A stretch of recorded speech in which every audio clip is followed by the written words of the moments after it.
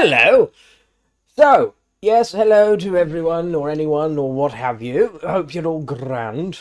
Yeah, the plan is just do some achievements. I've got a couple that I've been meaning to do, but I've just put off, and frankly, I can't be asked to play any more Season of Discovery. So, yeah, we're going to run around, polish up Explorer, because I haven't done that, and that's easy as piss. So, let's sort that out, is the goal. And then after that, I'm going to move on and get Loremaster started. I think for that one, I'm going to do me Paladin, because he's, out of all my characters, got the most quests completed across most of the game. Yeah, particularly in the old world, Eastern Kingdoms, in particular, he's almost finished. So it was just, yeah, less hassle to do him. So that is the plan, friendos. So let's crack on. I have had a brief fiddle around with this the other day, and I finished up in the Eastern Plaguelands. That's nearly done.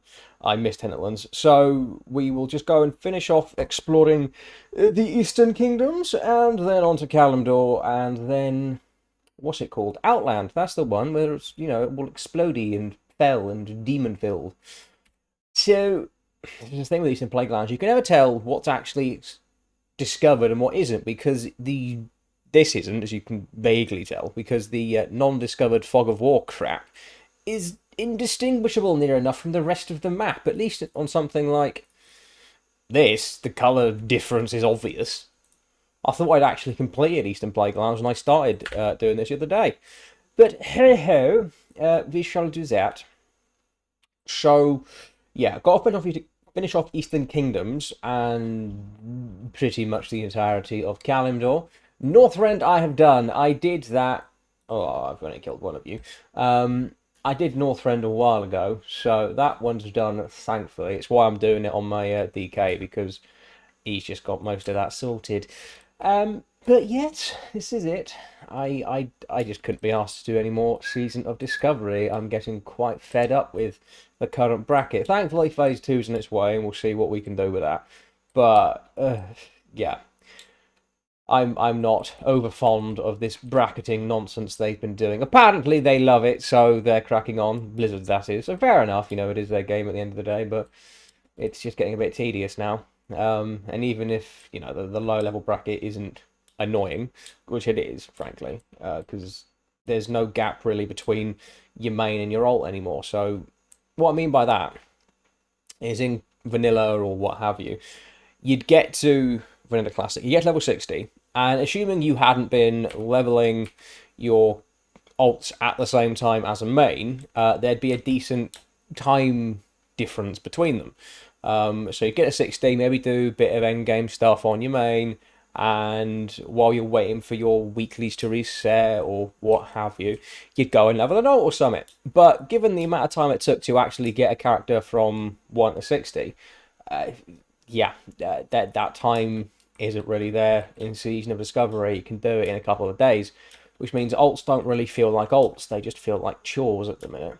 And then trying to get into a raid is getting more and more painful, because gear score and logs and other stupid things at level 25, it's frankly diabolical.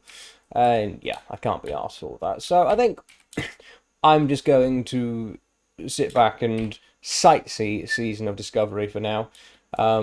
See how it goes, because the next bracket is out on the 8th of February, so that's not too bad. And that gives us level 40, so that gives me 15 levels to play with on the characters I've already got, because I can't be asked to keep leveling characters to level 25 and then doing Black Fathom Deeps, because it's not really a raid that's worth repeating. And I've got another video on SOD and the Pipeworks that I need to get out before Pipeline before the next phase comes out. But I will outline things more clearly there. But essentially, it boils down to the fact that, yeah, there's a lot of good things about Season of Discovery, but the bracketing is just really killing it for me and a lot of people who I play with. Not everyone, but a fair number of them, because Black Fathom Deeps is, there we go, Eastern Plaguelands, discovered onto the Ghostlands with us.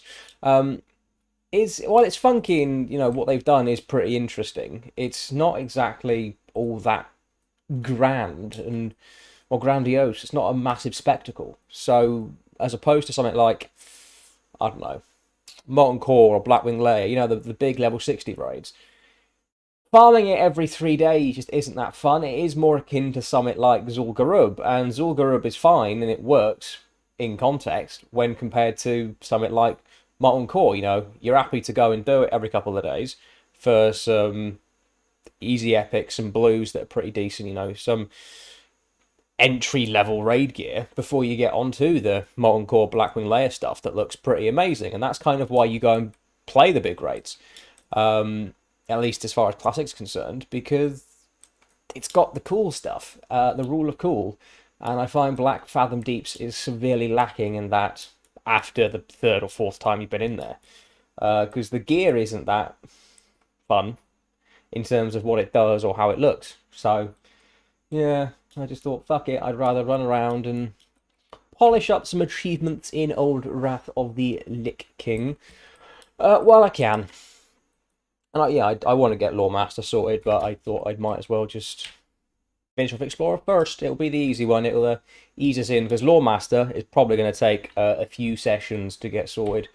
And I need to work out where the bloody hell I'm going to find the quests, because unlike in later expansions,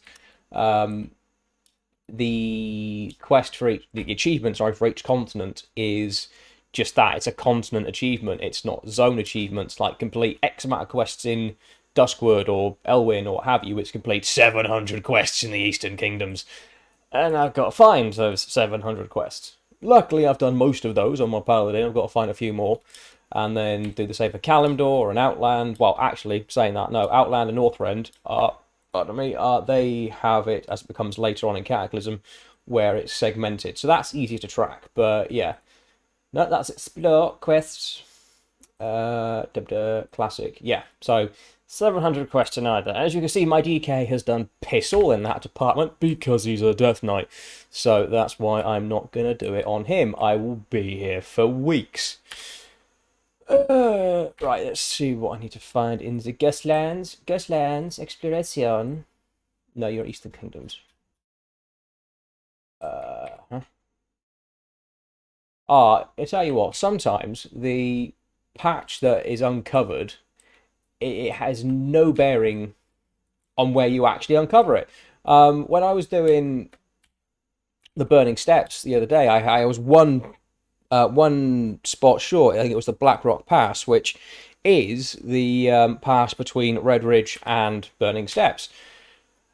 But for some reason, it hadn't discovered. It hadn't been uncovered. But the spot on the map, hold on, if I get it up, where are you?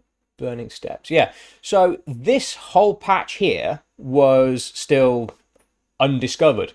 And it said I hadn't discovered the Blackrock Pass, which is, again, hold on, let me go back to it. Where are you? Which is this little thing here, the connection between Red Ridge and Burning Steps. But I ran through there to get to the zone.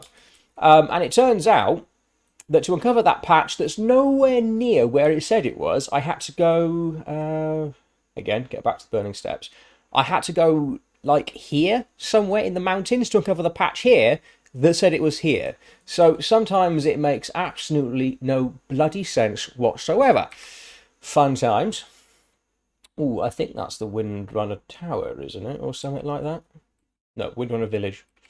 Close enough. So this is where Sylvanas and her family are from, and they oversaw or something. I don't know. Well, I do. It's basically self-explanatory. It's got a name on it. So, yeah, we'll put up the Ghostlands, Eversong next. And I've got to go up. I got to go up there. Oh, good. I'm going to get jumped. Jumped by some Horde guards. That's not fun. Okay, we have lots of dead things. Are there questing Hordes nearby? There is. There's a... Hello, questing Horde. Windrunner Spire. There we go. Tally-ho. I'm just doing me achievements, dear. Don't mind me. Hold on. I was playing without sound, because ours is a special. I completely forgot to put that back on, as I turn my sound off for when I'm raiding. so I can listen to my radio shout at me all the clearer. There you go, you should be able to hear the lovely sounds of me getting beaten up and so on and so forth, falling on my tiger's face. Yeah, lovely, sounds back on now. I always forget to turn them back on. Because I'm just so used to playing without sounds at the minute. This place seems pretty self-explanatory. Azuremyst, bloody hell. I quite enjoyed Azuremyst, actually, as a 20-man. Was it 20-man? No, it was a 10-man. That came at the end. That came after Black Temple, but before Sunwell. And yeah, it was quite nice having a little 10-man to go run around in. I got quite lucky, actually, in Azuremyst. I got my trinket from Hexlord pretty quickly. And that was only, yeah, the only real thing that I needed.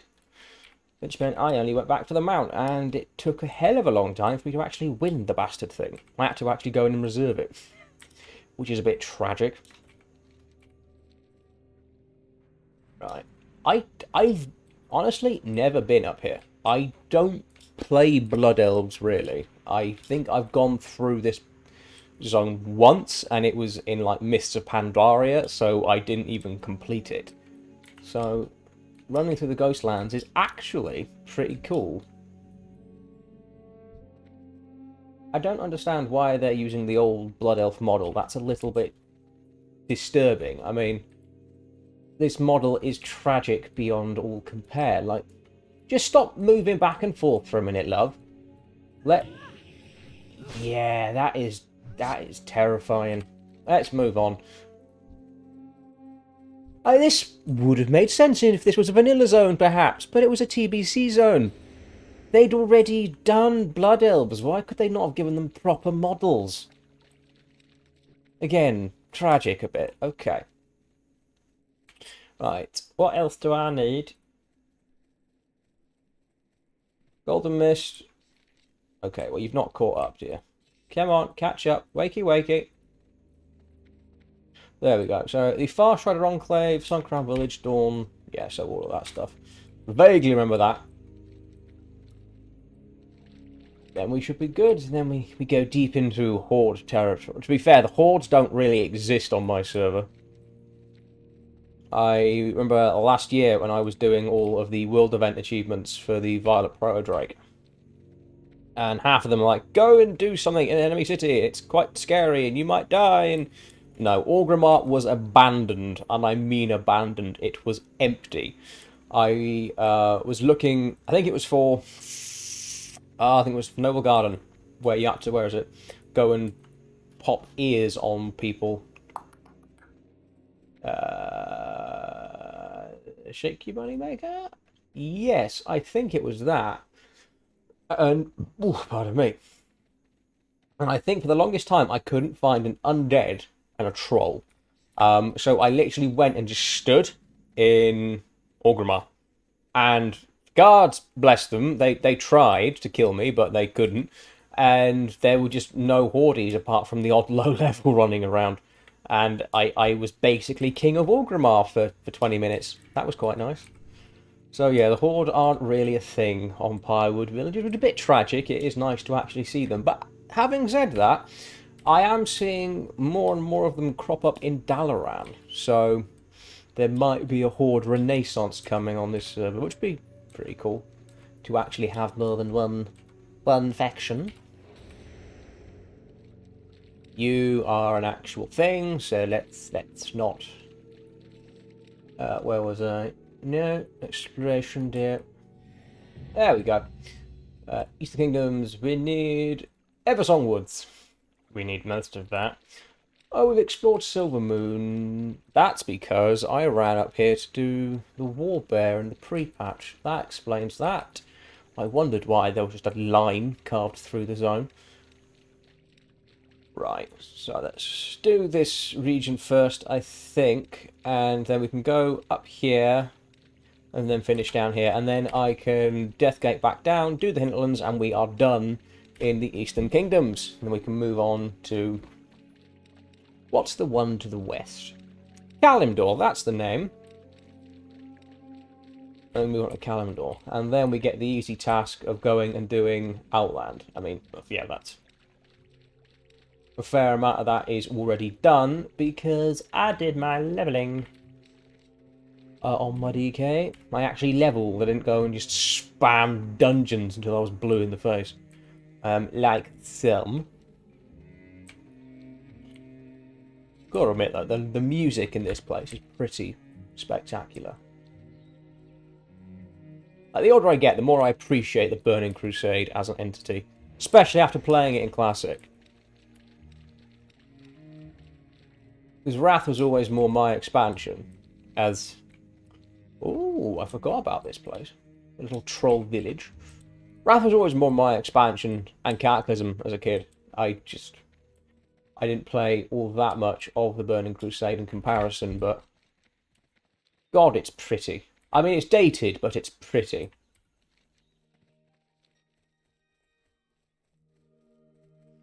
Yeah, just Eversong is gorgeous. It's a shame they don't really do much with Kel'Thalas.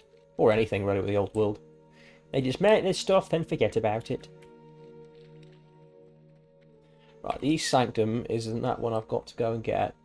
No, the Thinking Kingdoms... the West Sanctum, okay, well, that's over there. Right, I'll set up here and go and uncover these spots. That should do the trick.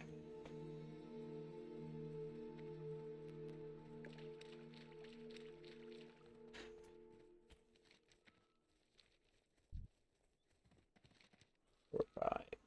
Oh, I've got to run into you. That would, yeah, thought I would. There's going to be a lot of running into Horde bases, but again, they don't exist, and I am now geared in ICC stuff, so it's not like they can actually do any harm.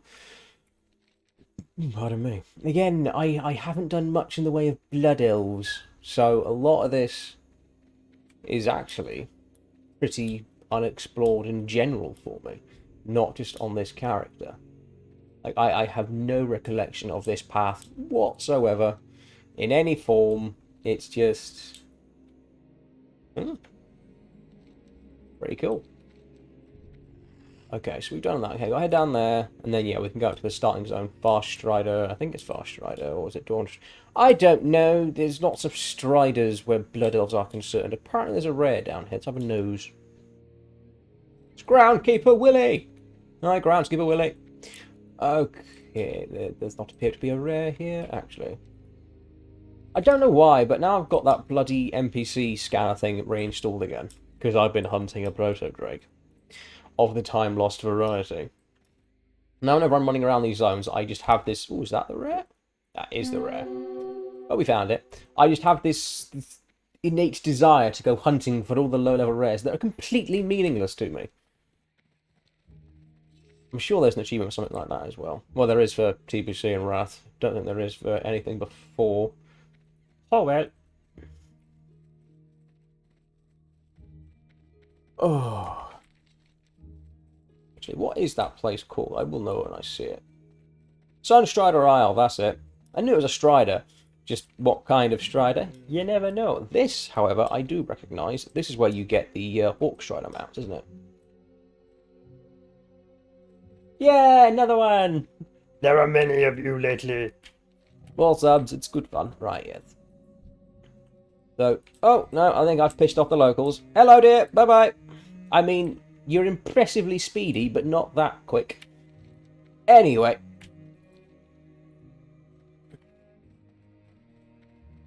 So, yeah, we've got to go up through Sunstrider Isle. I think what's impressive is the Scourge literally cut the city in half. Like, that is remarkably impressive that you can just saw a city in half with the sheer might of your armies. You've got to marvel at the Scourge sometimes. I mean, is that technically the front gate? Or, I don't know. Like, this is the thing with Silvermoon. It's been in a bit of a sorry state forever. Like, well, you can't really get behind that, but...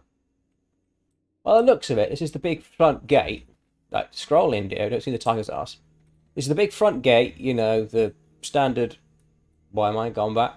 I don't want to have a scrap, dear. I'm just here to explore. This is the big front gate. So, in theory, this should be the main entrance. But you enter the city down there, And then the starting zone's over the... Right, they seem to be having a bit of a fit that I'm nearby. Okay.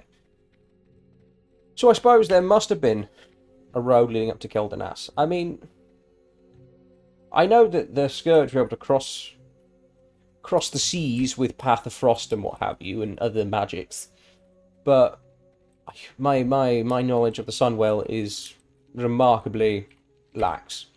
So perhaps the Isle was once connected to the rest of Gelthalas. Who the bloody hell knows? Someone who's interested in Blood Elves.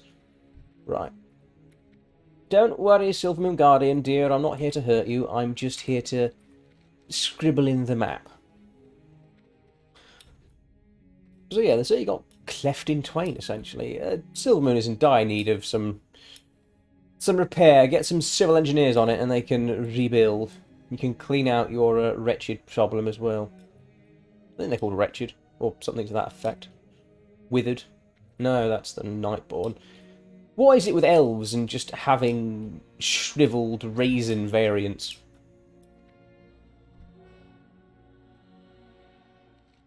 Yeah, cool. That's that. Right. Eversong. No. Right, so we've got to do all of this by the looks. That's a hell of a lot. There's your brace, golden bow. Yeah, it does look like a lot, all things considered. And we'll see, maybe a lot of the map is condensed. Quite densely condensed, as it were. And then we've got to do Hinterlands, which is a bit better. When the hell did I ever go to the Hinterlands on this character? Also, why did I go to the Hinterlands on this character?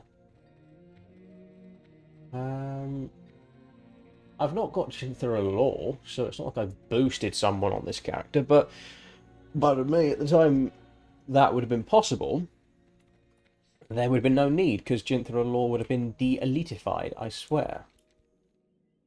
God knows, there's a lot of things on my DK that just raise big question marks.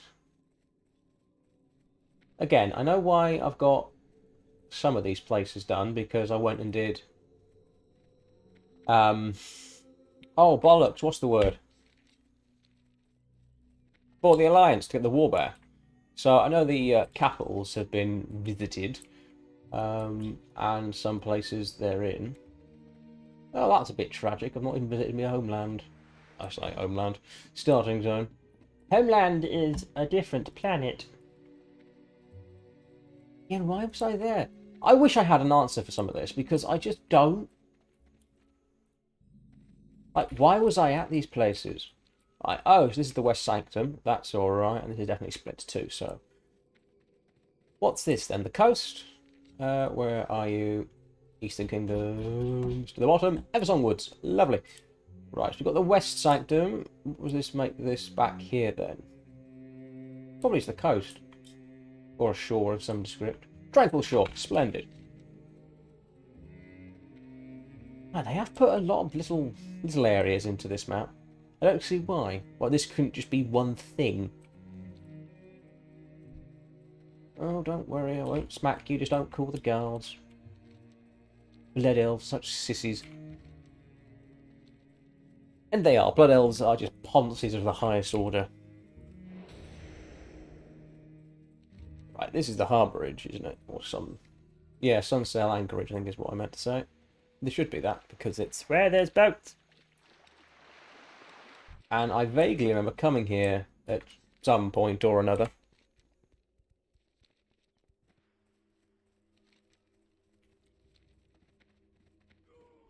To be fair, it might be worth just making a blood elf to go and have a nose at some point. Because I really don't give this zone that much credit, and I really should. It's pretty as anything. Being an Alliance player and quite fond of Draenei, I always ended up playing them. Right, here's one that might be a bit odd. Ah, no, I think this will... There we go, the Haven. Nice, okay. Just got to run down this little coastal area now. Fun times, fun times.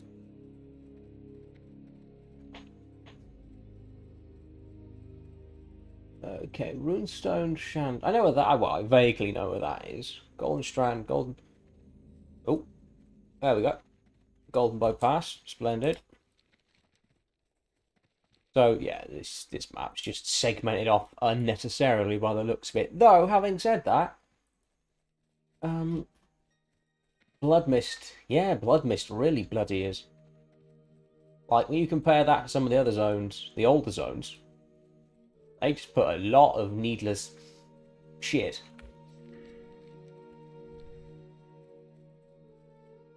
I've got rid of Bloodmyst and ages. Bloodmyst, now that is a hell of a zone. Like for a secondary starting zone, Bloodmyst is honestly possibly the coolest. Like Ghostlands looks cool, and you know it's got the whole Scourgy thing going on, and it is a massive contrast to what came before, like with Eversong. But Bloodmyst is just beautiful because it is just so fucked up. It's just red, and there's things that are mutating, and there are demons and blood elves, and it's going to pot, and I love it. I really do love Bloodmyst. So much more than Azuremyst. Sometimes I do get a bit bored with Azuremyst style, actually, but I crack on through, and the second I go to Bloodmyst, I do, and it's worth every second. Actually, I think I was going to go back at some point on this character and get my tabard of the hand, which is the Draenei tabard you get below. Okay. I had no idea this was here. Again, I don't spend enough time in Blood Elf land. What else is there to do? Coast. Right, where would that be? You're not talking just that little piddly poxy bit there, are you? Because it's slightly discoloured.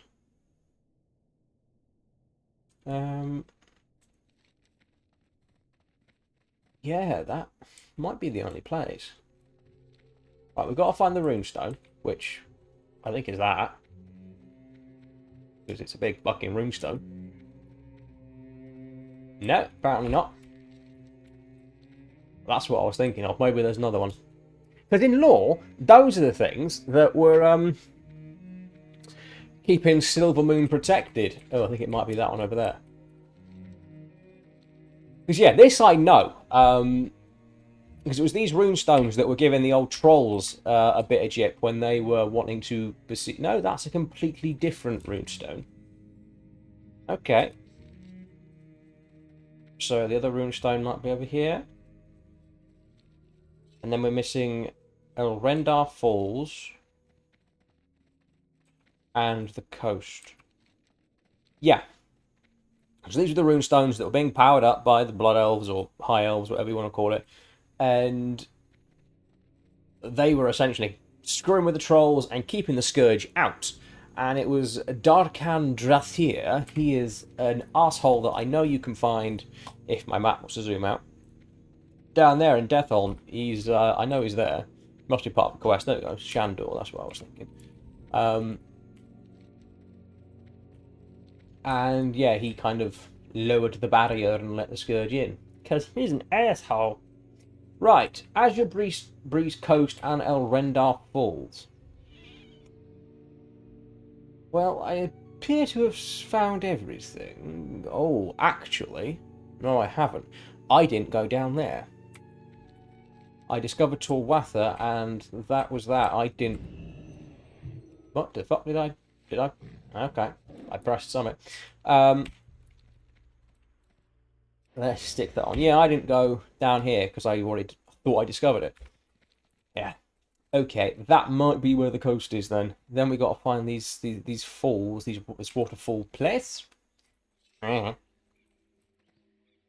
it's a lot easier with zones I know like the back of my hand. This is not one of them. Yeah, Hint doesn't know all that shit is. That's fine. Right, yeah, so on the other side of the troll village, or whatever you want to call it, village, I think it is a village, that's Quite an impressive wall. Am I not going to be allowed past? So maybe it's not down there. No, okay, well, that's all walled off then. There... This is clearly not the way to go. Pretty impressive, though. It's very Zulaman, which kind of the point. It's all Amani trolls. Okay. Maybe there's a way down there. I don't know. This is very confusing. So while along here, that was... Well, it wasn't there. Where the bloody hell is... No, you're stuck on a hut, you pillock. Can I get over that hill? No. No, that's walled off as well. Okay, so... Boo to that idea. I need to find some waterfalls, apparently. Ooh, there's a fall. That looks like that might be something. Are you the El Rendar Falls? Where are you? This you? It was spectacular. Alright then, the only thing I can think of is this is the Azure Breeze coast up there, because it's the only part of the map that's still slightly tinged, if you can see there. I thought that might be sand, you know, but it might just be it's undiscovered. So, yeah. That's where I just was. I found that lit 15 minutes ago. Lit, rarely, same difference. It's got a dragon around its portrait. So it might be, yeah, it might be that coast. Bloody hell. They are now finicky in the TBC zones. Like, just, why could it not be one thing? Again, you compare that to any of the old stuff, it's all pretty self-explanatory. They did go a bit overboard, I think, on the detail here.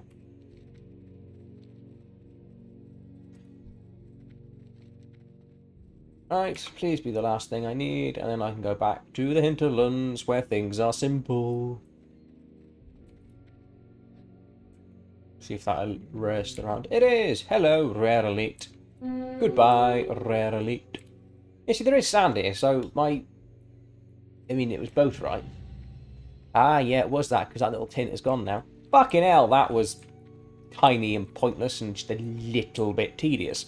Right, Deathgate back down to the lands that aren't filled with elves.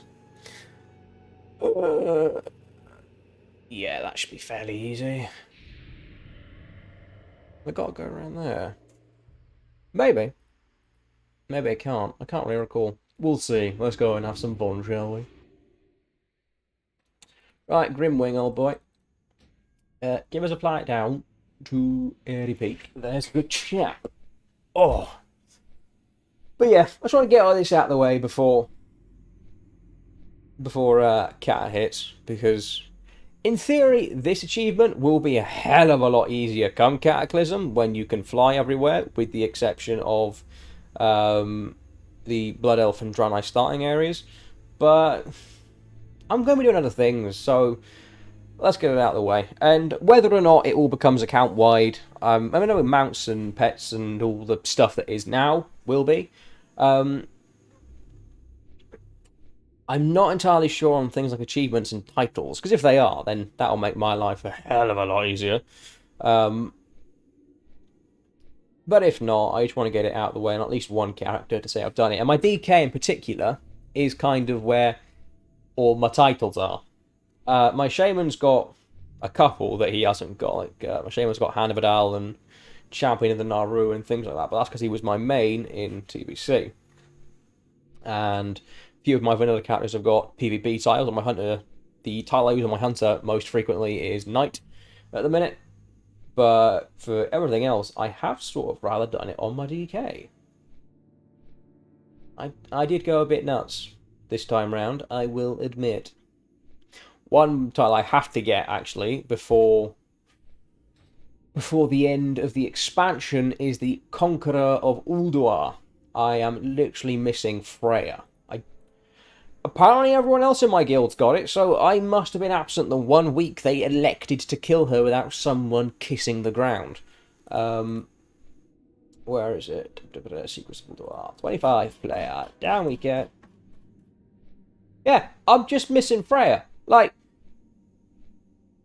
it was months ago now, actually. I think it was just before ICC came out. We went back and we killed Mimiron because it transpires we'd never killed Mimiron on any difficulty without someone fucking dying to fire. And then we went back and killed him, piece of piss, and got that. And everyone gets their achievements of, yay, conqueror of Ulduar, titles for days. And I'm like, where's mine? And yeah, apparently, haven't killed Freya, which is a ball ache. And she's a piece of piss on normal, but we will be doing that at some point in the next few weeks, I think, because we are almost done with fucking grinding out Mimiron's heads for everyone. Oh, mother of Jesus. Though I don't know why I'm complaining, actually, because the longer that takes, the higher chance there is I'm going to get my Valinir. So, you know, swings and roundabouts. But it would be nice to move on from Ulduar and give TOGC a crack, because I want that super shiny, sexy horse. Yeah, this is basically the wrap up and get all the achievements era of Wrath. So, okay, shit's coming. Make sure you've done all the things that will be gone in the next few months. And to be fair, I've done quite a few bits like that. Well, my biggest thing was always getting my tiger, and I did that months ago. So, actually, a year ago now. Where is it? Some feats of strength. Where are you? Yeah, I think that's... Yeah. On the 5th of January 2023 is when I got my my first tiger. So I've had it a year. It's very odd. One of my greatest desires in WoW forever was the Zulian tiger. It is my second all-time favourite mount, and I never got it in Wrath the first time round, and I farmed it bloody religiously back in the day. Well, as religiously as one could with 2 level 80s and, you know, being 9 years old. But I went in, just never got it. Or the raptor, I just, yeah, had really bad luck. Speaking of luck, however, my hunter is weirdly blessed at the minute. I don't know where he's pulling the rolls from, but the jammy bastard's walking away with everything, for the most part. I managed to pull a Deathbringer's Will Clutch out of my ass, which it's been quite nice, actually. I like Deathbringer's Will. Like, I know it's a very powerful trinket, but it's just the rule of cool. I get to fucking turn into a massive Tauren, and I just find that highly amusing. In the middle of combat, becoming a great big fucking tonker and kicking the spear out of everything. Like, I'd wear that trinket even if it wasn't Bist. It's just cool. Right, you... okay, apparently there's a rare in here. I'm not sure if that's a troll or a spider, because I know there's a spider quest of some descript here. This is Shadra Law, that's it. Shadra's the spider thing. Shelob, essentially. Right. No. Exploration. Eastern Kingdoms. Interlands. Right. So we've got to do Altar of Zul, Plague Mist Ravine, Shoal Wather, Seradane. I know where a lot of that is. There's some actually up there, but I never really go up there, I don't think. I must do. It's not really triggering any memories, but I swear I must go up there at some point. God knows. It's been a while since I've actually actively been to the hinterlands. I think the last time was probably my rogue in TBC. Right. This is Altar Azul. Lovely jubbly. So... what? And can we get there? Obviously, I know you can't via land, but can we run around there? See, I cannot remember. I think that might be a place that's cordoned off. You can't actually get there without flying. We shall see, but it might be a case I have to run down here and swim across, or Path of Ice across. It's a Path of Ice or Path of Frost? Frost. I should know that. Apparently I didn't. Right, now we've got to work out where I'm going to start in Kalimdor, because I need to do most of it. I think what I will do is, once we're done with Eastern Kingdoms, is hearth back to Lagaran and start in Teldrassil, and then make my way to Azuremyst and Bloodmyst, and then onto the main continent. I think that's possibly the best course of action for that. Yeah. So what was that? That was Agalwatha. Cool. Skulk Rock. I know that's down there somewhere. What's this little place called? Nothing. It's just a up with spikes. Okay. Yeah, Skulk Rock's down here. That much I remember, because there are slimes and other things. There we go. See? It was actually where I got one of my first big BOE drops in Classic.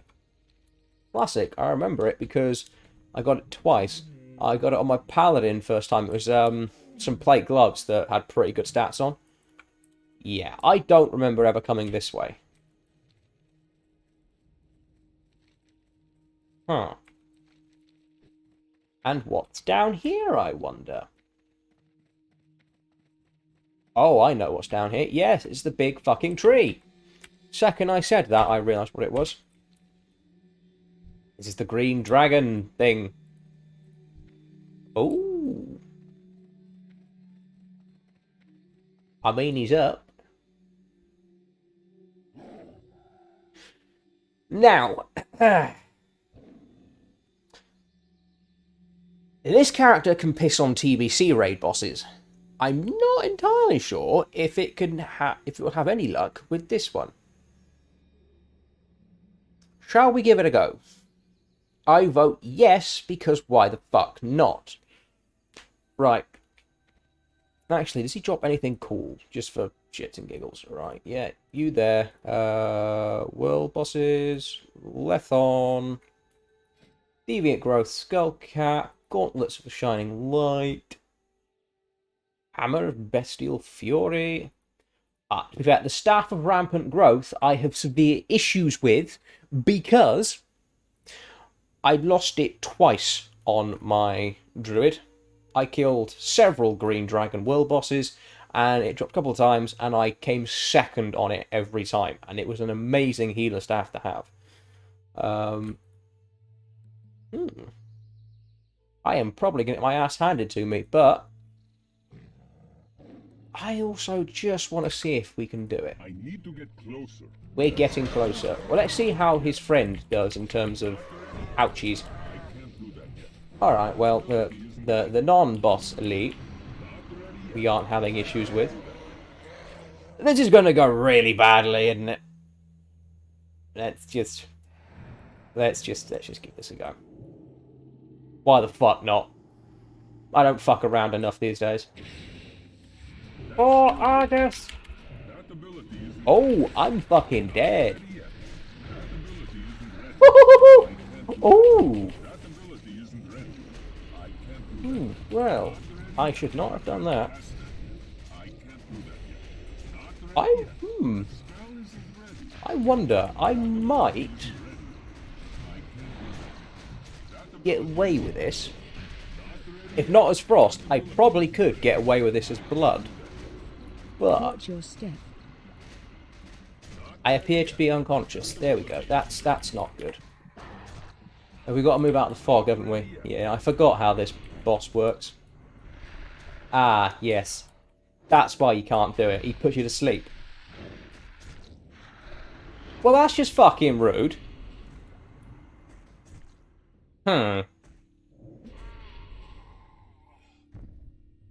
Okay, the damage, not the problem. The sleep, definitely the problem. I don't really think there's a way around that, because it's just going to sit on me the entire time. Oh well. You live and you learn, and where the fuck am I? I am in a relatively good place. I had to try. At the end of the day, it's a big fucking dragon. I wanted to poke it with a mildly large stick. Yeah, there was a way around the not being perma-slept. Weakened by death, susceptible to the order of... I have no idea what that means. It's been a while since I did one of these bosses. Yeah, never mind. Maybe I'll bring someone along to get my revenge. Actually, what I could do is park Thresh on the boss. And bring a DPS that can off-heal. That might work. Right. Crack on. I can't believe I forgot this place was here. What are the portals? Right, so crack on with our actual thing. So I need Shoalwater, Plague Mist Ravine, and Jintha Alor. That should be pretty easy. There aren't any big fuck-off dragons. I think the one I killed the most was probably Sondra. Yeah, I killed... Definitely killed Teyra a couple of times, because I remember that fucking beauty dropping. Oh, that is a nice sword. Oh, I want that sword. That is a very nice sword. There you go, it's Shoalwater. Teyra. Is Teyra the one in Duskwood? I think he is. Let me have a look at the names. Or is it Emrys? Ah, they're all so familiar. Teyra. Okay, let me just... Google, which one is Teyra? Teyra is Ashenvale. Ah, I killed him, yeah, a couple times. I mean, if we find Teyra and kill Teyra... Or do they spawn... I thought they all had different... Oh, they can spawn at any of the portals. I swear they all had their own set portal. That would explain why I think this one is... Yeah, my knowledge of the green dragons is exceptionally poor.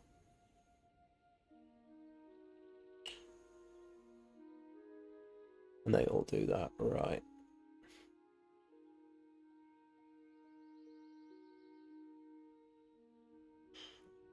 Well, that's the one I definitely want to kill if I could, because it drops the sword, and the sword is pretty fucking spectacular. Hmm.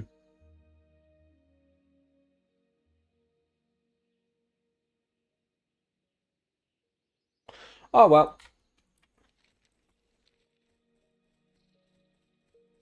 Let's crack on with this. Yeah, that is a pretty snazzy blade. Especially with Transmog coming out, that'd be pretty cool to glue onto a character for dual wielding purposes. Well, in Cata, it's only the case that would be dual wielding one-handers. Right. Plague Mist Ravine. Have I uncovered Jintha technically yet? I have. Good. Plague Mist Ravine. Now, it could be that, or it could be that. Right, while we are in this region, I'll see if it's that. If not, it's probably that, and that does look more ravine-y, to be fair. But it's behind the Keldanil... Oh, no, it is that. I swear it's that. I'm having flashbacks. I think it's that. Because that isn't ravine-y, that's coasty. So, yeah, I think the last place I need to look is there. And then we are done with Eastern Kingdoms. You are officially all uncovered. Thank fuck for that. Yeah, cool. I'm just trying to remember the last time I properly quested here, and I do think there is a bit of a ravine thing there. If I'm wrong and it's that, I'm going to smack myself. But that is what I reckon to be the case. Awesome thoughts. So let's have a ganders at the old achievements a moment. So, Loremaster, something I'm going to try and crack out on the Paladin. That's fine. He's ahead in many respects, anyway. Exploration almost on this character. PvP. Yeah, like, that's gonna fucking happen. Me and PvP are not chums. I haven't even gotten a medallion on this guy. Though that title is pretty cool, I suppose. I haven't even looted her. Christ. Yeah, this DK has not done much in the way of that. Okay. Dungeons and raids. Well, I've done most of that. I'm not fussed on doing that because I've already got that Drake on my Shaman, though it would be nice for completion's sake. Glory of the Hero. I might try and get that done, and this guy would be the one that's most ahead on that.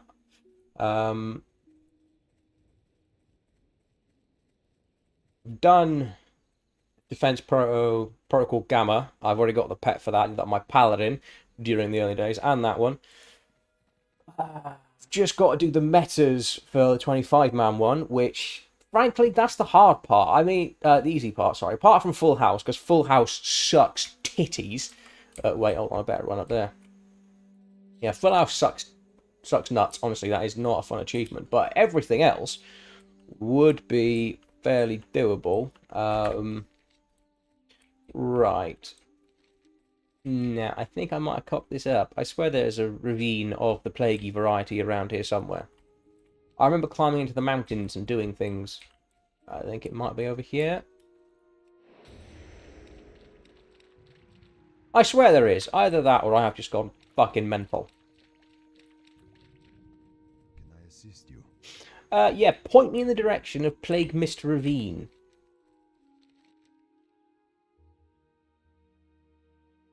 Is it the entrance to the zone? Because I don't see why that would be called Plague Mist, because it's not plaguey or misty. It's quite pleasant, actually, running through Innerlands. Oh, it is. There we go. Yeah, there's the path entrance there. I was bloody right. I'm just in the wrong area. Yeah, you can just about see the path entrance there. So, there we go. I was correct. After all, very good indeed. So, yeah, got to do Glory of the Ice Crown 25 at some point. I'm sure we will, to be fair, once the Lich King's down. But, to be fair, that's the problem with ICC, is you can't kill the Lich King if you haven't killed all the other bosses on Heroic.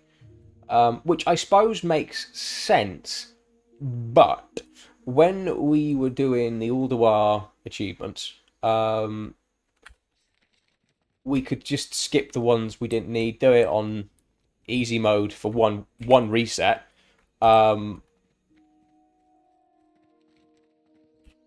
get the achievements done. But because we're going to want to kill Lich King because of the flying pony, so yeah, that's a bit of a shitter. But other than that, these should be a piece of piss to do at some point. There we go. Where does this end, actually? Does this go into the Plaguelands? Because it just seems like a path. It may very well do. I have never taken this path. I don't think. Or is it just an overlook of some descript? Oh, and this is generally just a path into the Plaguelands. Did not realise that was here. To be fair, it's fairly well hidden. All things considered. Huh. You live and you learn. Apparently me and hidden paths are, not that well acquainted. Fucking hell, yeah. That would explain the name as well. Cool. Right. Let's fuck off back to Dalaran, and then, yeah, we'll start in Teldrassil, go to the Draenei zones, and then we can just make our way down from there, I think.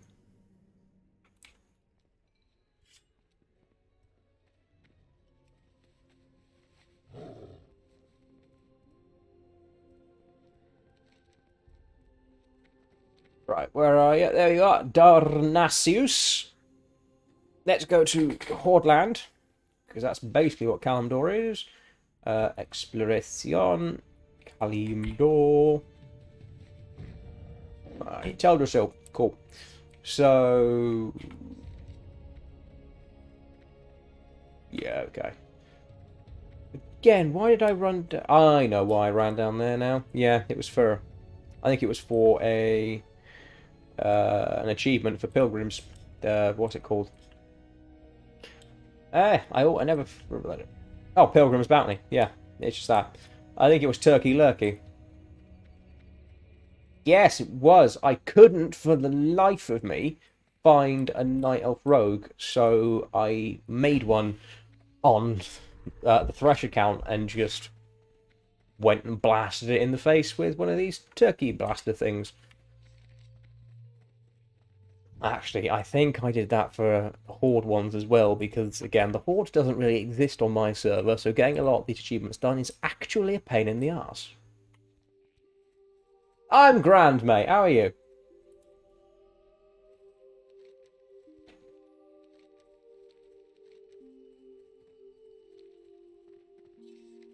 Right, where are you? Exploration thing. There we be. Right. Let's just track you.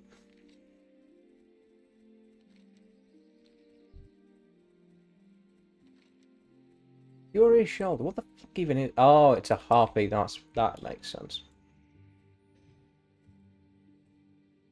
I'm not even sure what half of this stuff is in Teldrassil.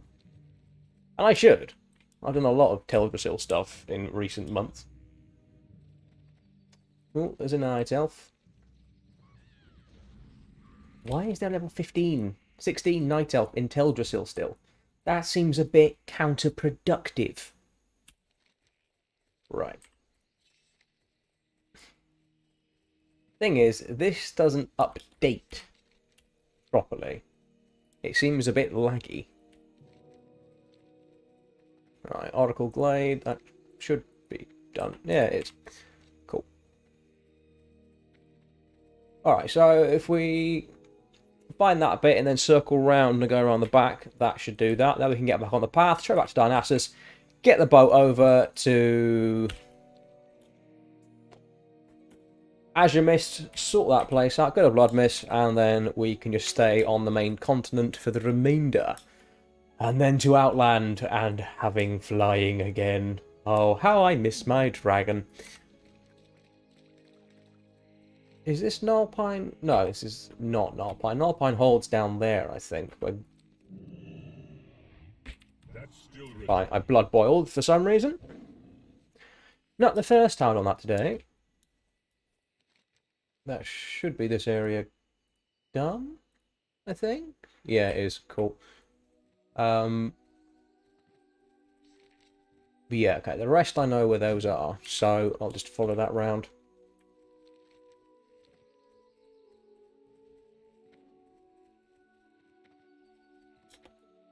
Yeah, the thing is, I've done so much leveling and faffing with Season of Discovery lately, I am getting a bit fed up with it. Because, oh shit. Not so much with the leveling aspect, is I'm looking forward to the next bracket so I can actually level my characters that I'm playing a bit more. But given the fact it's all get to 25, do Black Fathom Deep, said this earlier, I just can't be fucking arsed with that.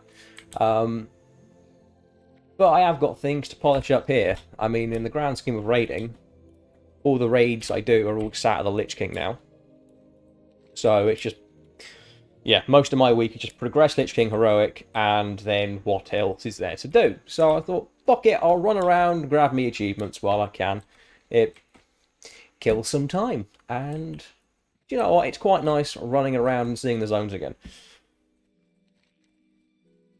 Because I haven't just sat back and explored in a while.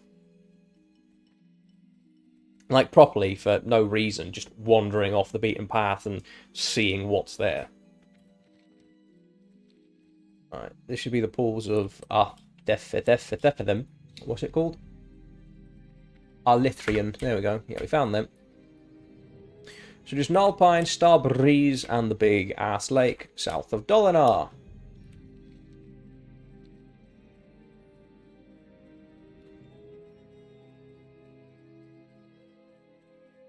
To be fair, it does suck when your guild goes down the Swanee. I'm quite lucky in the guild I've got now, but it took me a hell of a long time to find it. because I was in the same retail guild from original TBC. Oh, that's a rare. Yeah, so from around Black Temple-ish, I was in the same guild up until the end of BFA. And I was very, very comfortable there. But when things went to pot with that one, I swapped faction, I swapped main, I basically did that thing where you shave your head and you go a bit nuts. And I did the first raid of Shadowlands in a new guild I found. They were lovely, but it just really wasn't the right fit. And that paired with how shocking Shadowlands is as an expansion, I kind of just gave up. And I came back to Classic full time because I was playing it on and off, and TBC had launched by then. And I had joined another guild in Classic. Well, I was in a guild in Classic. That guild merged with another guild, and then I'd been in that merged guild for pretty much all of Nax, and for most of the first phase of TBC, and it was a bit, I wasn't feeling it. But luckily, I had a friend who was in the guild I'm in now, and she got me in as an elemental shaman, and I've been here ever since, and I wouldn't be fucking playing if I didn't have them. Like, if you ain't got a guild, what's the fucking point? It is tragically dull. And that's that. Just Starbreeze Village. Lovely jubbly. Yeah, I find a good guild is really rather important for enjoying WoW properly.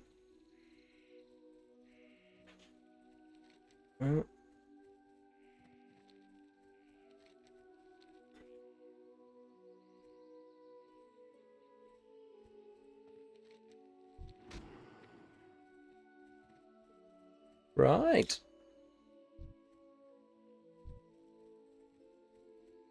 And this should be... Yep, fucking tastic. Okay.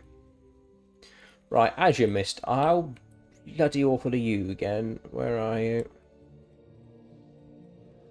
Right, there you are. Okay, so... Azure Watch, the Exodar, yeah, I found all that stuff, naturally. Now, I know where most of this stuff is. The pod clusters and the pod wreckages, they're a bit spread far.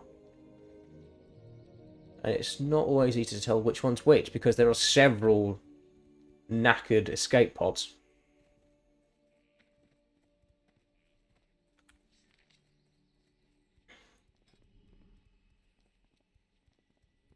Thing is, you haven't got to be in a guild that's active all the time. Like, at the minute, I'm the only one online, but that is because it's 1 o'clock on a Monday. I just have the day off. But, you know, in the evenings it's fairly active, and on raid nights it's bloody brilliant. We've got a pretty nice Discord server, and we've got guilds in all versions of Classic, so there's a smattering of us in whatever universe that we're in. But that's the thing, the guild I was in before this was fucking gargantuan, and I mean, it was a small army. And I never spoke to half the people, even a fraction of the people in there. Because it's just, I didn't. But, you know, there's about 30 steady people in this guild, give or take. And, yeah, I know most of them. It's nice. I mean, I've been here now for, fucking hell, 3 years. Well, actually, that's a point. When was... Doozy SSC. When did that?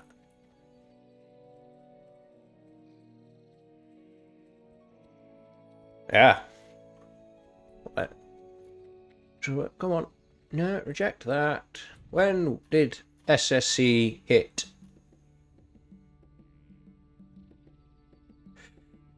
So that'll be, yeah, September. I joined about November. Yes, about November 2021. I think when I joined this guild. Fucking hell. It's been a long time. That much is for fucking sure.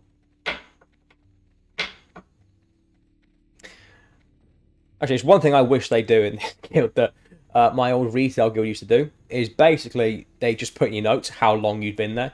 Like, 10 years, 12 years. Mine was insanely long, but it helps with working out when you started. Oh shit, there's the boat. Is it fucking off? It is not, it's arriving. Beautiful timing.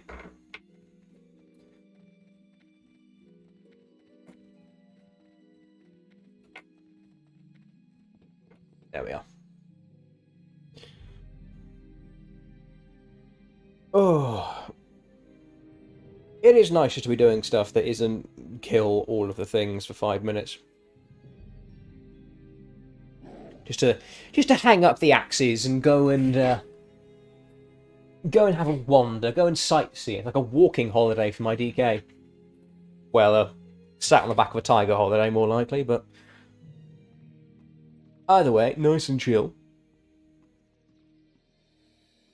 Actually, I think it's technically faster if I just fly, but sod it. Let's sail the 7 seas and see what I can find. Right. No. Let's see if I can plot out a route. Okay. Yeah. And the thing is, I'm running out of things to collect. I'm a mount collector by trade, as you can see. And I'm running out of things, so I haven't bought that. Like, I want to try and get ashes if I can. I mean, obviously, it's fucking ashes. That is a beautiful mount. I mean, these two, I'll see if I can. Not holding out hope for these, and I've got to go and do a few more Argent tournament things. Bloody Grand Black Warm. I am salty as hell about the Black Warmouth at the minute, because it dropped for me the other day, and I lost it with a 91. I was not happy. Yeah, I was going to say, mount collecting is kind of just what I do. At the minute, I'm trying to get the TLPD. Yeah, no, it's... If you think this is impressive, you should see my retail collection. It's fucking massive. Yeah, I don't know why, I just collect mounts. It's not, it's just an instinct, it's a gut react. It's like, ooh, that's a mount, I need that, and that's kind of what happens. But yeah, I'm at the point now where the mounts really that I can go and farm are really few and far between. So I can't just spend hours and hours grinding them out. I mean, I've had some beautiful luck with them. I mean, where is it? Yeah, the Fiery Warhorse. I got that on my second go, which, I mean, that's awesome. But it's like, I was planning on farming that for the remainder of the expansion. That was going to be my Sunday afternoon thing. And it was no longer, because it was done in a week. Literally. Second run, and it was gone. I was like, yay. And then, yeah, Blue Proto Drake, same thing. I've seen that drop twice. I saw it drop first on my rogue, whilst in a gearing dungeon for Utgard. I was just dinged in, and I was getting him a few bits of heroic gear. And it dropped, didn't win the roll. And, I think it was about a month or so ago, I thought I'd do it, because someone in my guild, we were raiding, and they mentioned that, oh yeah, you can go and farm heroics for shards and things now. And I was like, oh yeah, I probably could go and solo heroic Utgard. So I took my paladin and my DK, because they're my most geared tanks, and just went in. First day, nothing. Second day, it dropped. And I was like, again, I'm glad it's dropped, but this was going to be something that I just put my hours into. And okay, this is going to sound like I'm flexing. Same thing with Ravenlord. Second day, it fucking appeared. So, yeah, I just need something to do. And apparently achievements are what I'm doing. It's why I'm doing Loremaster. I've actually run out of things to do. So, yeah, once we're done here, Loremaster and my Paladin. Which, to be fair, I'm looking forward to, because I never did Loremaster in retail. I always put it off, and then it got bigger and bigger and bigger and bigger, and I thought, sod that for a game of soldiers, really. It's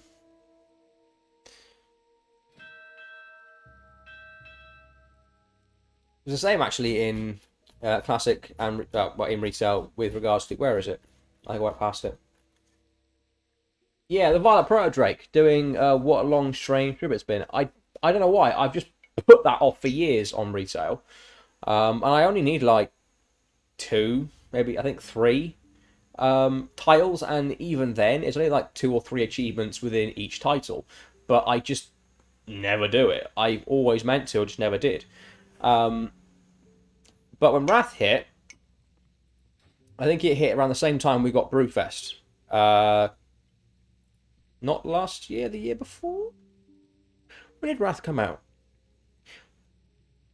Sod it. When Wrath came out, that wasn't last year, it was 2022. So when Wrath came out, so we had Brewfest literally like the week after the pre-patch hit. And I was like, alright, well, I'll do Brewfest. It's pretty easy. There's literally, it'll take me 5 minutes to get all the stuff I need to do that. So did that on my DK, did it on my Paladin, just they had a title. Literally was the only reason. And I wasn't going to fuss with them. And then after Brewfest, it's Hallow's End. And I quite liked the title Hallowed. That's one of the ones I haven't done on resale. And I thought, you know what, that'd be a pretty cool title to go and get for a DK. Caranir the Hallowed, it has quite a ring to it. Did that. And then I just ended up doing them all. It's taken... Well, I haven't even done it on retail. I just couldn't muster the willpower to do it. For some reason, on Classic, it was like, yeah, why the fuck not? And I got that. And that's kind of where I'm at with Loremaster at the minute. It's just something I've always put off before. Let's do it now. Let's get a cool title, cool tabard. Say I've done it. And voila. Right. So we want to go down here. Actually, I think one of the pod wreckages is over here. I have a vague memory of where the pods are, because that's where you might get the Blood Elf Bandit mask, which is pretty cool. I remember that being a thing I coveted quite highly back in the day. Yeah, there's one of them. I think one of my dogs is barking. God knows. Probably was. He's a little gobshite. Right, yeah, he's the pod cluster. Right, let's have a nose round here.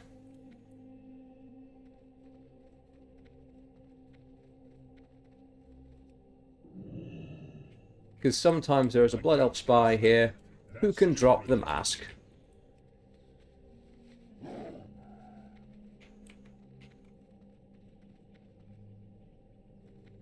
He ain't there. Oh well. Right, let's go down to Silvermist Isle. Just tick that off while we're here. And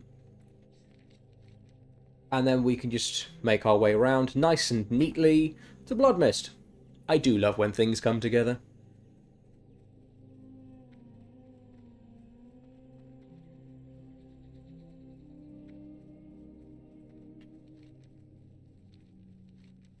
So have a look at Bloodmyst, actually. Yeah, that might be a case of just sticking to the right and clearing it out like that. That's a tree.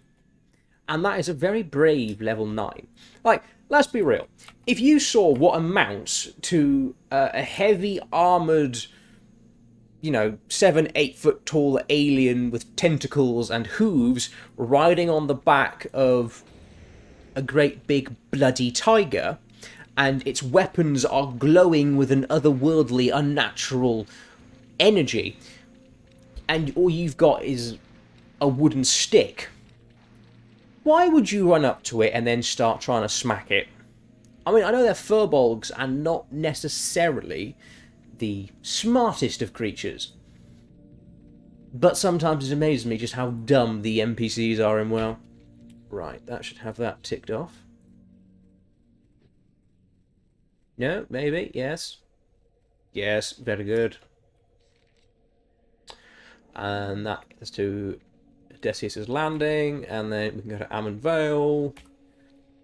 Go and surprise all the low levels. Excellent. It's been a while since I've been through here, actually. Like, yeah, like when you think about what Draenei is, it would make you shit yourself just a little bit if that was running towards you. I mean, probably not so much if you were, you know, like a horde race. Like, you know, if you're a Tauren and it's like, well, it's got a tail and hooves, like, yeah, so have I. But, you know, if you're just your bog standard human who's chilling in some sort of, I don't know, backwater in Elwyn, or, again, you're a furbolg and you know nothing of the outside world, and this big blue creature from outer space starts wandering through, and your first instinct is, I'll hit it, you're not long for this world.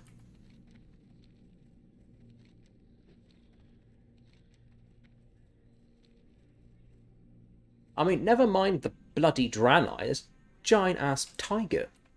Right, here's the landing. That's the Hellfire Peninsula music. I mean, I love that music. I have quite a soft spot for Hellfire Peninsula. Right. Decius's Landing, very good. Oh, Griezel's camp. That's up there. That's where the little bastard goblin lies.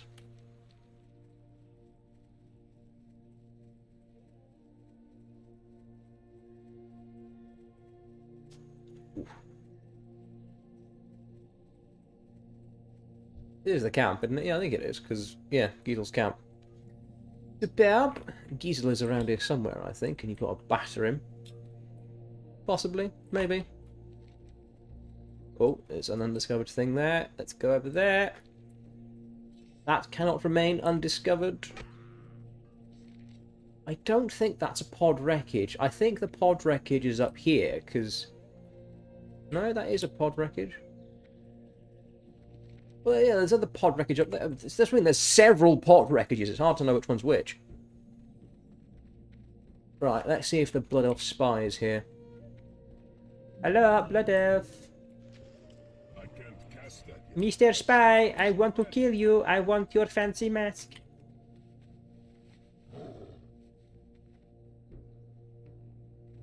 Nope. No mask. I'll try the next pod up here, see if I get lucky. I don't even need it. I just want it. It's cool. I've not actually seen it in years, actually. It hasn't dropped once for me in Classic. To be fair, I leveled my Shaman through here during the TBC pre-patch. I think that was the last time I properly leveled through Azuremyst. And before that, it had been a good number of years.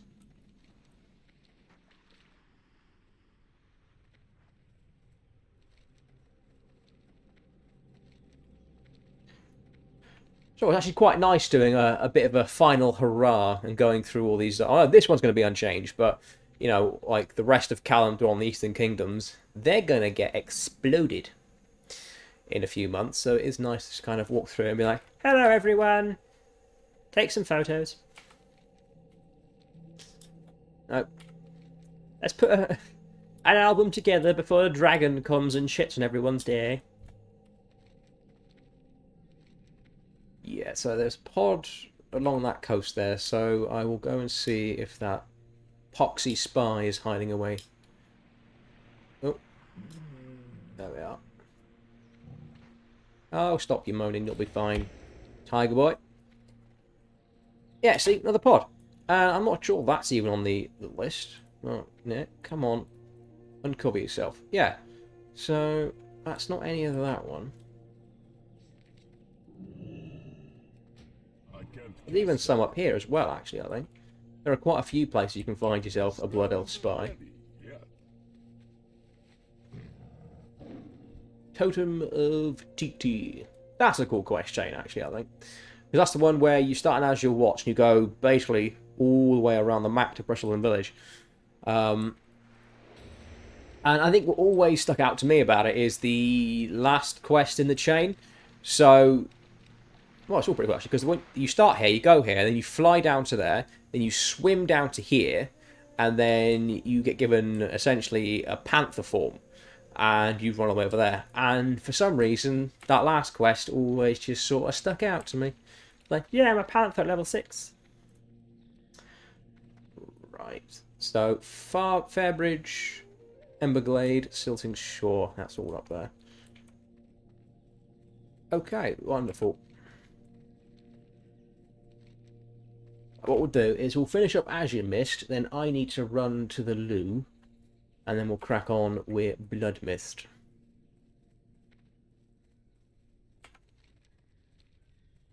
Right, this is Silver Pine, Still Pine Hold even, not Silver Pine. Silver Pine's a forest elsewhere.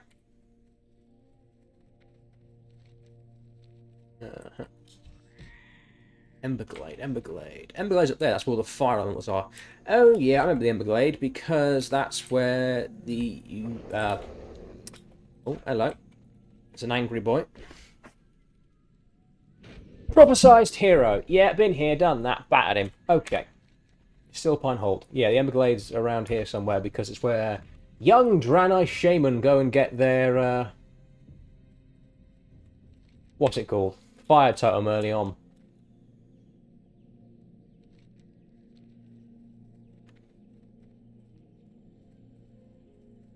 Menagerie wreckage. I think you can even find a Blood Elf spine here somewhere. Ah! Fucking knew it! Ah. Didn't get the mask. But I was right! He was there. Oh, Blood Elf Bandit, whatever he's called, but still, same difference. Actually, those are pretty cool gloves. I remember going actually farming this for those gloves. For transmog at one point, because they were pretty nifty. I might go and hand that in at some point. See, I'm not a complete spanner. I do know things, even if they are random and completely pointless. Fairbridge Strand's there, and that's the Silting Shore. So, yeah, cool.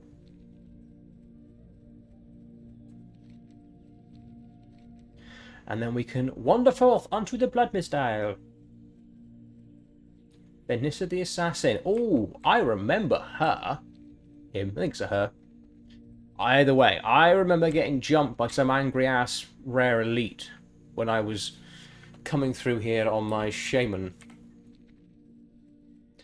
Because I was in the middle of an escort quest, and she almost killed me and the dude I was escorting. I was not impressed.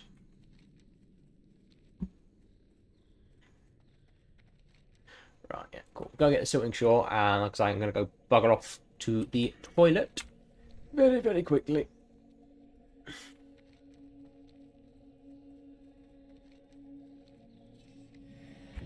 Fucking A. Right, back in a minute.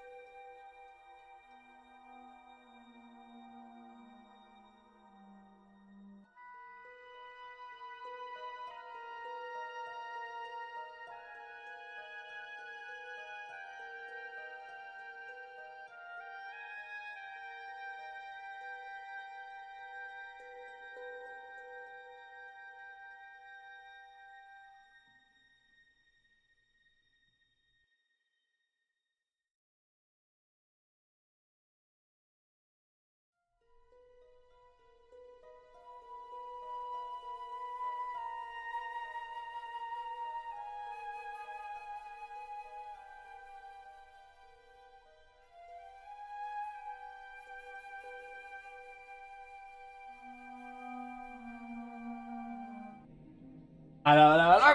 Right, there we go. You can crack on. So, where were we? Bloodmyst, yes. Yeah. Right, let's map this out. So, if we head here, I think I have to discover both of those islands as well. So, if I go around, head up here, because it's very rocky, very nasty up there in terms of traversal. Come back round, visit that, and then make my way back down, and off I pop to Darkshore. And then we can get through all of that.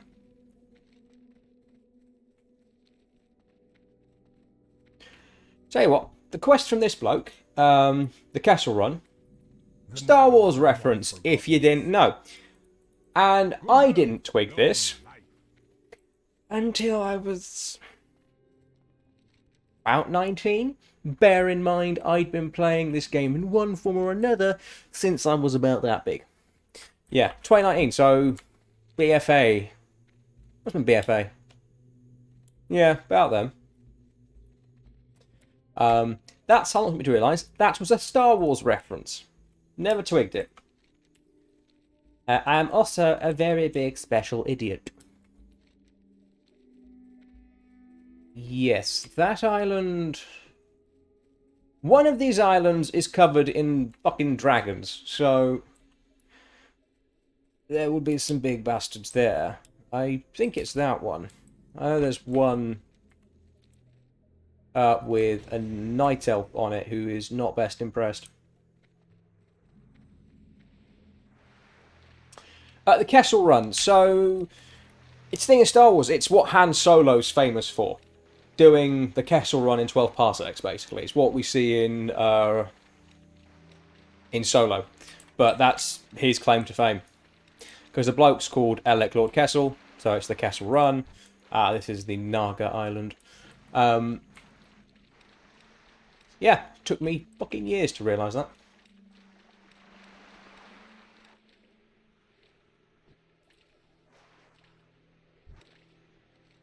Oh, right, got that. Lovely. This is something or other. Over here, I forget what it's called. So it's an angry dragon. Yeah, there's an angry dragon. I think there's an elite dragon you've got to kill at some point over here as well. This is some... I forget what it's called now. Something draconic. But there are lots... Wormscar, that's it. And there's a ghostly night elf wandering around here. Oh shit, there's two after this island. Oh, that's fun. What's round the back? Oh yeah, the quests over here were to kill a load of these broodlings and gather a load of these green mushrooms. It's all coming back to me now. Because as well as doing Draenei stuff, pretty important. Yeah. As well as doing Draenei stuff, there's Explorers League chaps wandering around you've got to do some stuff for. I get it, you're a zombie dragon, or ghost dragon, or whatever you are, so you don't mind having a pop, but like I said earlier, you aren't going to win. Why waste the energy? It's like a mosquito having a go at a bloody elephant. You're not going to win that fight. At least in terms of physical prowess. Right. Hold on. That... The tip of that still looks uncovered to me. I don't trust it. Let's go up top. Let's see if... Let's see if there is something else to discover. There's the dragon.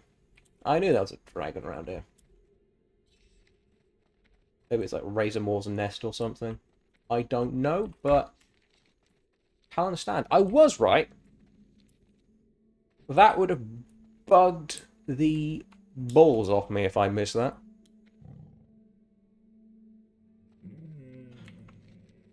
Okay. It's been good on there then, and we're grand. I don't get why this island needed to be segmented into 3 different discover bits.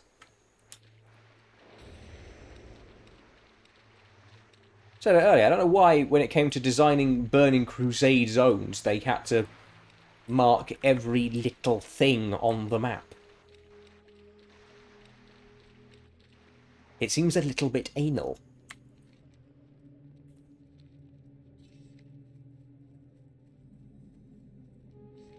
Laura Thran, cool. I don't even know why I've got Bloodwatch discovered. Actually, I think a lot of this comes discovered by default, particularly around the flight zones, the flight points for DKs, because they get all of the flight points up to level 60 learned. Makes sense. Because if you didn't run through things like Red Ridge and Duskwood, you wouldn't pick it up. And obviously as a DK, you don't go through those zones naturally. This is the ship with, or the pod, or the vessel, whatever you want to call it, with the big ass Voidwalkers? Yes, it is! Isn't there an even bigger big ass Voidwalker in here? Or am I making that up?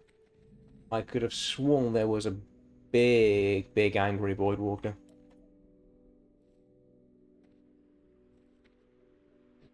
I have got to ask, how bloody big was the Exodar? Because it's been scattered over 2 islands. Like, the other ones aren't that big. Well, saying that, Tempest Keep is pretty large once you're inside. The externals don't look that impressive comparatively. Actually, no. Tempest Keep does look pretty big from the outside. But the Exodar is like the other ships surrounding Tempest Keep, like the Mechanar and Alcatraz and so on. Because it's meant to be one of those. And they're fairly sizable, but again, I suppose it's the case of dungeons and raids being essentially TARDISes as compared to their outer shells.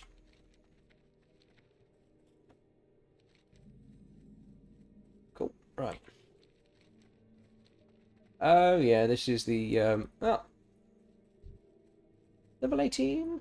To be fair, he's got heirlooms on. He's probably done some dungeons as well. This is the what they're called, satyr people.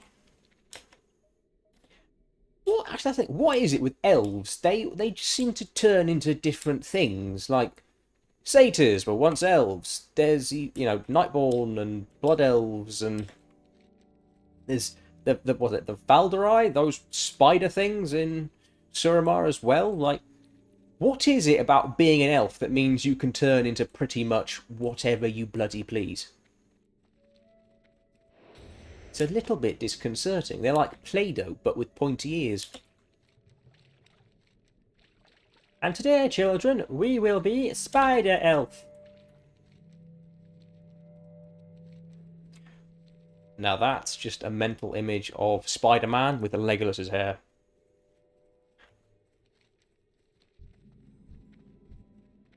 Oh, this quest is not fun if you don't like spiders, which I don't.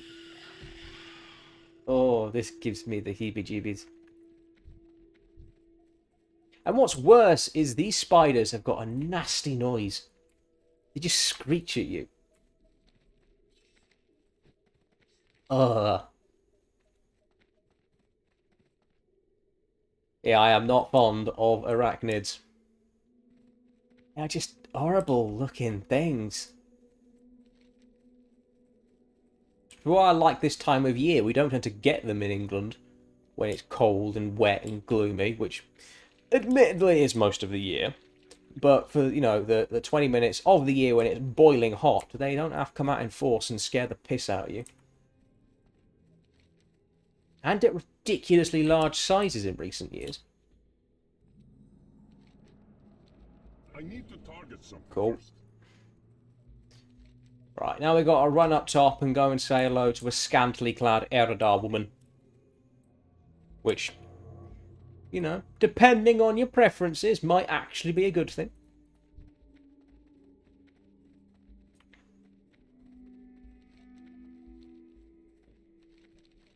Yeah, what's up here? Vector coil. I think that's it in terms of where we need to go, but just to be safe, I will get up top. Because I don't want to have to run back here if I cock it up.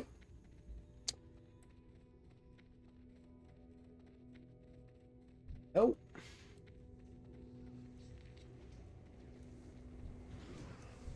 Cool. I think this person needs help. I'm just exploring shit, but fair enough, I'll give you a hand. Since I'm passing by.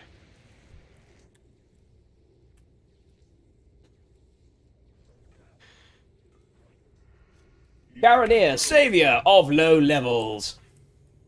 Yeah, it's a lot easier with a DK by your side, isn't it, dear? I'm out of range. Right. Get you out of the way. To be fair, this quest I need to get close. is probably a bit easier in Wrath with the increased level shit from Choice Journeys and Heirlooms.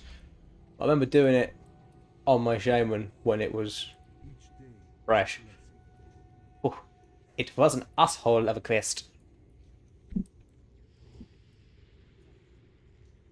Because he has a habit of running into every mob that he sees, and sometimes just, yeah. All good, my man, all good. Right, let's kill the big, scantily clad Erdar lady. Do we not kill the big, scantily clad Erdar lady? I swear we do. No, I suppose it's because we're blowing up a thing. Scantily clad Erdar lady increases in size. She falls down. All done.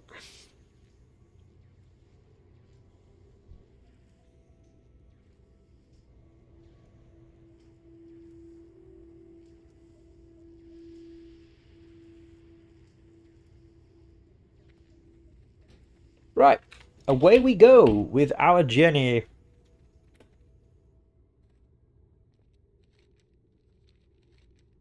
Okay, yeah, we go down there. I think there are more. There's like another Satyr area around here. Go see that island, and we are done for Bloodmyst.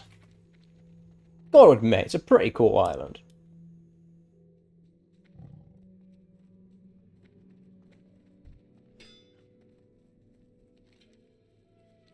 Again, I think this is definitely the better of the 4 starting areas that came out in TBC.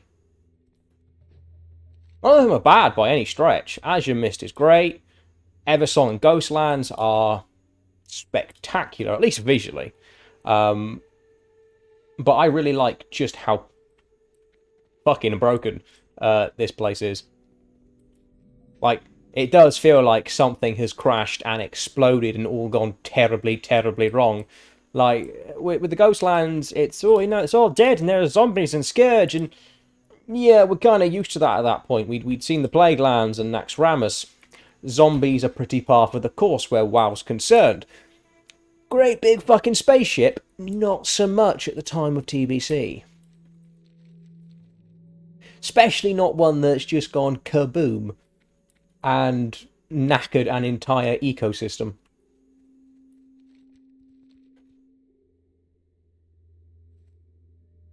It's a bit of tidbit, actually, like tidbit lore. They're not in Wrath, but in Retail on the Mounts list, where is it? The Great Red Elec. It says something along the lines of, these didn't normally exist, but then Bloodmyst happened, and we reckon that's why they have a red tinge now. Which I always thought was pretty cool. I don't know why they didn't put those in Wrath. They're already there, just give us a little bit of flavour text. When you're bored, it's like when you sat on the toilet reading the back of a shampoo bottle. That's just the kind of thing that you do. Right, we got that. Very nice. I still appear to be missing a fair bit. Okay, no, Mistwood, Middenvale. Middenvale. Bloody hell's Middenvale? Blood-cursed Reef. I think that's down there. Talathian's Camp.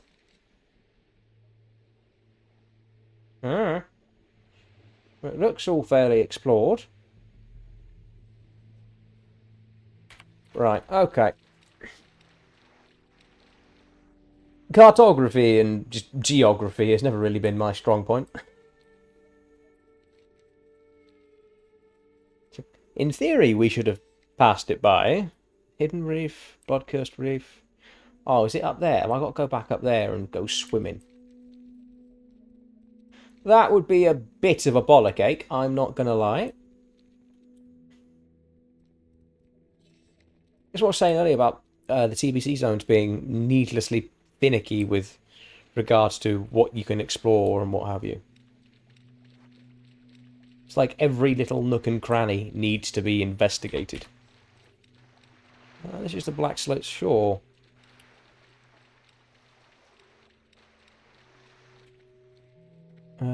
Well, yeah, there's no real reason to go under there, so it might have to be up here. Oh, jolly good fun. Actually, having said that, I do recall for the... This is Mistwood, nice. For the Draenei Shaman Water Totem Quest, it is up here somewhere, I think. Or over here, in this general region.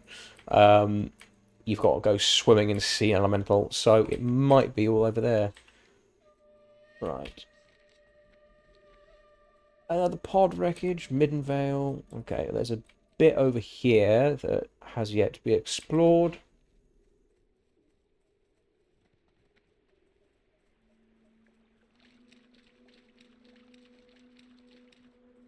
Lost Fold.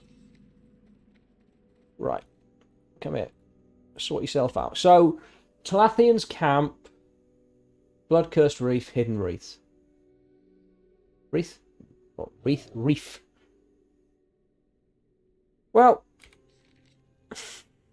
given the map looks, I think you'll all agree, explored, I think it is that part up north then. Talathian. Who the frickin' hell is Talathian?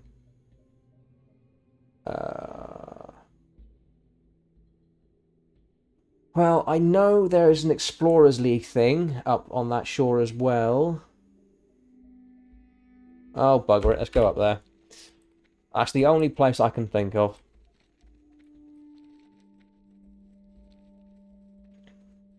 I don't recall doing the Explorer being this fucking awkward. Technically, the map is explored. I can see. It's the Bloodwash. Maybe it's those islands. I don't know.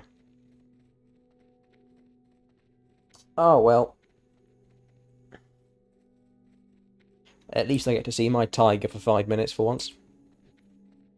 Say 5 minutes. It's been 2 hours. I've done what? 5 zones in 2 hours? Christ alive. I'm going to be here all day doing the rest of Kalimdor. I think Loremaster might be a thing for tomorrow or the day after or something. We shall see. What's the time? It's almost 2. We've got a few more hours left yet. Before I pack things up. Because I'm not even sure if I've got a raid on tonight. Let me see.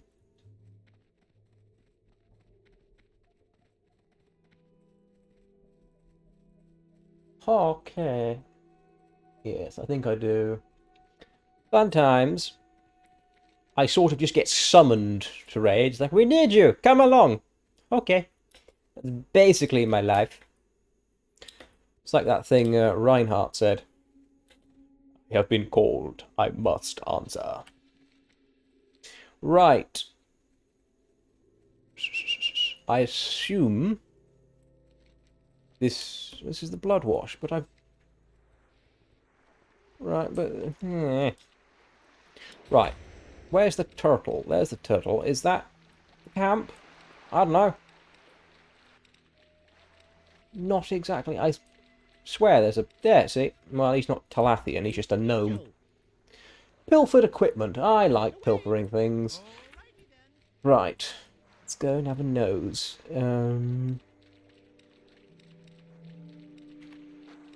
Just, let's have a look underneath.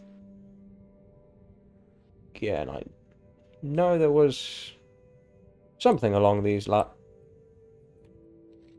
I swear it's around here somewhere. Might be at the end. There somewhere. But where the bloody hell is this reef that I've got to explore? Hidden Reef, Bloodcurse Reef, and Talathian's Camp. You're not much use to me at the minute, are you, map?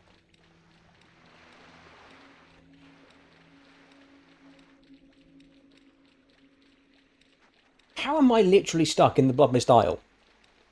This place should be fairly simple. No. So it's not these little islands.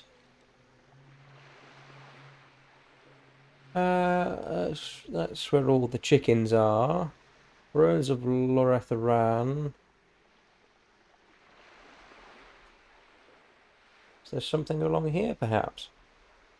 I'm just trying to remember if there's anyone called Talathian. Well, there must be someone called Talathian, because I got to find his bloody camp. But Vindicator's Rest, Spider Hell.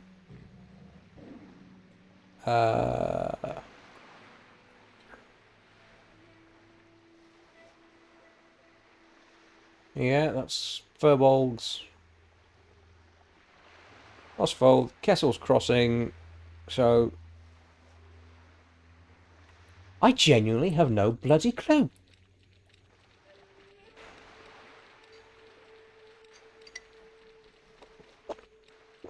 Well, reef. Suppose it could be that.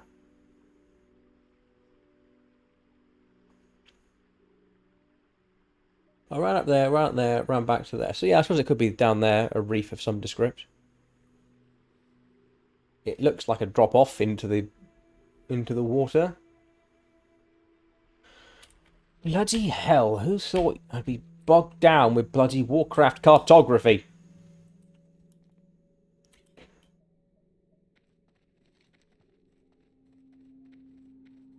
It's not there, because you wouldn't reasonably go up there. It's all blocked by mountains.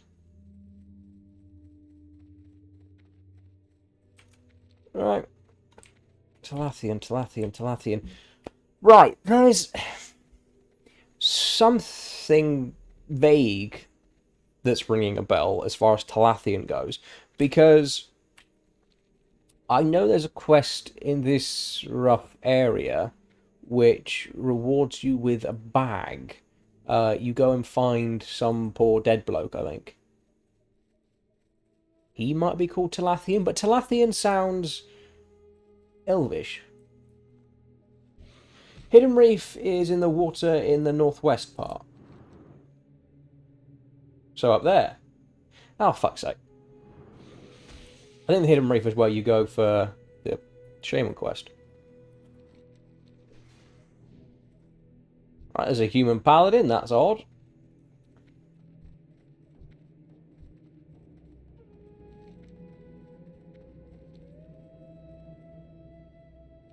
Right, let's just go have a look at here. Maybe the blood...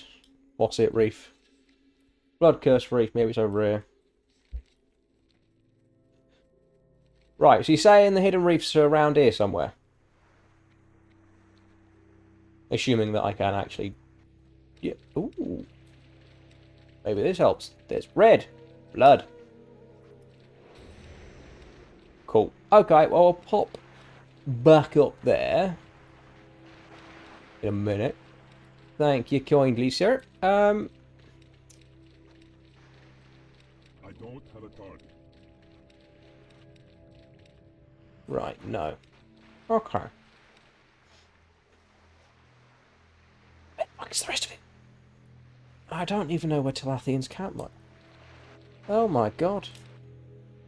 This place is genuinely awkward.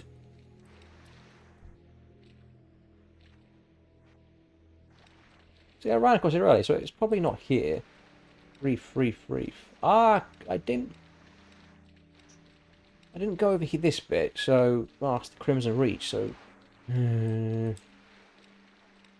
of Beach. Talathian. I'm going to Google that, because that's bugging the crap out of me. Yeah, Talathian's camp. Where are you? In between the triangle of Vector Coil and Web Pass, and so it's there somewhere.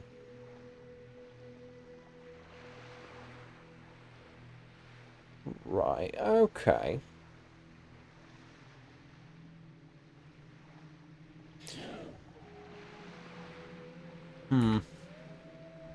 Alright, so we've got to go up there for Hidden Reef. There for Lathian. Where the bloody hell is the Blood-Cursed Reef?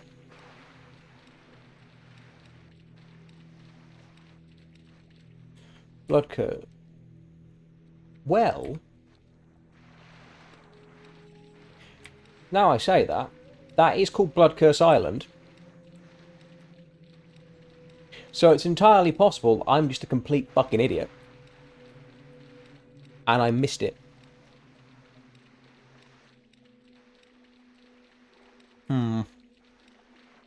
Let's go and see, because I didn't actually go on the island. Because it said I discovered it when I was just nearby.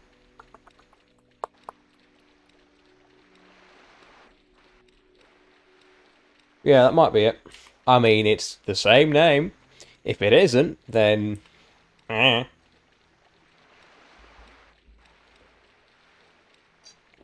genuinely didn't think I'd have this much trouble trying to find places. I suppose it makes it slightly more entertaining.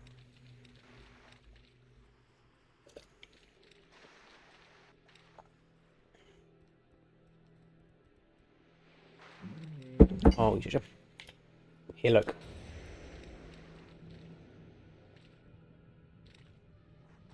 On the east of Wormscar Island. But I was up there. What? Oh, there's a ship. Maybe that ran aground on the reef.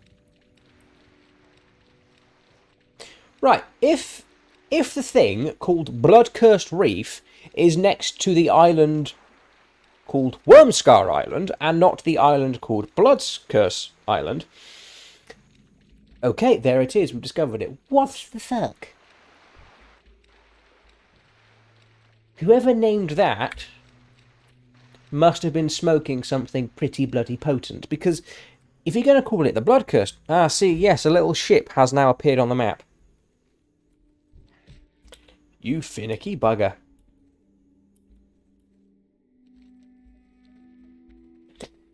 Alright, at least now we know. So, Lathian's camp is somewhere in this region. And the Hidden Reefs... Right, so I was kind of right about it being there. I just went to the wrong spot. Oh my god. Darkshore next. And that looks a lot less painful. To be fair, I know where most of that is anyway. Cliff Spring River. Why does that ring a bell for being a bit annoying? I have a feeling it's because... Yes, I think it's because one of the vanilla druid quests to get your Abolish Poison requires you to go to the Cliff Spring River. And I particularly remember that being a pain in the backside. Because I couldn't find it for love nor money. Could be wrong, but that one is ringing a bell.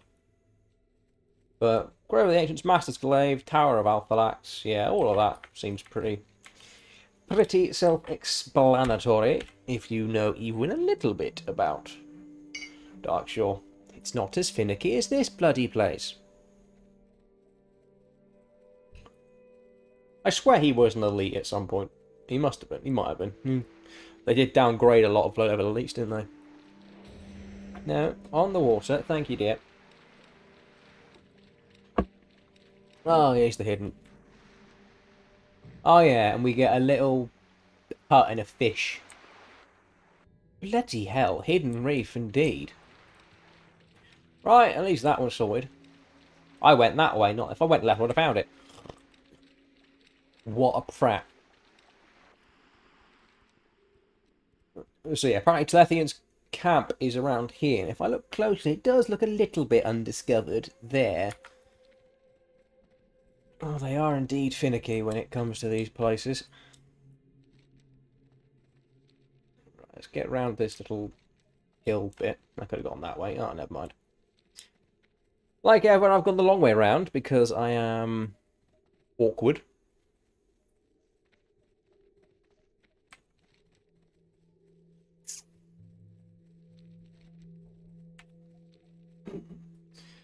Let's go see if we can find this Telathian.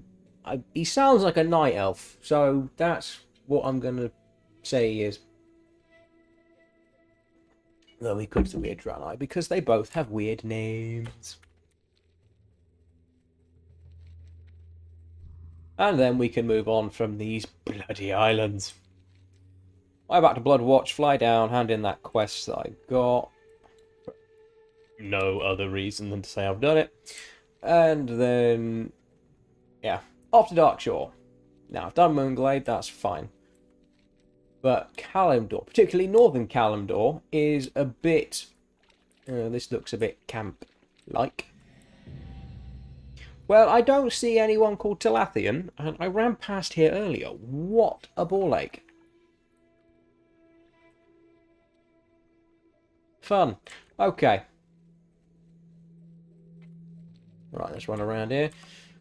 What was I saying? Yeah, particularly Northern Kalimdor is a bit finicky to traverse because, say, from like maybe the Barrens onwards, it's all pretty clear where to go.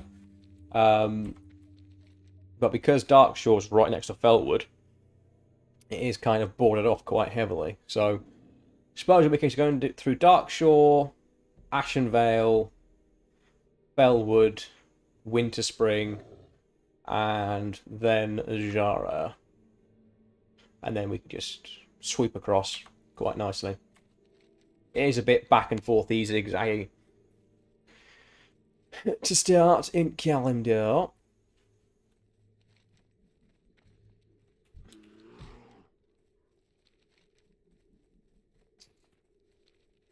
Lando. There are more Star Wars references apparently in Bloodmyst Isle.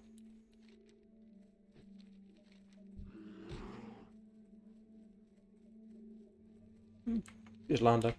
Makes sense that they're going to do one, might as well do two. And Lando's a pretty easy one to get away with.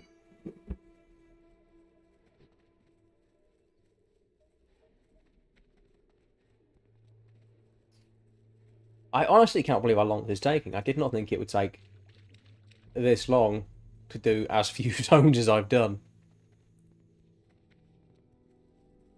But at the same time, you know, you are running across the entire world on...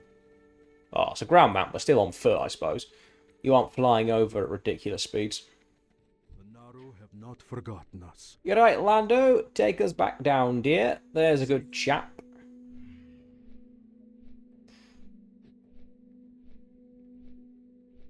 Oh, right. So, yeah, I think Cliff Spring River is going to be the awkward place to find in Darkshore, but everything else is pretty easy. Ashenvale's bigger, and it's a bit more hilly in some places, so... yeah, not really. Well, it's worse around here. This bit isn't too bad. It is mainly this region that's a bit up and down. So Zoram Strand, that's fairly... Well, I spent a lot more time in Ashenvale recently than I would otherwise, so I am a bit more familiar with it than I have been previously. At Summit, at least.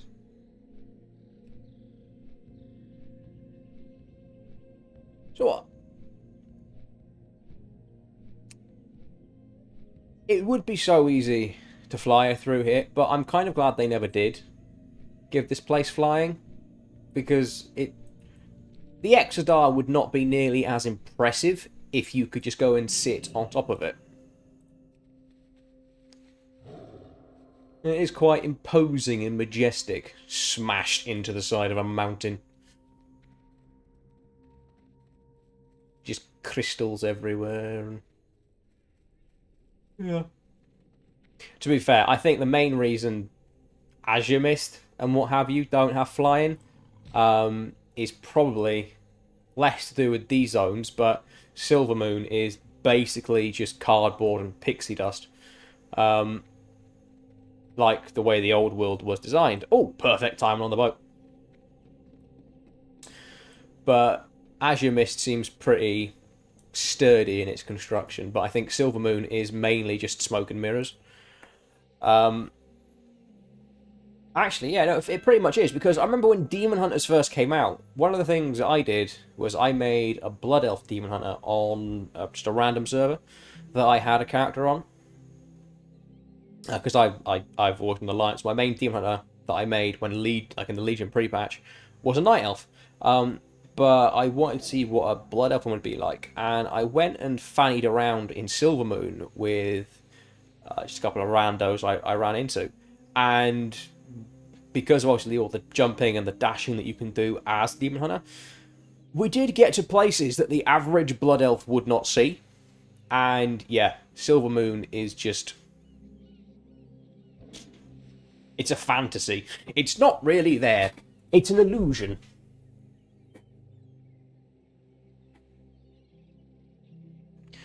But yeah, you wouldn't have any issue with the Exodar, because it does look pretty sturdy. It's just a big bloody crystal that's been wedged into a hill. And the rest of it, yeah. Not really anything to hide there, have you? I think it's also because it's on the Burning Crusade map, technically. There was a video that I watched eons and eons ago. Hell of a long time ago. We were talking like a decade plus. And it was some bloke. Either he had a private server of his own, or I don't know, he did some fiddling. But he turned the fog of war off, and he flew in a straight line from, I think it was the Exodar, and he ended up in, I think it was either Netherstore or Hellfire. Pardon me. So, yeah, they are on the same map. Everyone knows they're on the same map. Obviously they are. But when you actually see it, the distance between them isn't actually that massive. It's quite interesting, actually. Yeah, he ended up somewhere in this region, I think. I'll have to find it at some point, see if I'm correct or if I'm imagining things again. Right. Let's go north, then we'll go south. I think this is the Cliff Spring River. I think actually finding it may not be that bad. There was just a specific point I had to go for the Druid quest that I remember it being particularly arsey. So Bashalaran, that's where all the little impy Grell fellows are, and satyrs, I think. So, yeah. Oberdeen, Bashalaran, and Metharan, I think is down here. Similar sort of thing, but a load of banshees, I think. Yeah, vague memories. The last time I was through here was when Hardcore came out and I had a Night Elf Hunter. Which is the longest I'd spent in Darkshore in a long time. I usually skip Darkshore and Ashenvale. Yeah, it's the Grell fellows. Excavation. I have no idea what the excavation is. That much I don't remember. This was always a cool cat model. In fact, I don't understand why the Swift, like the Night Saber mount that you can get for Night Elves didn't look more like this. Where is it? Hold on. Yeah, see, look at the striped Night Saber. I mean, it's the same thing technically, but that's a much darker silver, I suppose. Whereas that's a nice bright white, and I think that would just stand out more and be more interesting as a mount as opposed to this. Not saying that's bad by any stretch, but this is a cool little colour scheme.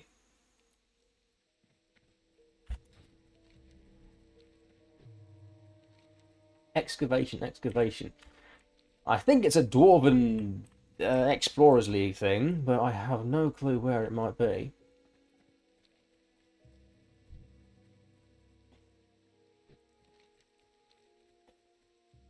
I have no idea what's down here, to be fair. Other than a panda turtle. Hello, panda turtle.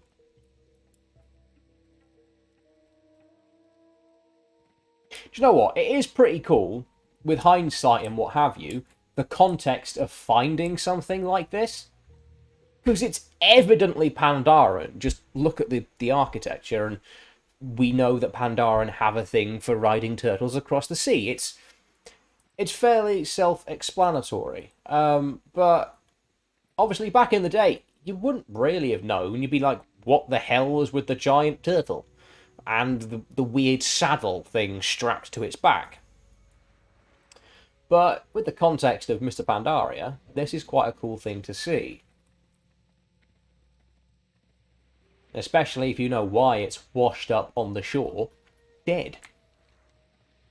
Because Teldrassil is basically infected with the nightmare and other unpleasant things because of Xavius and Fandral and yada yada yada.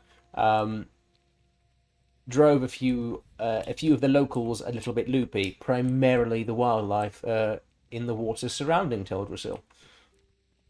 So that's why there's a lot of corpses washed up on the beach. Right. Are you going to discover anything at any point? No? I'd like to know why you aren't. This is a big patch that's not discovering. And Mist's Edge isn't on this discovery list. Oh, it's burning steps all over again. Right, let's have a look at this river. It might uncover itself once we've... Sinslayer, that's a hell of a name. Yeah, here's the Cliff Spring River. Ah, it did. Spectacular. All one thing. Yeah, I think it was either down there or up there you had to go for the Druid quest, and it was bloody finicky. No, it was here, if I remember correctly. But for whatever reason, I had to go and fill a vial of water to go and learn Abolish Poison, and for some reason, it just didn't want to do it. It was a right pain in the neck. God, that was like 4 or 5 years ago now. Bloody hell. Classic's been around a while. Like, until you really think about it, it's mad. Like, oh, there's a tower. Yeah, Tower of Althalax. What's going on here? It just seems to be fanatics. They all appear to be... Oh, no. There is some variation. But they all appear to be blonde women. Right. I'm going to go have a nose because this is very weird. Just lots of fanatical ladies. Is this a sex cult? They all have their midriffs on show. I would not be surprised. Is there a sex dungeon at the top of this tower? And some dude called Althalax getting his rocks off. Hello? Hello, housekeeping. No. There's just a dude called Athricus Narasin. Naras. Don't you become a demon hunter at some... No. I know that when this place blows up, around here somewhere there's a swirling vortex of doom. Apparently I killed him. Journal page, can I read you? I can. I can't because it's in Darnassian.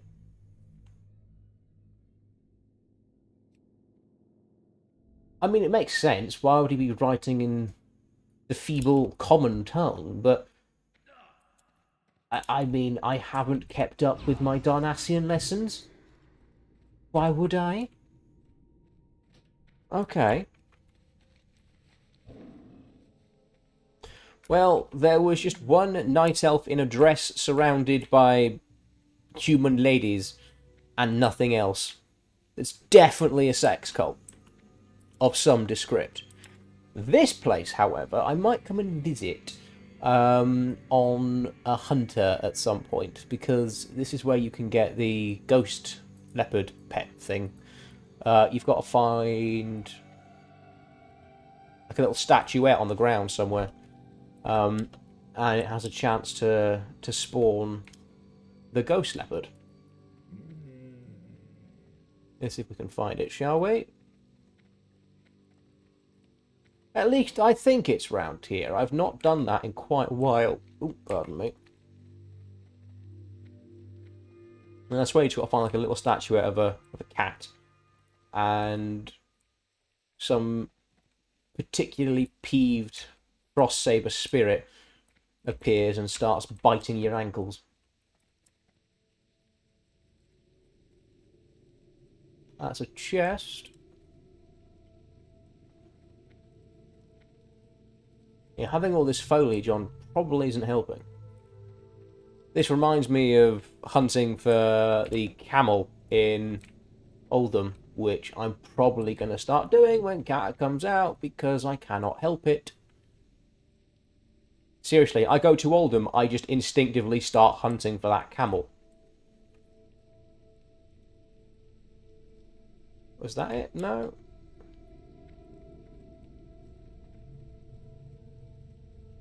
Oh, cat figurine. There we go. And then that should... Nope. Again, it's a chance. Doesn't always happen, but that's basically it. Click on one of them. Cat spawns. Attacks you. You can tame it. If you didn't know. That's a cool thing. That's another chest. See if we can find another one and get the... There we go. There we go. Ghost Saber. And then you get a see-through cat you can tame. Right, night, yep, off we go. I think we're done up here. Yeah, I think everything else... Well, I know those three are south, so I suppose the excavation is as well. Right, off we pop, down we go. It's amazing the things you remember when you're running through all these zones. Like, you just don't really think about that cat thing I just showed you in your day-to-day playing this game. But, again, it's fun to go back through it all and just see. So that's the northern half of Darkshore complete. And then we'll head down into Ashenvale. Fun times, fun times. So other than this Loremaster, what else can I do? So I just want to clear up stuff before professions. I need to do fishing. I'm not going to stream that because I find that tedious to do. Honestly, I have actually fallen asleep fishing in this game before.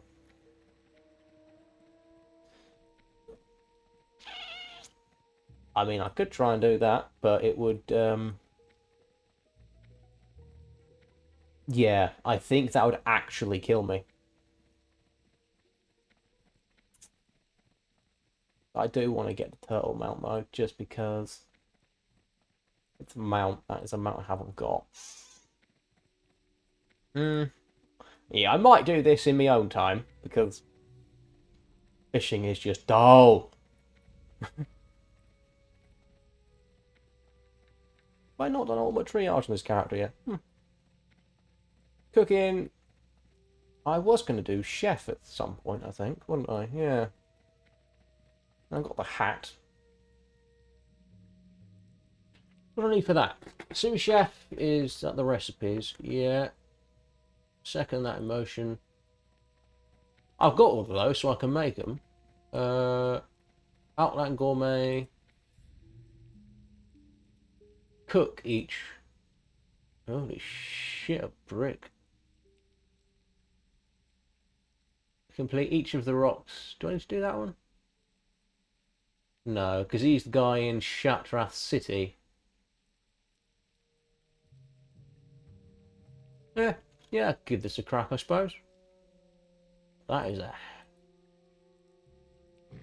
Oh, I've only got to cook 15 of those recipes. I'm going to say, that's a lot. How many have I done? So I've done 1, 2, 3, 4, 5, 6, 7, 8, 9, 10, 11, 12. Ah, so only 3 more then. I'm sure I've got 3 I haven't actually picked up on this character. Oh, that can be doable. Yeah, because that's a bit nasty. And critter glitter. Using critter bites, coerce 10 critters to be a pet within 3 minutes or less. Ooh, that one. Where can I do that one? I'd need a densely packed area of critter. Dinner impossible. Ah, battlegrounds. Yay, I do love battleground achievements for non-battleground things.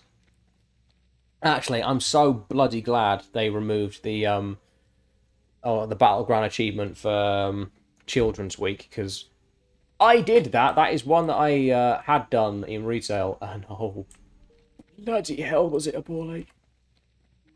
The amount of Eye of the Storms I had to do just to get that done was actually impressively depressing.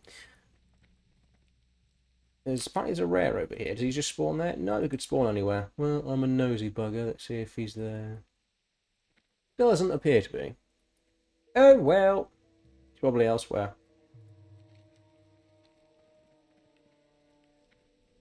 So, yeah, might be able to do Chef. That's Summit. Reputations, I'm not too fussed on reps. At least not the older ones on this character, because he's just got nothing. I don't really want to start from scratch on them. However, that being said, I do have a couple of characters that are on the way to this, to having these ones done. My Hunter, Shaman, and Rogue are all exalted with the Kurenai. I think my Hunter is honoured with Timbermore, and my Shaman's, I think, revered with Sporagar. So, we'll see. Hold on. I dropped something. Where are you? There we go. It's a thing to fiddle with. It's a phone key that you put into your phone to get the SIM out. It's been on my desk forever. Am I not exalted with the Zandalar tribe yet? I swear I was. I don't have a target. Well, I know my Paladin's done that one. Paladin's done that one. I think I don't think I've actually got a character that is exalted with the brew, because I took a break in AQ after we killed the big man. Right. I need to go find the excavation, Master's Glaive, Grove of the Ancients, and that's this place done. A Burning Crusade. I think I've done that. Shatar. Which one was the Shatar? What one was the Shatar? I swear I've done that one on my Shaman. I did Sketis on my Warrior. Grove of the Ancients, we'll almost run past it. Lovely. I did Sketis on my Warrior. Netherwing I've done on 3 characters. This guy, my Paladin, and my Shaman. Kurenai number 3. Houghton on Sporagar. I've done that on my Shaman, because he was my main. I've done that on my Shaman. That on my Shaman. And that on my Shaman. And obviously, not bother with the Kalawak, because fishing. And I didn't bother getting exalted, because I hit Revered, and that's all I wanted, because I wanted the Dragon. Which I have got, so might be worth going back and doing a few of those as well. I mean, let's have a look at your reps. Kalok is honoured, yeah. Yeah, hit Revered with the Oracles and never did another quest with them. Didn't need to. Got the egg. I was doing the egg. Actually, that's a fun story. I say fun. Just a tidbit. An anecdote, if you will. I got fed up going back and getting the egg for the green proto drake because it wasn't dropping and I was losing patience. And then one day I was in the area just farming some ore on my shaman because he's my jewel crafter, and I was trying to get some red gems. And as I was flying over, he had the rep as well, so I went in, and that's the way to Ashenvale. Went to the vendor and picked up an egg, and I thought that was that, really. We'll just see what happens. And I forgot about it, and it sat in my shaman's bag for, I think, 3-4 weeks. And I was just on him one day, cutting a few gems after a raid, and I was like, oh yeah, I've got that. It was the dragon. There's the excavation. So and this is the Master's Glaive is around here somewhere, because there's a big fella with a sword sticking out of his cranium. I vaguely remember this place. Now I look at it. Right. There should be. Oh, I'm stuck on a fence. Where is Sogoth the Slitherer when you need him?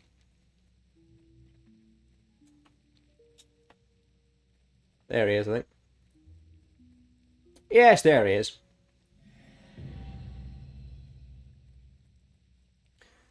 That's where you know to look. There's a big fella with a sword sticking out of his head. Now, don't get me wrong, this is cool, and they did follow up with it somewhat in BFA when this place became a warfront. However, Sogoth was nowhere near as impressive, which really sucked. So Sogoth was just your bog standard... Ooh, I twatted the mic. Was just your bog standard faceless one. You know, and the lore for this is, you know, he was a servant of the old gods, evidently, and he was having a Barney with a stone giant, and he was winning until, you know, he a stone giant, I forget the name of said giant, let Sogoth basically envelop him in his tentacles, got close, and then stuck him in the skull. Hence the sight you are seeing before you. Like, there is something bloody wicked about this. You know, it's essentially the knackered skeleton of a servant of the old gods with a great big butter knife sticking out of his bonds. And they really didn't do him justice when they brought him back for like 5 minutes to be a rare elite in BFA. Which is quite a shame, actually, because this is a very cool sight. And I think in Cataclysm, the Twilights excavate this a bit more, so you can see what's down here. But yeah, pretty neat, I think. Moving on to Ashenvale. Yeah, let's go to the Zoram Strand first. Pardon me again. Very gassy. Just go from west to east, even. And we should be golden. So yeah, do this place, do Fellwood, do Ajara. No, Winter Spring after Fellwood, sorry. Then do Ajara. And then we can just go... Well, Barrens is massive, but I've only really got to the northern bit. Oh, and Northwatch down there, I think. It's Northwatch? I think it's Northwatch. But I might just... No, that's Desolate. I've got a surprising amount of this place uncovered.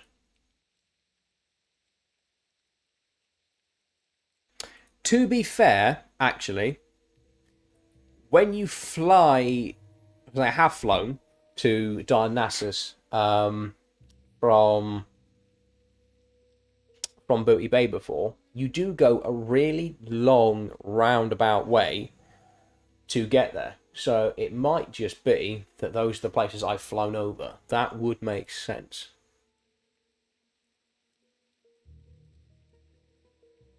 Yeah, because I don't know why I would have been in any of these zones. Well, I know I'd be in Dustwallow. Have I done Dustwallow? Other than Alcaz Isle. Now, I've run around Dustwallow a few times.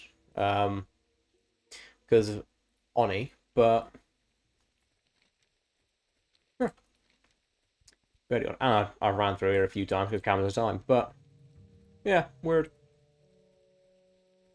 I came through here on my mage collecting all of the little raptor pets a couple of weeks ago. Where is it?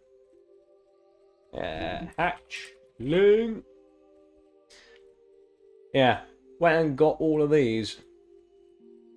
Cause I knew these were a thing. I never really bother with pets, but I was out and about doing some herb farming on my priest, because when I leveled him, I didn't do anything for that. He was the only character I didn't do professions on as I leveled, and it's been a bollock ever since. But I was going back and doing some herbing on him, and I was in wetlands, and there is a cave in the wetlands. Let me just get it up.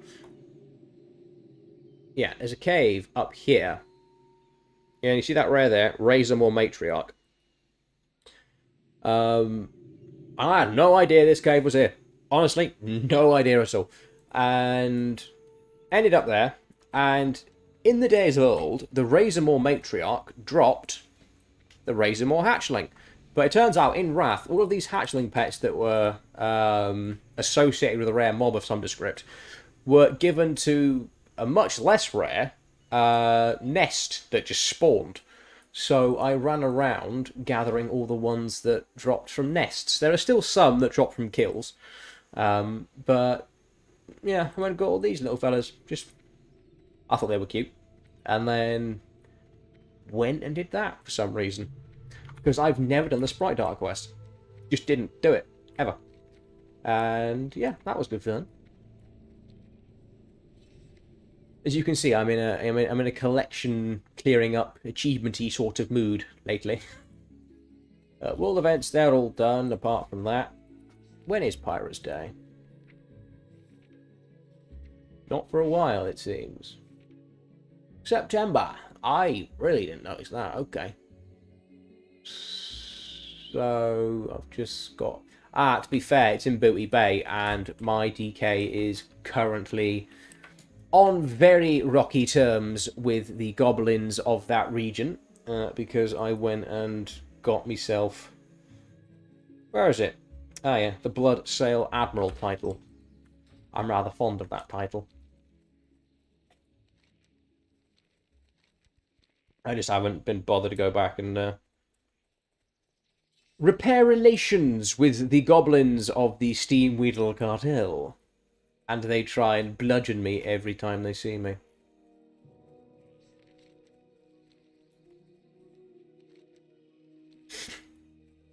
Yeah, I think that's what I'll do then. It's once we're done with the Explorer, on to Loremaster, because that's going to be a big one.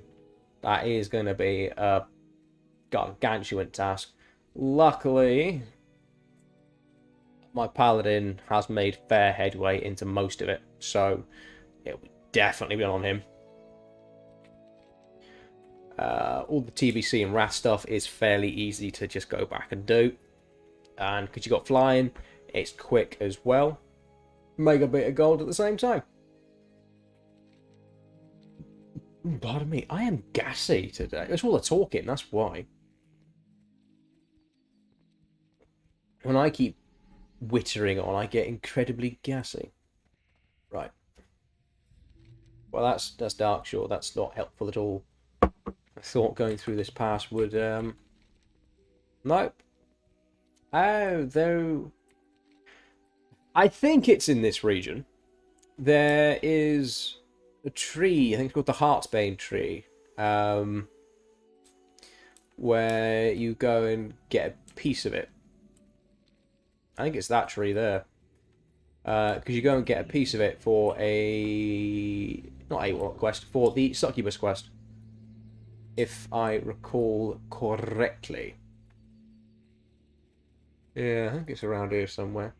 I think it is that tree. If not that one, it's just in the area. Because doing that as a gnome was a complete bollock. But I went the really stupid way. I forgot that I could go via the wetlands, then go to Orberdine, and then run through Darkshore to Ashenvale in order to get to the Barrens, where I then do like start the quest for the succubus and what have you. And I went and did it at level 20, just because, like, well, I'm 20 now, so I'll go and get me new minion. No, I, like the clever clogs that I was, elected to run through Stranglethorn Vale. That was a work test. And it meant I didn't have any of the flight paths around here, which if I did go the proper alliance-y route, I could have just flown back and forth, which would have saved me a lot of travel time. Oh, that was a hell of a lot of running. Right. Lake Fala. Exploración. Kalimdor, where are you? Ashenvale. Very good. Okay, Fallen Sky Lake, Kalimdor, Iris Lake. Not sure what that is. Talon Branch Pass, whatever it's called. Or Talon Deep. I don't know. There's some sort of passage to the Stone Talon Mountains from around here.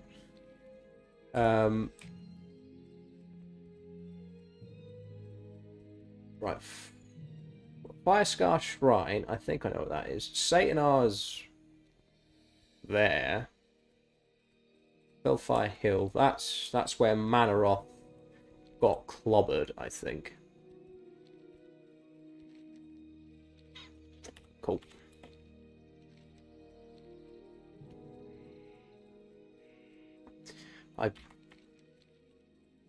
Oh, it's the shrine to Asina. Oh. That's the wispy one, isn't it? Yeah.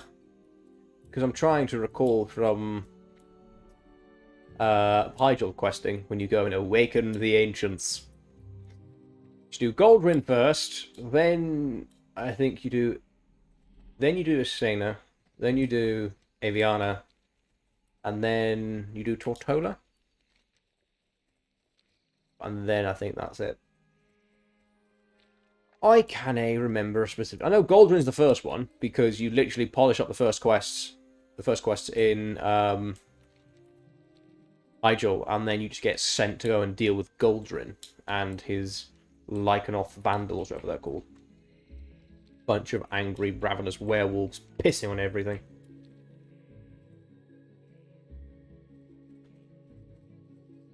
Ooh.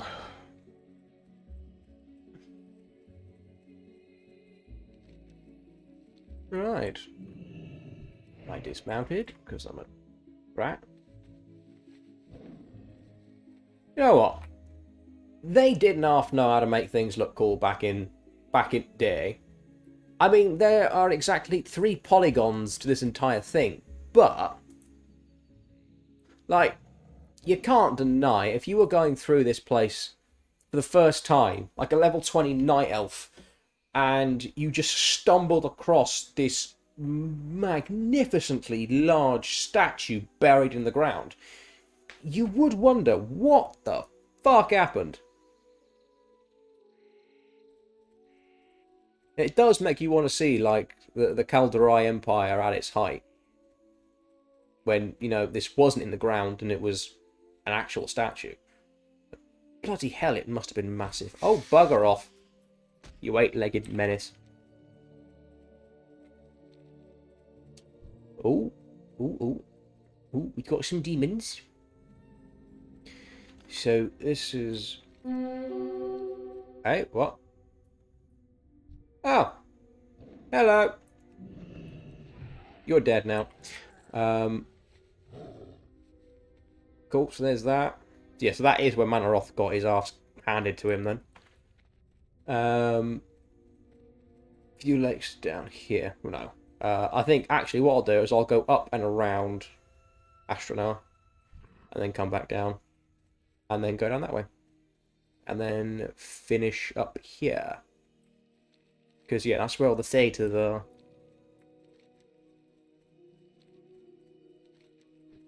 How's Azara? Azara is not looking good.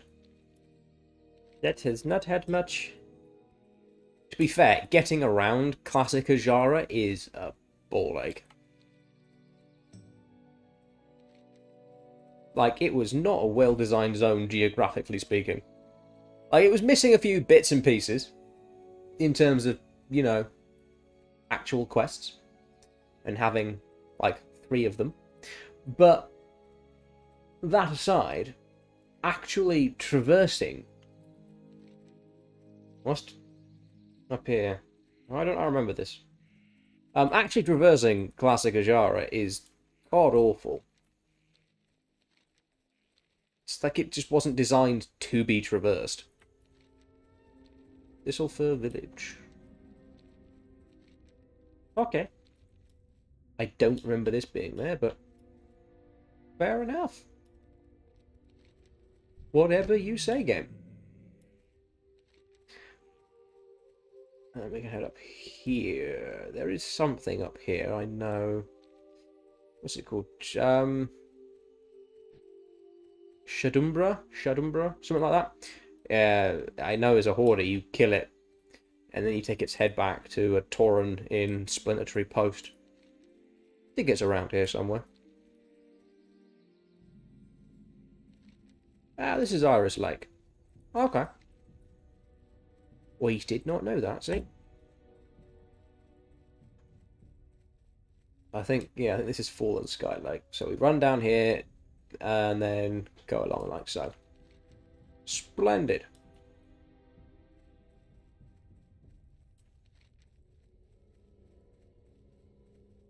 Well, we're making headway at the very least with this poxy achievement.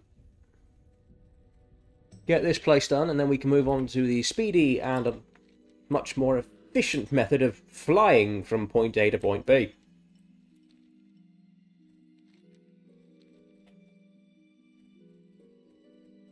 So I did the Northrend one just for shits and giggles a while ago. So at least that one is already complete. Yeah. I think I finished it back in September. I did a lot of these as I was leveling, actually. But for some reason I hadn't... Well, I know why, actually. It was because I hadn't gone to Garrosh's Landing in Borean Tundra, and I hadn't gone to Vengeance Landing in Howling Fjord. Those are the Horde areas of the zone, and I just steered clear of them. Ooh. Itchy shoulder, itchy shoulder.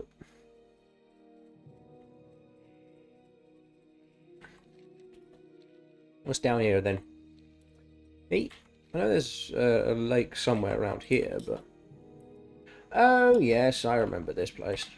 Ruins of Stardust.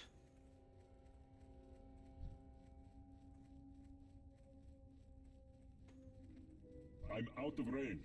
Like, going through Ashenvale for the first time must be fucking spectacular. Hello there! How are we?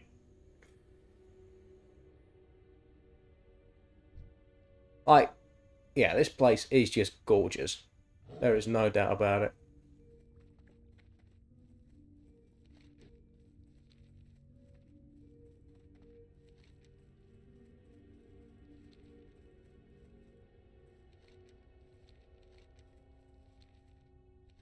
Right, yeah, I think the lake is this way.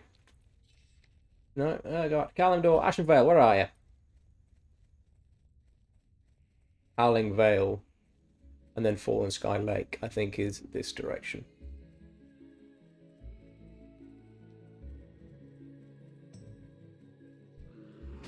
Well, thanks for the sub, mate. I hope you enjoy it all. It's been a good laugh doing all of that.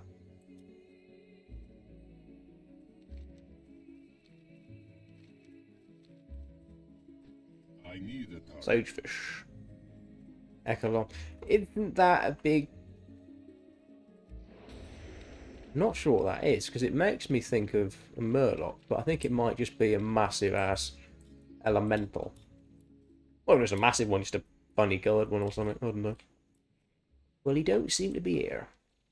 Talon-Deep Path, that's what I was talking about earlier. Yes. It's over there somewhere. Right, then where's this Poxy Lake? I swear it was this, but this is Mistral Lake. Yeah, Bow Shadow, Fallen Sky. So it must be all up here. I think there's something up. Well, we're going up there anyway afterwards because we're doing Fellwood after this. So I will pick that up at some point. No bother. Huh. I know all the Warsong stuff's up here. But I could have sworn that was Fallen Sky. Oh well. Yeah.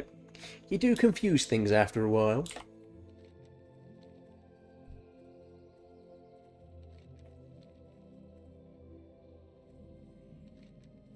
Moonwell. Just Moonwell. Nothing fancy, nothing particular, just it's a Moonwell. Right, how the bloody hell am I going to... Alright, okay. I think I might have made things difficult for myself here. Oh, actually, can I get up there? Up we get, up we get. There, yes. Splendid.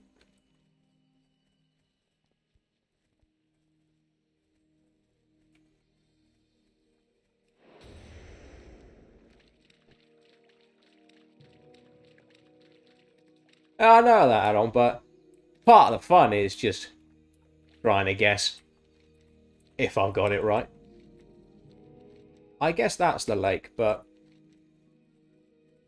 there's no way in hell you discovered it if you're over there and the lake's over there. Some of these placements don't have make little to no sense. Yeah, I know there's nothing like that. But I did think about it, but it is kind of fun. Just trying to work out where to go and what to do. I mean, you missed it with Bloodmyst Isle. I got turned around a couple of times because there were 3 locations that apparently I hadn't discovered, but the entire map was clear. So let me get it up. Yeah. So the Blood-Cursed Reef, okay, you might expect to be around Blood-Cursed Isle. It wasn't. It's off Wormscar Isle, and I had cleared out Wormscar Isle, and it hadn't showed up. That's because just off the coast of Wormscar Isle is a knackered boat. Go to knackered boat, you discover the reef.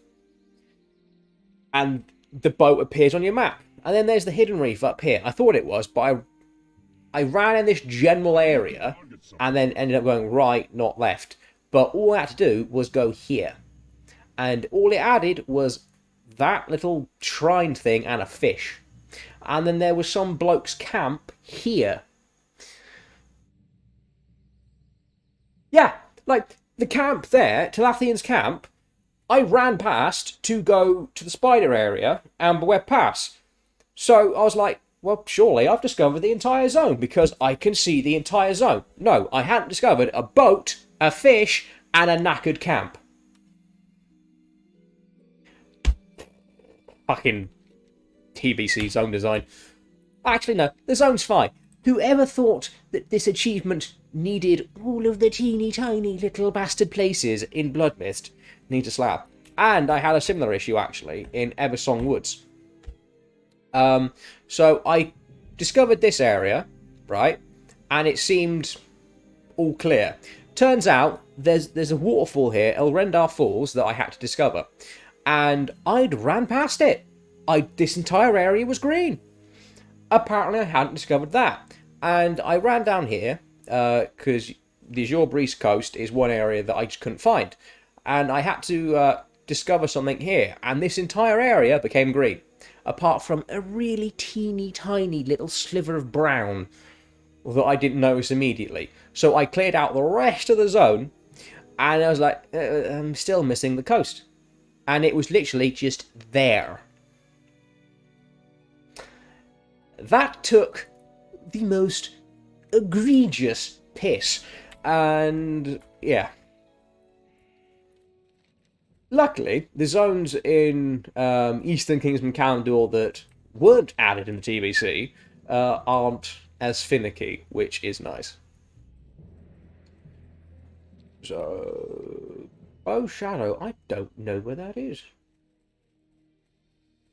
It'll make this a lot easier for Bloody Sure. Thing is, I've never minded running around and doing this on foot. I said it in a video recently. I like the chance to stare at my tiger from time to time. And to be fair, it is cool just being on foot in Ashenvale at zones like this and saying, "Oh, that's pretty." Like, a lot of it you would just miss flying around, particularly in Ashenvale. It's just a blanket of trees. You wouldn't see a damn thing. You just dive down, get it, go up, dive down.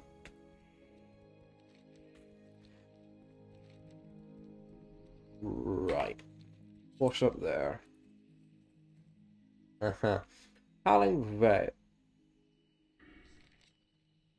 Howling Vale. Must be up here. Satanar is there, so that solves that problem.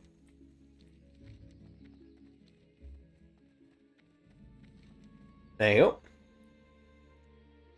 Oh, Bow Shadow, that's where the world boss is. Yes, I remember now. I had this issue earlier with Hinterlands. I was like, what is Seradane? I don't know what that is. Where is that? Oh, a big fucking dragon. Yeah, that makes sense. And that dragon promptly ate me. To be fair, I could have taken him, but he puts you to sleep constantly. And when there's just one of you, you can't really escape the sleep cloud. Might be doable actually on a hunter or something, so you can kite the boss and right. Hello, walkie boys. Can I get a thing, please? Discovery thing pop up. There's a good chap.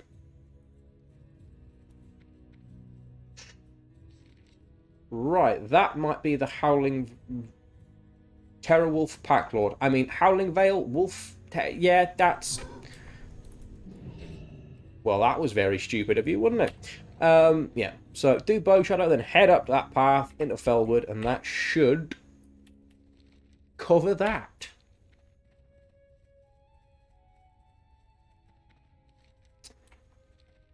I never killed them originally. I was just too young. I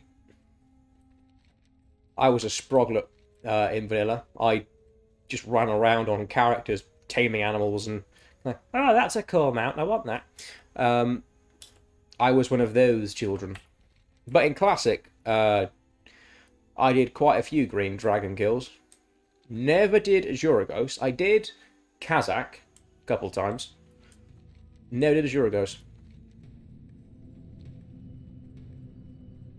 Mainly because the only thing I wanted on Azuremyst was the blue dragon sinew for my hunter. But story time. The hunter weapon that you could get from Molten Core, one of the quests to get the best quiver of the time, and I think it was even the best quiver in TBC, you needed to get Dreamstalker. Didn't I kill you earlier? Right. We have discovered Bow Shadow.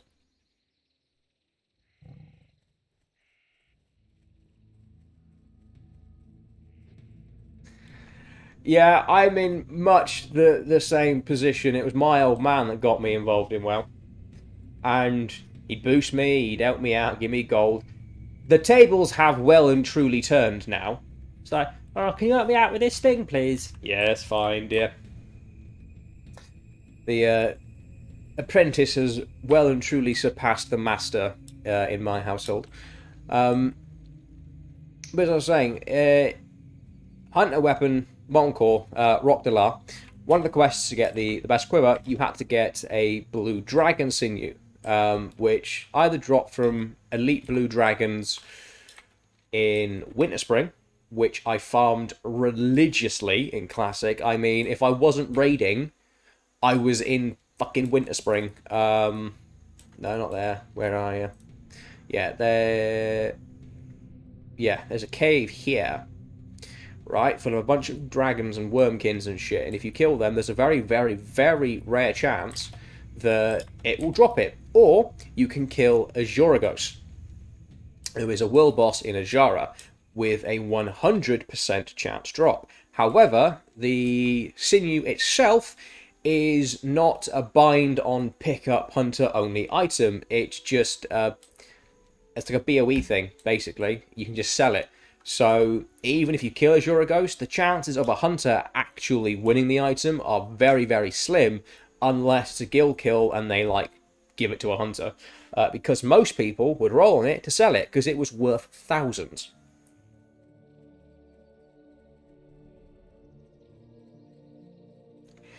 Mate, that is literally the same for me at the minute. I remember my old man going through Ulduar, TOC, ICC, the whole works, and I saw all the kills standing next to him, and then I'd go in and do it on my hunter, like well after the fact. But now I'm the one doing all the raiding, and he comes in occasionally and is like, "Oh, this is nice. Got some gear. That's cool." It's like, "What buttons do I press? What happens on this boss?" It's like, "Just don't stand in the fire, father. All is well."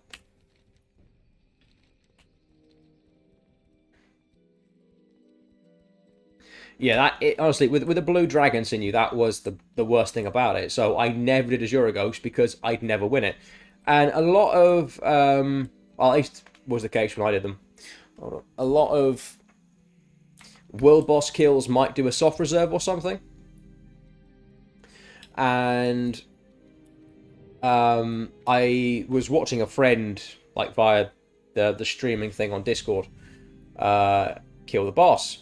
And I think half the raid, half a 40-man raid, about 20 people reserved the blue dragon sinew, because if they won it, they put it on the auction house for like 10 grand. And not a chance I was going to pay that. That's why I was farming up in Winterspring, and it never dropped, sadly. And I went back and got it later on, when it was like 20 gold on the auction house. I was like, well, I'll have that now then. After Classic ended, and I think we were like in a TBC or something. So it's just sat in my bank doing nothing, because it's just a cool item to have, you know. It's like, I got it in the end, yay. I keep fucking hitting Blood Boil. I never hit Blood Boil, but today I'm just hitting Blood Boil. Bugger off, Blood Boil. So that should be the Howling Vale with the howly wolfy people.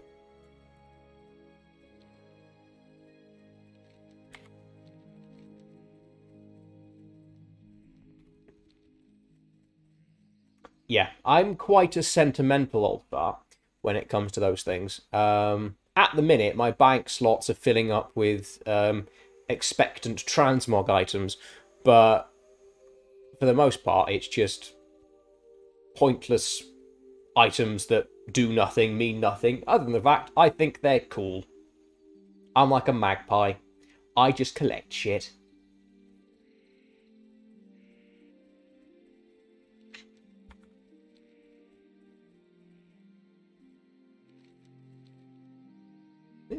This should be.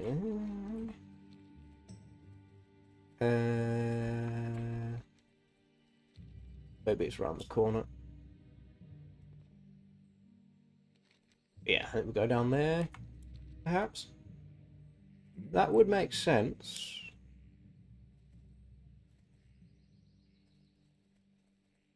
There's a clearing of sorts coming up, I think.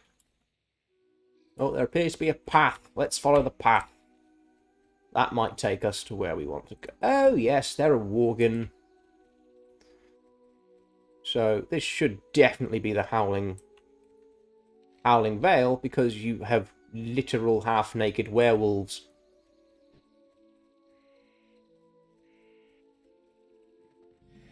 Yeah. Right. I'm going to go have a nose for this rare, because it might have a cool item for Mog that I can send. It's what I think it is. Shadow Weavers. Just reminds me of being in Darkshore. It's too far away. No, I don't think he's here. Just click on that. Yeah, he's not in the region. Oh, that's a shame. Because, Hold on. Nope. Ah! No, I can't even... Oh, well. Well, that might be like a wolfskin hat that I could send to a leather wearer to use for transmog. I'm so happy that we're getting the modern version of transmog and not the old, outdated shite. I did not want my bank and void storage to be 95% crap.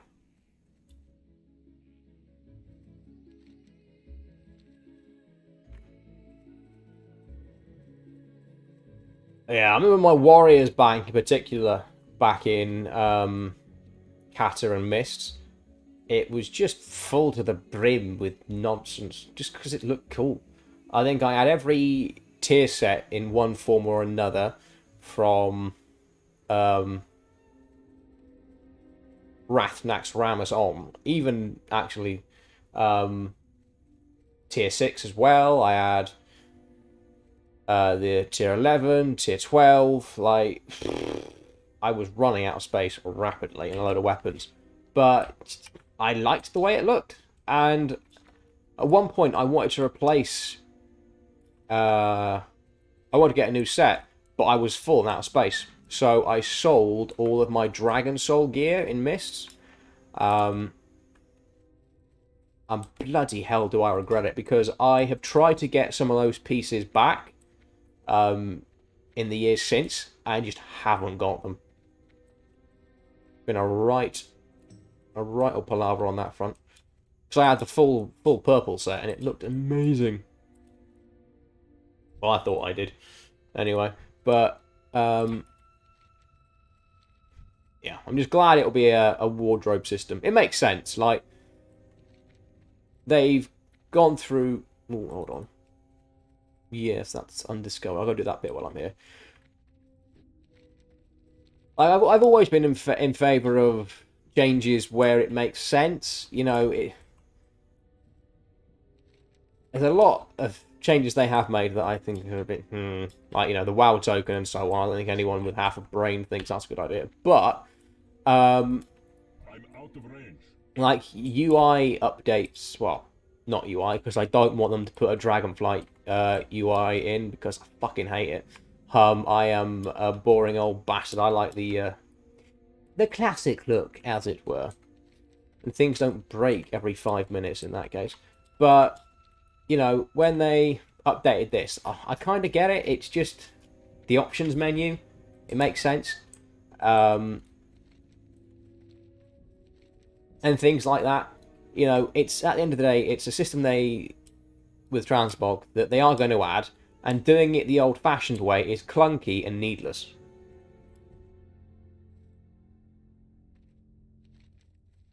So giving us the wardrobe system, it just makes sense. Like, at the end of the day. I was going through some forums the other day, and... Oof, yeah. Some people are very, very funny when it comes to Cataclysm. Because you've got people like me. I'm looking forward to it. Cataclysm. Oh. Retail auction house. I have never liked it. I don't like the retail auction house. I don't like change as a general rule, but the retail auction house I still haven't wrapped my head around.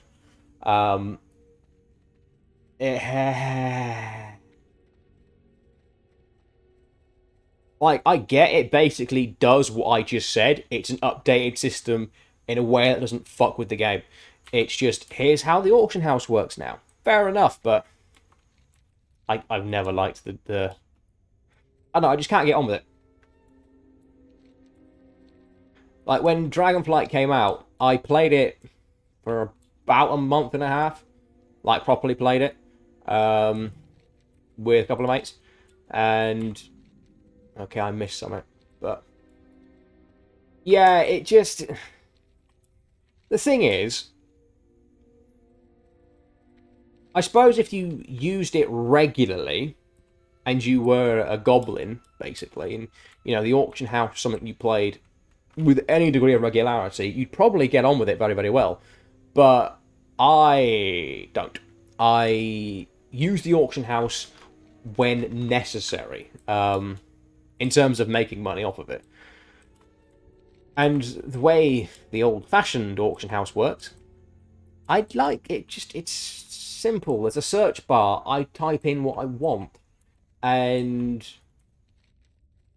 I get things like auction house scams are actually pretty hard to pull off in the new one. So, you know, like when someone lists a single herb for like 10 grand and hopes that you accidentally click it. Like, that can't happen, as far as I recall, in the new auction house system, or the updated system, because of the way it works. It gives you the cheapest listing of that item immediately. Like, you click on it, and it goes, right, well, the cheapest listing is 2 gold. There you go, buy it. So you can't accidentally then go, oh shit, I've just dropped 10 grand on Peace Bloom. Bollocks. So, you know, that's a plus, but other than that, I am not looking forward to it. It's also why I'm glad I'm semi-self-sufficient on my account. Like, I've got herbalists, I've got miners, I've got skinners, I've got all the related crafting professions. I go out and get my bits and pieces. But, oh. Right, this is not showing up. Where is it? Over there? Maybe it's over here, I don't know. The waterfall of some descript. This looks like a unique place compared to everything else. Hello?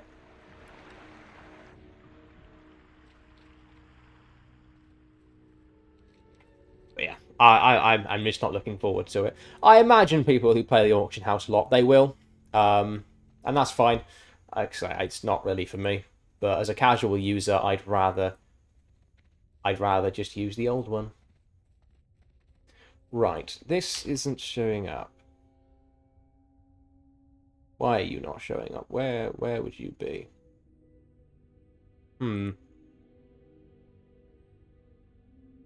Right, maybe it's because I got to go around here? That's the ruins of Constellus, but if I go around the back, maybe. Yeah, it might be up there.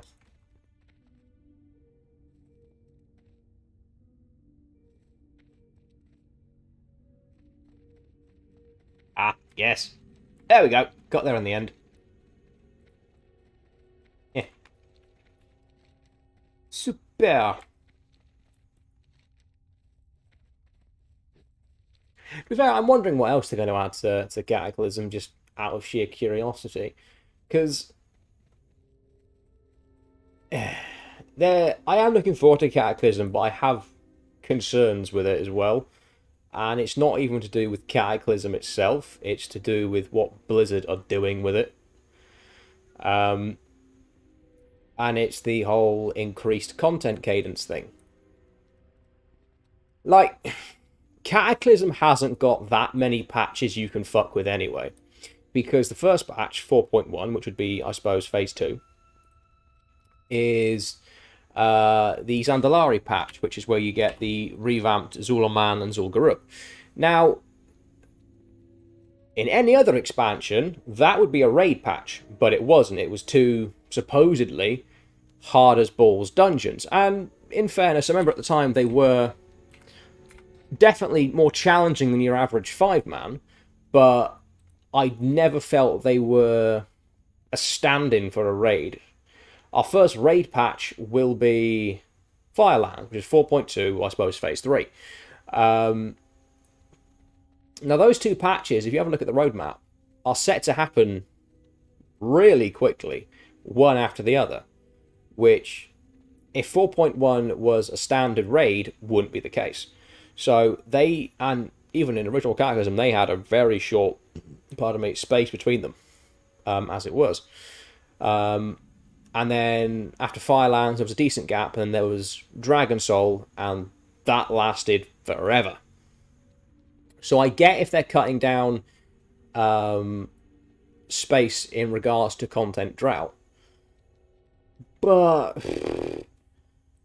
I don't get why they want to make it quicker, unless they are just burning through things now. Like Classic's always had slightly faster cadence, because things just fall over. But you know, instead of making the content faster, tweak it so the content's more challenging and lasts longer. You know, more bang for your buck. Oh shit, that was nice and easy. Cool. Where are you? No. Felwood. Felwood. It's too far away. No, that's Feralus. Iron Tree, Jade Fire. Yeah, cool.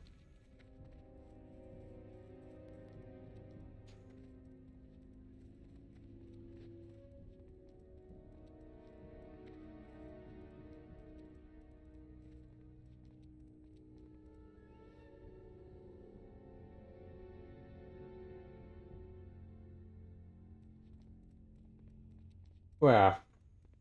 Well, if they are running an 8-week cycle with SOD, fair enough. I suppose that works. I'm a bit fed up with the bracketing already with SOD, because I like my leveling. I don't like being time gated. Never have. Just being arbitrarily time gated. I don't think it's really adding all that much to season discovery, if I'm honest. Like, what's it called? BFD is cool. The 10-man raid is cool, but it takes 40 minutes, and then you're locked out for 3-4 days. And then it's like, what do you do? Go to Ashenvale, go farm dungeons, go level an ult. And I'm like, yeah, okay, technically those are the things you'd be doing in another expansion. You know, once the raid's done, maybe do some dungeons, do an ult, do dailies, what have you. But in the context of a standard expansion, the difference between making a fresh ult and your main is anywhere between 60, 70, 80 levels, not 25. And at least in the case of Vanilla Classic, getting to 60, even in 2019, if you were just casual, that would take you a hell of a long time. That itself was gameplay. Whereas at the minute, leveling in SOD just feels like an inconvenience to go and get the runes to go and do BFD. And I'm just fed up with that. I want to do the next bracket, see what that's like, see if Nomagon's interesting. But another big issue I'm having with BFD, and I probably will have with Nomagon, is the loot isn't that interesting. I mean, it's more, like, in terms of what it does, it's more interesting than your standard loot at that level. You know, you got trinkets, resistance, and attack power, and set bonuses, but then you look at the sets themselves, they're all just a different shade of purple. Everyone looks boring. Whereas you compare that with your tier 1, where everyone looks pretty funky, stand out and unique, and, you know, it's something to work towards, and so on and so forth. I'm just not seeing the appeal at the minute. I mean, some of the runes and some of the playstyles that I'm seeing, that's pretty cool. I'm liking how Hunter's working. I like how Feral works with Wild Strikes and what have you. But it's just not enough to keep me interested long term. And I get what you mean about them rushing content to keep it to an acceptable pace. Like, from what I've read on Kata, it does feel like they're officially in the let's get this over with as quickly as possible state. But I don't know why, unless they are just planning to blow through Kata, Mists, whatever else after, which I don't see the point in doing.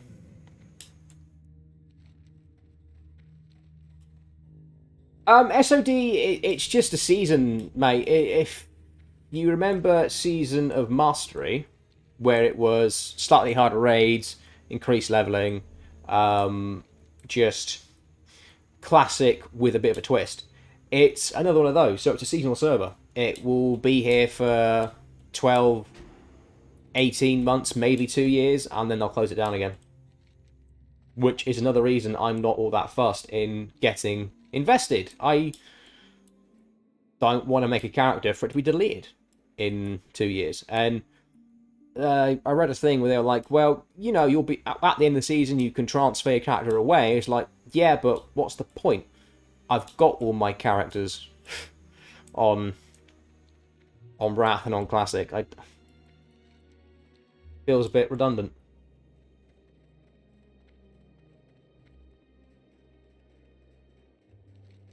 Kinda, but I don't know. I'm just not sold that they have any decent plans for Classic long term yet. Because, all right, Winter Spring. Winter Spring.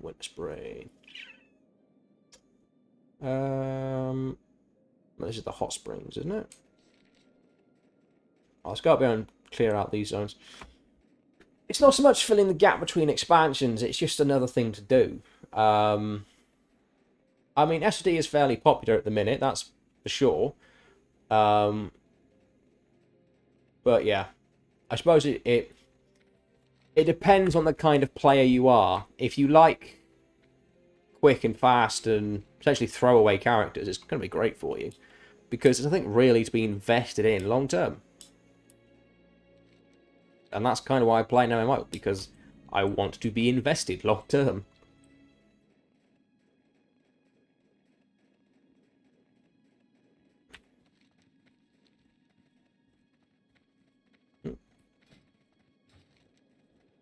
Right, we go up to, that's Maz, or what's it called?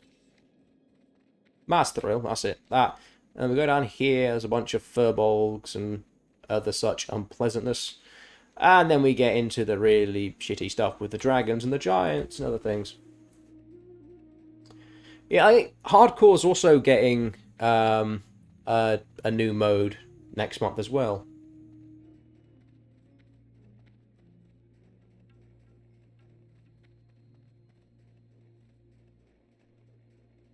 Yeah, that is pretty much the issue with one of the big issues I would resell. Is it does just feel seasonal. I don't like seasonal games. It's what killed Overwatch for me. I used to be really big into Overwatch. It was kind of my second game for a very long time. And particularly in my late teenage years, I played it a hell of a lot. With friends, with guildies, with the old man again, he got it. And we had a cracking time. Oh no, Master's down here. And for Overwatch 1, we just played for years. And then there was that whole kerfuffle with Overwatch 2. That came out, and we played the first season or two, and then we just stopped. Because, you know, we were getting... working our way through the battle pass, and it was like, oh well, you got to get it done by this date, or it's going to be gone. And there was kind of that in Overwatch 1 with seasonal events like Christmas and so on, but that was fine. It was a Christmas event. It made sense. And the skins and what have you could earn in game, and you just play, you get your coins, and you do all that, and it felt fine. But the second it was new season every X amount of weeks, I was done. I couldn't be arsed with it, because I just couldn't be arsed. And that is where I'm somewhat going with Season of Discovery, and just seasons as a thing. WoW shouldn't be a seasonal game.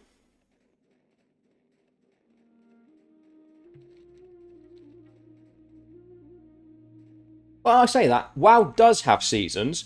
They're called expansions. We get them every couple of years, and we get a fuckload of content for our troubles. But at the same time, we pay full price for it.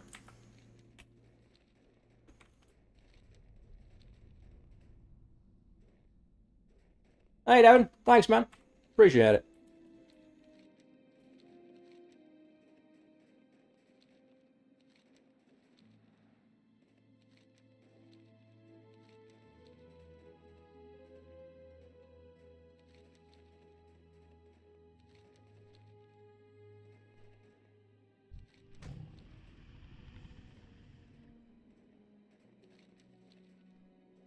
Tell you one thing I am worried about, though, with Cataclysm, and it's because they've added it to retail now, is the geared level boost. So, in ZBC and Wrath, level boosts were a one-time thing, which was bad enough, attached to purchasing the Dark Portal Pass or the Expedition Pass, whatever you want to call it. And it was one and done per account. You buy the pass, like an expansion, and then you get that as a perk. And now you can just go to the shop. You can go to the shop. Fucking hell. And it should be on here somewhere. Oh, it's not here. But it is an option. I think it's not here because it'd be a bit too obvious. But if you go to like the Blizzard store or something, you can just now buy level 80s for Wrath. And it's god awful. But in retail, they've added a geared character boost. I haven't looked into it too much because I read it, facepalmed, and just kind of cringed. But basically, it's called, I think it's called a Raid Ready level boost, where you're Raid Ready. You have a character with Raid relevant gear. So and it gives you a bunch of rep and with certain factions to a certain degree, and all these other things. So it's like, okay, so you are now charging, I think it was like 70 quid for skipping leveling, skipping reps, skipping gearing, and diving straight into the raid. How much of your game do you want to kill for 70 quid? And I have deep, dark, terrible fears that they might implement that halfway through Cataclysm.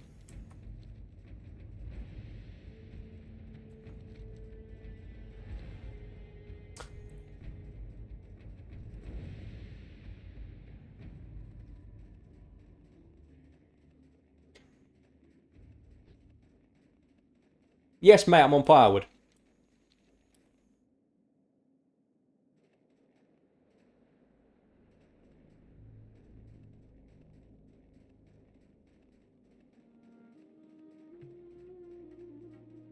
I need to get closer. Yeah, to be fair, I'm waiting for Warguns as well. Because the two, well, if you've seen me main video, the two classes I want to play mainly are Mage and DK. And I'm going to turn them into Warguns. I like Warguns. Well, I like Cataclysm. It's actually the only expansion I've got one of these for, which is the Collector's Edition. And it's beautiful. It's pride of place on a shelf over there. So yeah, I'm big into Cataclysm, if you couldn't tell.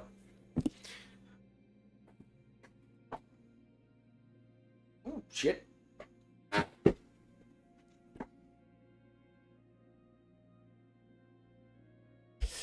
I haven't got massive collections. Well, I've got every physical box up to Legion.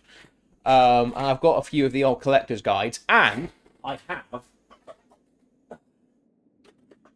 a tinful of the trading cards. Because when I was, God, I think like 8 years old or something, I was in Pink Planet, which, if you don't know, in Britain, it's like a kind of game shop, I suppose. They do trade-ins and stuff.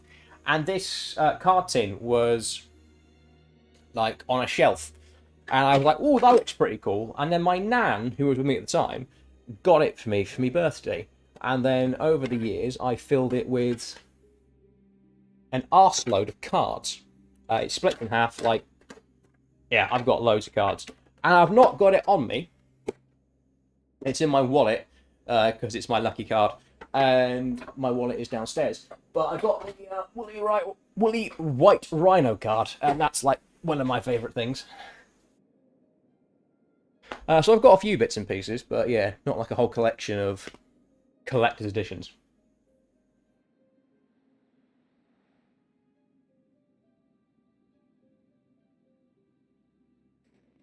Yeah, I get what you mean, Devin. It's just daft and pointless, and like, The thing is, leveling in Cataclysm is going to be mental, as it is. So if you're in a level 25 guild, I think it's like, 30% experience bonus, something like that. That with heirlooms and other things that just change in Cataclysm, you will breeze through leveling at a breakneck pace. So what's the point in boosting? Give it a week of playing and you'll be done. And it's the same in retail. Just bloody log in and level. You won't be there forever. I don't mind my leveling taking weeks. To me, that's fun. I like the whole process of it. I know not everyone does, but still. They didn't nerf heirlooms until, I think, Shadowlands. So heirlooms should still operate as they do from Wrath till then, which is like 10-20% XP. Well, hold on, let me do the maths.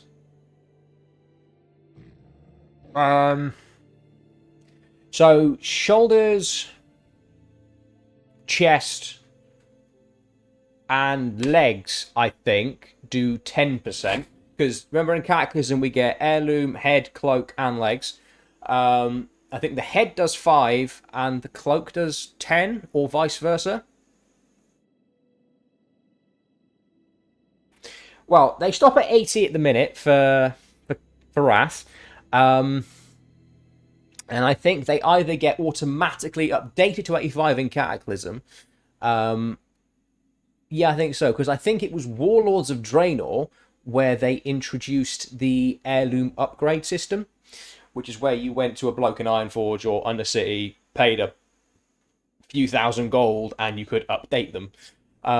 Yes, it was something like that, because I remember all the heirlooms I had before that change were already max level, but anything I bought after was capped at 60. So, yeah, heirlooms are broken. And to be fair, like, I never really had an issue with heirlooms. Because, think about it, by Kata, by Mists of Pandaria, if you are a veteran player, yeah, sure. Having a little thing that you can go and buy, glue on your character, and just make leveling a bit faster, that makes sense. Of course it does. Like, that is just the and a new player wouldn't have access to those items anyway, so they're not really going to notice. I've never had an issue with the idea of veteran max level players having access to items that allow them to get to the end a bit faster, because every game near enough has something like that. Even if it's just the experience and the foreknowledge, you know where you're going, what you're doing, you're going to be quicker. It's going to just get through it. But with buying boosts and having all that available to someone who hasn't played is just ridiculous. What is the point?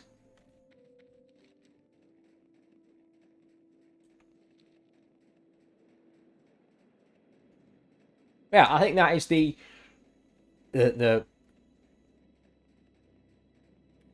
operative word, I suppose. Alt is there for alts. So an alt having them makes sense.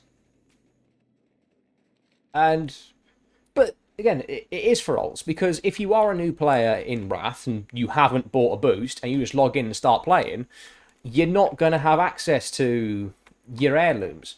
And even still, I've only got 4. And I just use them to speed up the process a bit from 70 to 80 on like my last 5 characters. Because why wouldn't I? Now, I've done Northrend God knows how many times at this point. I'm not really looking to sightsee anymore. I want to go and raid on my mage, my druid, etc. Right, that's all that. Let's go down to Ajara, one of the most unfriendly zones to travel in. Hey.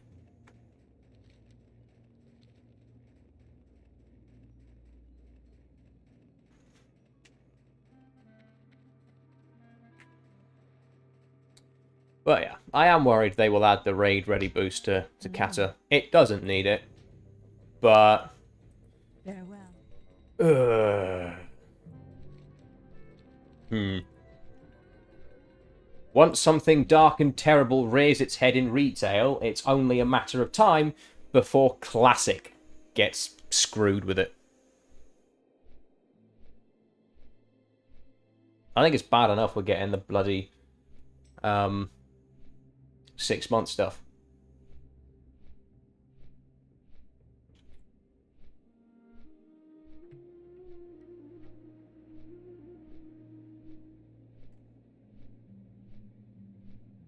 Alright, there's a bloke whispering at me. Are you farming the Frost Saber? No, I'm done, darling. Don't worry, I'm leaving now.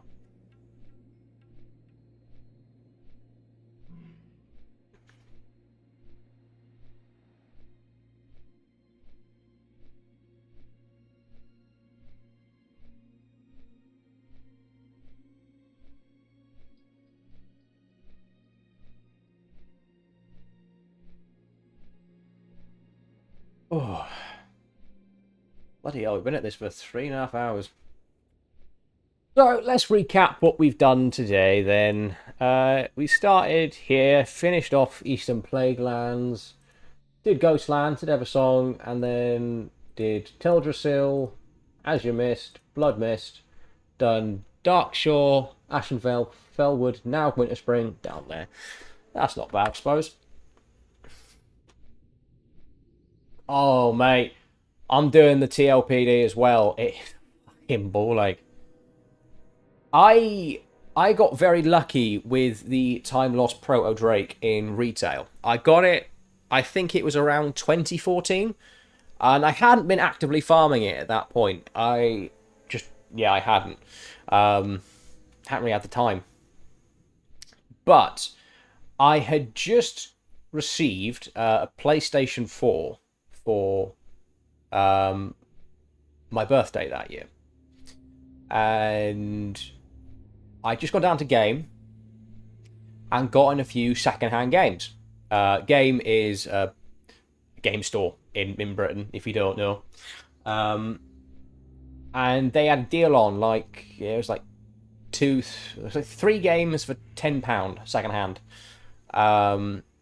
and to a grubbling teenager, that was gold dust. And I remember it very well. I got Middle-earth Shadow of Mordor, and I played that game to death. But what I did was, I set up my PS4 on my desk. I plugged it in, because I had, at the time, I had one PC screen, but I had a TV up top. Because, I had a layered desk. Anyway, put the PS4 on.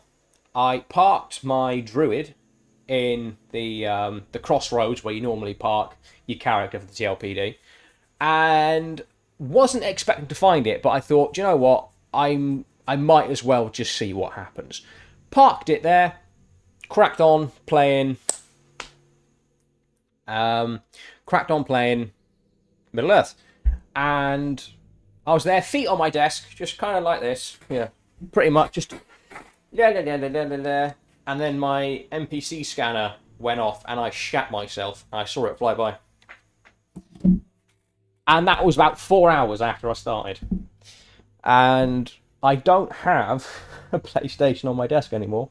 Otherwise, I might do the same thing now. Though, to be fair, I probably just put one on a different screen. But, yeah, I've been trying to get it. Actively farming it for the last 2 months, and no fucking luck. There's this one bloke, actually, and it made me weep. It was on my server Discord, I think I saw it.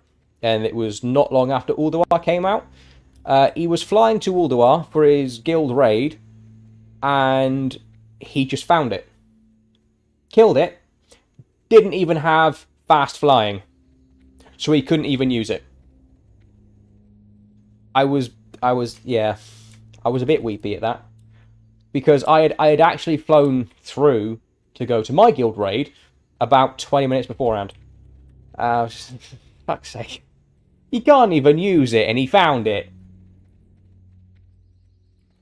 I was like, bravo. I mean, that's lucky, but Go and spend the 5 grand.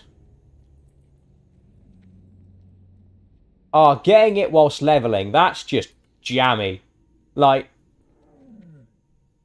that...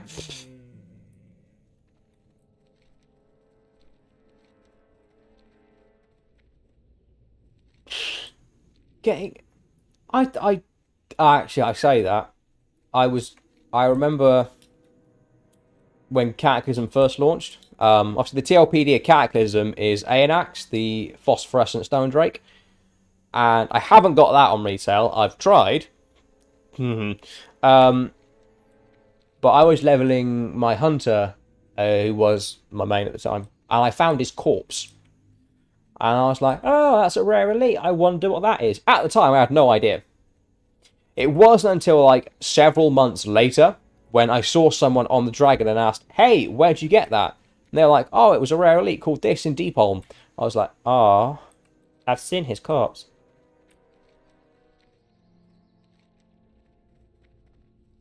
And that reminds me of another thing. I have this mate from school, right? He plays WoW very intermittently.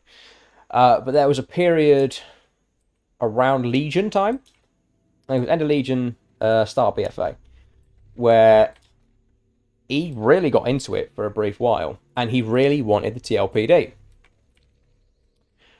And I shit you not, when I'd log off at night, he'd be camped out in Storm Peaks. I'd log on the next day, he'd still be there. He never found it. And then one day, he said he got up from his desk to go to the loo, came back 5-10 minutes later, went to do a circuit, and he found the corpse. In the time that it took for him to go and have a crap, it had spawned, someone had killed it, and left. And I don't think he's been back since. Because even I have to admit, that was slightly tragic.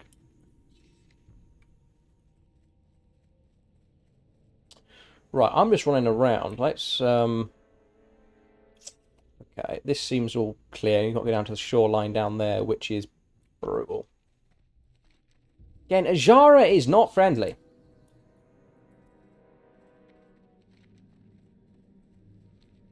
Yeah, I think I would have wept if that happened to me. Like, Oh. Oh, wait, Bear. This is the fella you can bludgeon for the sinew that I mentioned earlier. Can I attack him? I can't attack. Oh, I can't. Well, him. I think when you kill him, this fucker spawns. So, yeah, he drops the sinew on a guaranteed drop.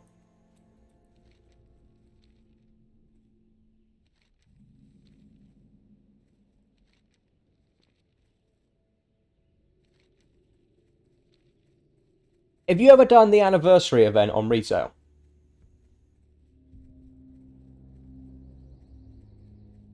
Because all the world bosses are a part of that. So if you've done that, you probably killed him then. A lot of the loot is different, but I've actually got a screenshot somewhere of me and my old guild masters retail sat waiting for him to respawn.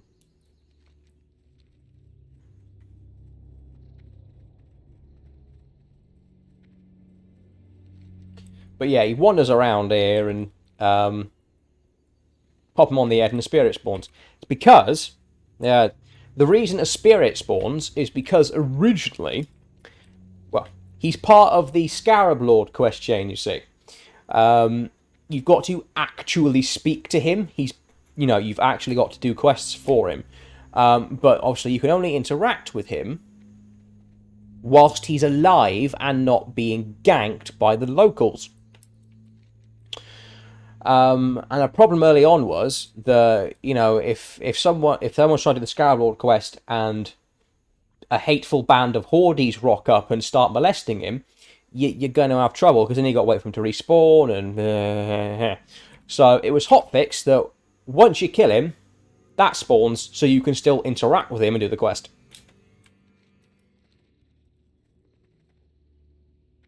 which is always quite neat, I find.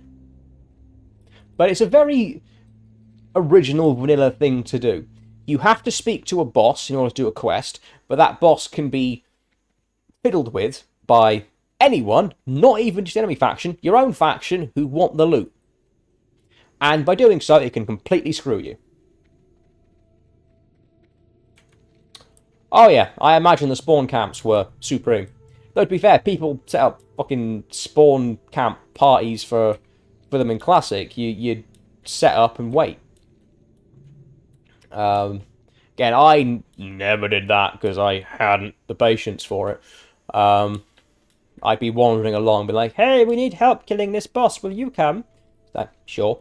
But I had a friend. She did with her guild during Classic. And I've seen the screenshots, and they just spent hours sat around waiting for these things to spawn. There is a tedium to that, which I know is ironic, given that I just said I'm farming for the TLPD. But they weren't the only ones. There was just armies of guilds waiting for a boss to spawn that they could try and tag. Like a rare spawn with a rare mount, I can kind of get, but it's kind of why raids are instanced, so you don't have 3, 4, 5, 6, 7, 8 raid teams after the same boss. Yeah, the level characters. Oh my god. Do you know what? My raid leader actually frightens me, because he was one of those people that had 3, 4, 5 accounts with characters sat in different places, waiting for things to spawn and, you know, warlocks to summon. That's dedication and money I would never spend. Like, it's bad enough I've got a second account, but I couldn't imagine having as many as he does. And he deactivates and reactivates them on a whim, and I'm just like, why? You've got one account with all the things you need on it. At the minute, he's converted them all into alchemists, and he's making fucking millions of gold. The jammy bastard. But yeah, that just... mental people.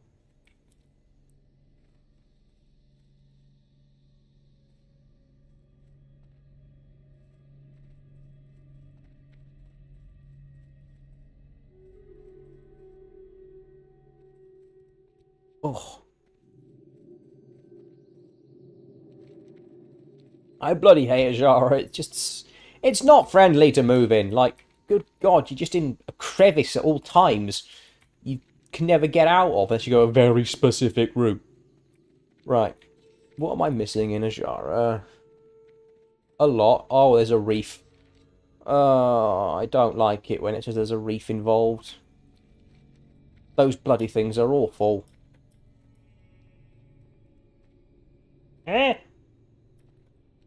Bugger off! Like, I'm genuinely conflicted on Cataclysm blowing up the world. I always was. I liked the way things were. I remember being very unhappy when the Barons got cleft in twain. But, having said that, I'm quite looking forward to Azara's facelift. You can actually move around in it, without getting caught on every twig and branch and rock.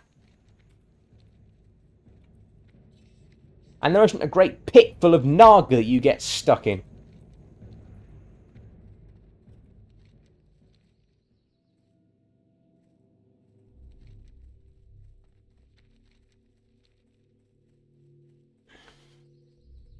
Like, I love the charm of classic zones, I really do. Except this one. It can get fucked.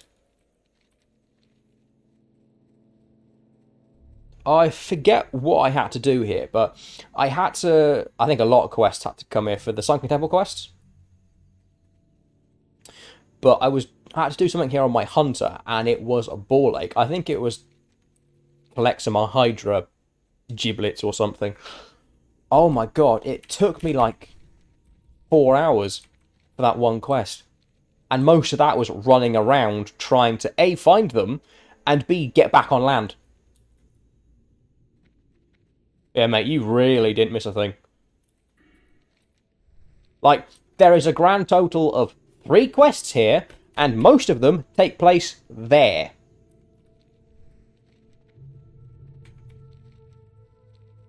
Oh, Timbermore Hold.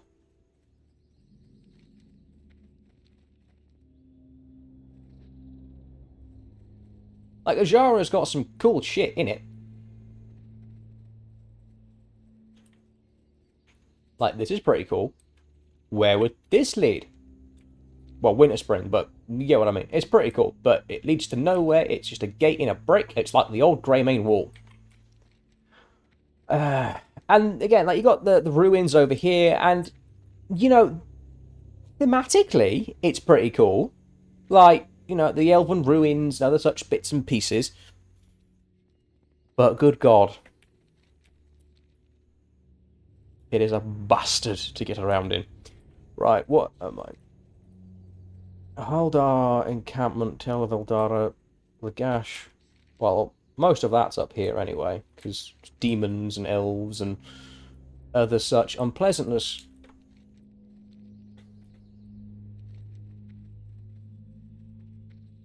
Oh yeah, Durotar. Well, that's mostly done.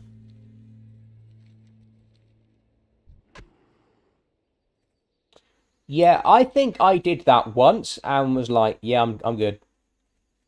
I am what you might call a lazy bastard.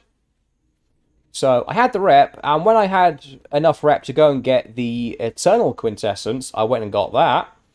But, no. Like, oh, I've got to go to Ijara every week. Yeah, I'm going to be late to every raid. Sorry.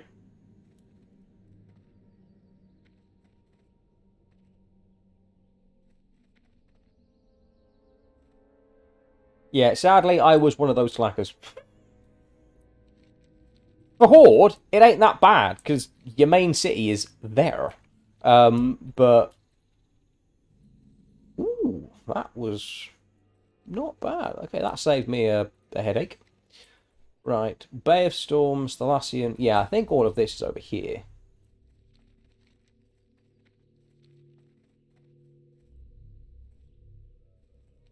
Like I say, once I had the Eternal Quintessence, I went and got that. I was happy to. But, no. And the thing is, I was a paladin. Holy paladin. And I didn't have an epic mount until the charger came out.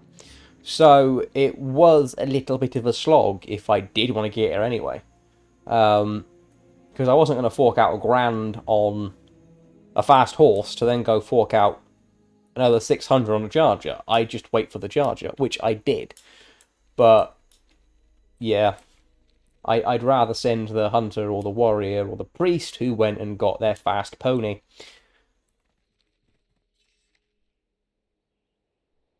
Bear Storms. Okay. Yeah, I think all that is over there. Bear Storms. I think some of it actually might be along here, because... What was it? Temper of Arkrun. Yeah, I think they're around here, because that's a lot of the giant stuffs. Oh good, that means getting trapped with the Naga again. Oh, joy of joys. Yeah, I thought it was. Because isn't... What's he called? Duke Hydraxis over there.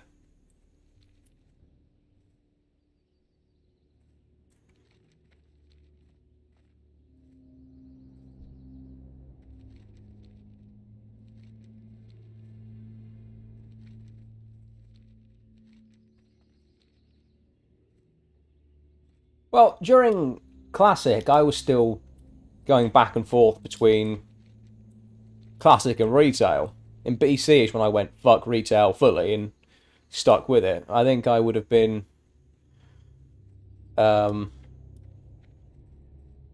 a much more no-life position in Classic had I just stuck with that from the start.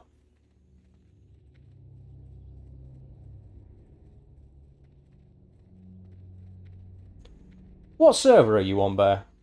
And what faction as well? Just out of curiosity. because I know what it's like on some servers for different factions.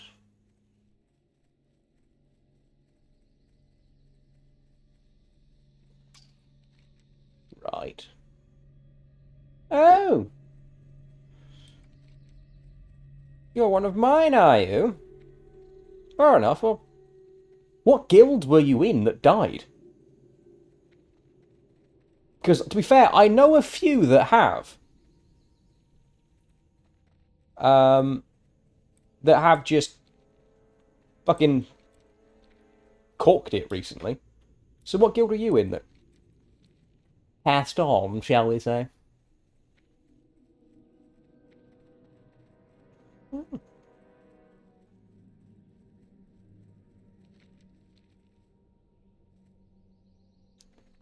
I remember them. Remember Partial Recall, yeah. My first guild was Phantasmagoria in Classic. I joined at level 50. I was in their first Raggy kill. That was fun. They stopped raiding in Ulduar, I think.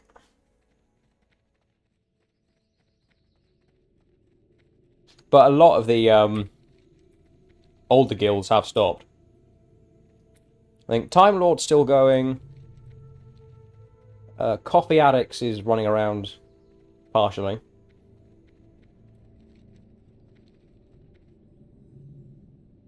But there are a lot more newer guilds. Yes, it was these bastards I had to kill for my Hunter quest. And they just had a spawn rate of -1. They were not fun. Right. Right. Okay, so Haldar encampment. I have no idea. It might be out here.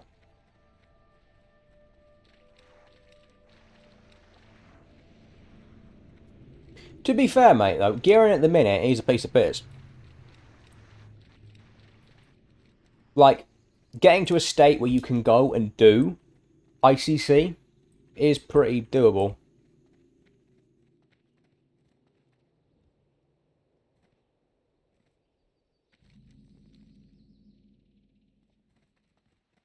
Right, it's the Temple of...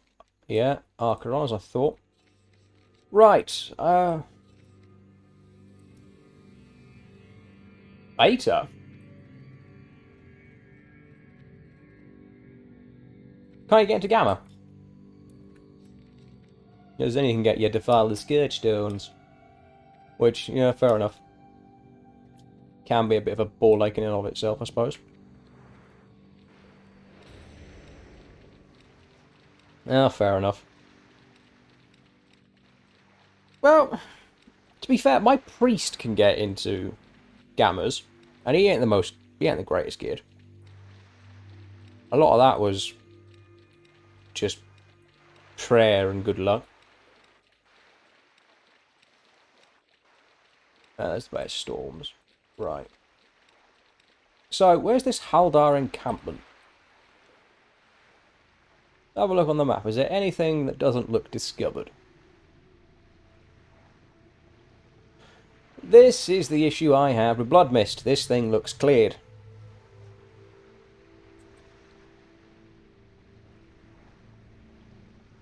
So what's your main at the minute? Is it just a... You mentioned a warrior earlier.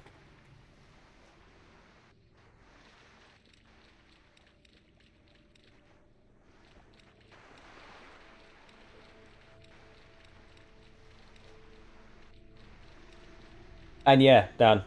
Water walking for this. Fucking glorious. Honestly, don't think I'll be doing it without. No, fair enough. Yeah, to be fair, tanking is possibly the biggest ball ache if you haven't got gear. Because you won't get anywhere. I mean, if you... Well, you're new, aren't you, to all of this? But I did a thing like 5-6 months ago. Basically about getting into Wrath. And I did a prop paladin. And it was a complete arseache up until... I was using gear score as a metric because that is sort of the common metric at the minute. I was like 4.4k gear score. After that, I kind of just breezed on through it all. But there were points where I'd join a group, say, look, here's my gear. Isn't that great? But I know what I'm doing, yada, yada, yada. But, yeah, no, that's fine. They'd get in. I'd get in and be like, oh, actually, we've changed our mind, and then boot me. And I went through that cycle about 3 or 4 times. There was one time in particular that severely fucked me off. I was trying to get into a VOA. And they already had 2 tanks. They had a Blood DK and a Warrior, and they were geared to the teeth. And they were looking for a prop pile. I was like, hey, I can come. Here's my gear. And yeah, it was during TOGC, so the boss of the moment would have been Emelon? No, not Emelon. Coralon. Yeah, I think Coralon's the fire guy. The fire guy. I was like, I can do that easily. Just stand there and take the hit. I'll be fine. And like, yeah, that's fine. And then they invited another paladin. He was a ret paladin. I was like, it's a ret. I'm fine. It's a gear. It's a Spectron. Doesn't matter. And then turns out he's talking shit to me about me to the group leader. He's like, well, I'll tank. Just kick this guy and I'll tank. I was like, right, okay. Someone's being a little bit cunty, but. And I said, wait, what are you doing there, mate? I was here first. You know, we've spoken. You were fine with it. You've got 2 other tanks. What's the problem? And it's like, well, he wants the prot gear as well.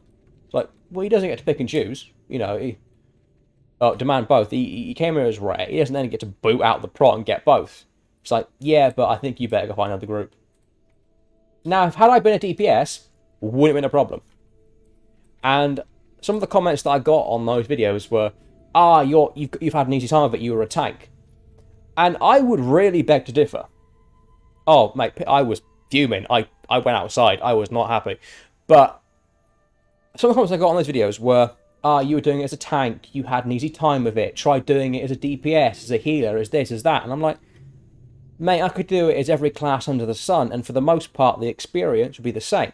But I would beg to differ in almost every regard that it is easier as a tank than as a DPS to start this game and pug it through to a point where you are grand, where the doors have opened, and you can go and do what you want. Because you can join a raid as an undergeared DPS, and you can get away with being shit, especially when there are 20 other people like you, or 20 other DPS. You can hide in the mix. They can inspect, as long as you aren't dying and causing wipes as a crap DPS. You generally get away with being a crap DPS, at least in the pug. But if you are a bad tank, you stand out a mile away. If you are an undergeared tank, getting into a group is next to impossible. Where the fuck is this encampment? Haldar's encampment. No. That's what it. Google.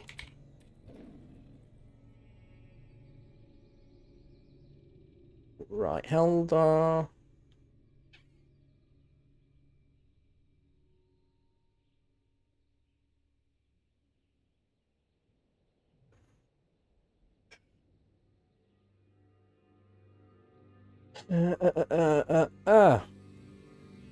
Right, Haldar encampment was located in Western Najara, northeast of the Shadow Song Shrine of Old Valamark. Yeah. Right. This isn't helping. Where are you? Just show me on a map. Where is it?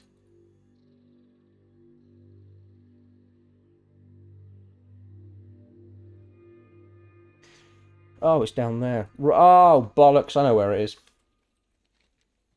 Yes, it's down there. Arsehole. Yeah. And I would argue, with a live long day, that it is much harder to get your start as a tank in Classic than anything else. Because tanking as as a thing, people are doing it less and less these days because it's toxic. Not to be a tank, but to be on the receiving end. Like, if you are a tank and you screw up, the fucking earache you get from people in the party is unbelievable. There we are. Thank Christ for that. And particularly the higher up the chain you go, if you screw up as a tank, you will feel it. Because A, it's obvious, and then you will have every bastard under the sun telling you what you did wrong. Which, there's nothing wrong with constructive criticism, but when you've got every member of the group potentially flaming you, and not asking, do you know what you're doing, do you need help, etc., it's god-awful. It really is. Like, I'm not too fussed. I've been playing this game for forever, you know, and generally if I don't know it, I'll be like, right, I understand the basics of my class and how tanking as a concept works. Are there any funky mechanics? No? Okay, we're fine. But you just it isn't that friendly to new people who want to be tanks. So, yeah, people who argue it's easier to be a tank are deluding themselves. Actually, I think it'll be easier if I just run down the river.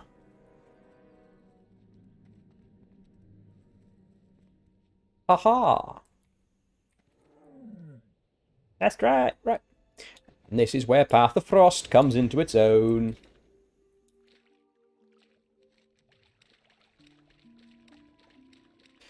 So what you say there, mate, is gear is so important on a tank.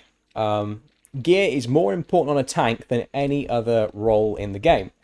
Because if your tank is undergeared, no matter how good your DPS are, how skillful your healers are, you're in for a hell of a time. And it's much harder to get away with being a lower geared tank in endgame content than it is a lower geared healer or a lower geared DPS. Because if your DPS aren't that geared, right, depending on the fight, you might either, I don't know, not kill it, or it'll just take a hell of a long time to kill it. Now, if it takes a long time to kill it, that's might be annoying, but it still dies. If your healer's undergeared, maybe you just take smaller pulls. So instead of pulling 3-4 packs, you pull 1 or 2. That sort of thing. If your tank ain't got gear, yeah, you're in for a world of hurt because they will fall over very, very quickly. They will get bitch slapped into oblivion, and there is just not much you can really do about it. But as a tank, you've got to go into those forms of content to get the gear. And unlike healer or DPS, you can't cheekily substitute your gear, or subsidize your gear, sorry, with the odd PvP piece. Like, if you are a freshly dinged character and you've got a load of honor points, pretty standard thing to do, go and buy some cheap PvP gear. Because it will just hold you over until you start picking up your heroic dungeon loot, or your gamma loot. And then you can start gearing properly. It gets your foot in the door. But there is no such thing as dedicated tank gear in PvP. There's resilience gear, yeah, it's all resilience gear. But there's nothing with like dodge or parry or defense on it, because you don't need it in PvP. That's what resilience is for. Right, Duratar. Right, Dry Gulch Ravine. I think that's what this is. I'm going to have to run into it, aren't I? Yes, I am. Alright. Skull Rock, Echo Eyes, Kolkar Crag. Yeah, no, all of you. Corrupted Scorpion, oh my. You're a bit far away from where you normally spawn, aren't you? with the level 7s. There we go. Right, that's the ravine. Uh-huh. Oh, no, that's Skull Rock up there, isn't it? Yeah. I think it is. That's where you go and deal with the Burning Blade. Yes, it is. So then send... Yeah, those 4 are a piece of piss. Just down there. Happy days. Oh.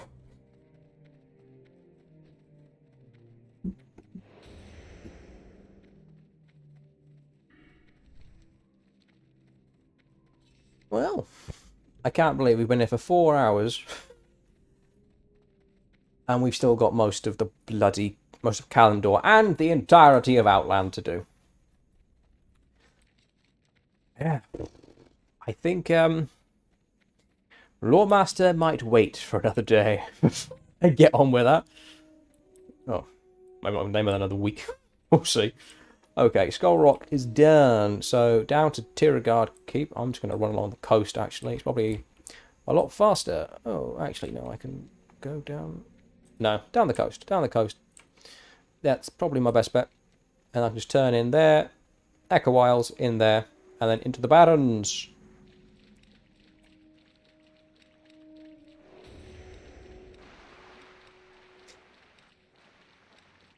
Path of Frost is very mildly broken, and I like it. I like it a lot. Like, I can avoid everything and everyone. I'll just run on the water. You can't catch me, you peasants.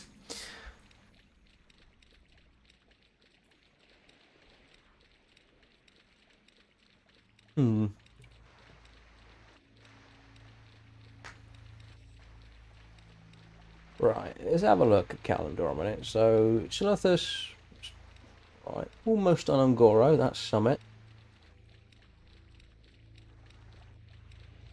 Oh, that bloody thing. Yeah, I remember that. Yeah, if you got that behind, you were screwed, sunshine. I remember, actually, someone offering me many thousands of gold in order to stand with them for, I think it was about an hour while they wait for it to spawn. And it never did. But I demanded my money up front. So after about an hour, they went, fuck this, I'm leaving. And I walked away with about 8 grand. It was a very productive afternoon. But why did that whale drop? Because I cannot remember that for the life of me, but I remember everyone wanted it. Yeah, free gold to go AFK, it was pretty grand. Just check in every 10 minutes, make sure it was refreshed, and we were grand. But what... Was this because he was a rare elite and not a rare? Because I know there was some... Obviously, the distinction is the rare elites have the wings around the portrait as well. Yeah, I think it was just that, wasn't it? Because... Remember him and the Dread Pirate you could spawn at the other end of the island? It would have been what?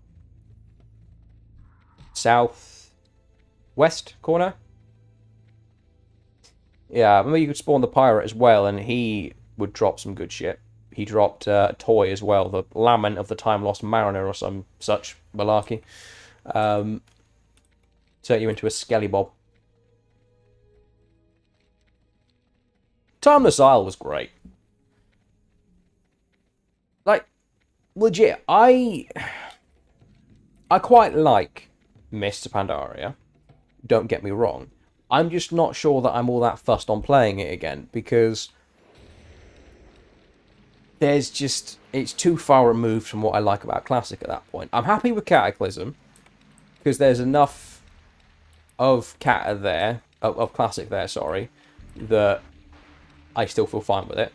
But the raids are decent. You know, I've got my Worgen, I've got my DK, I've got the comfy things that I like. But Mists, I'm not really sure I want to do Mogushan Vaults or what was the other one?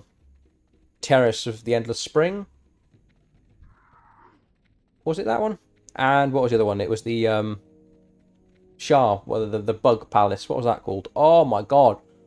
You killed the Empress at the end.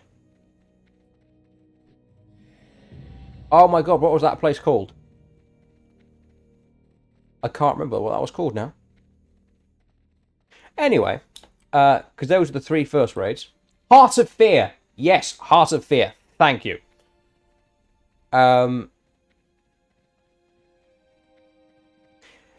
See, that's what I remember, because the name doesn't seem to have anything to do with the actual raid itself.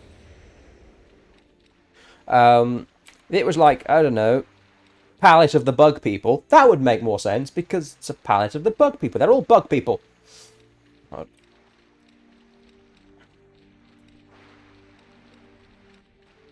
They weren't bad raids by any stretch. They were pretty decent, and it was a nice opening, but I'm just not sure I want to do them. And yeah, Throne of Thunder's cool. No doubt about that. But then we start getting into Thunder Forging, which I really can't be fucked with. And then after that, well, the raid after that is Siege of Orgrimmar. Because 5.3 was a story patch more than it was anything else.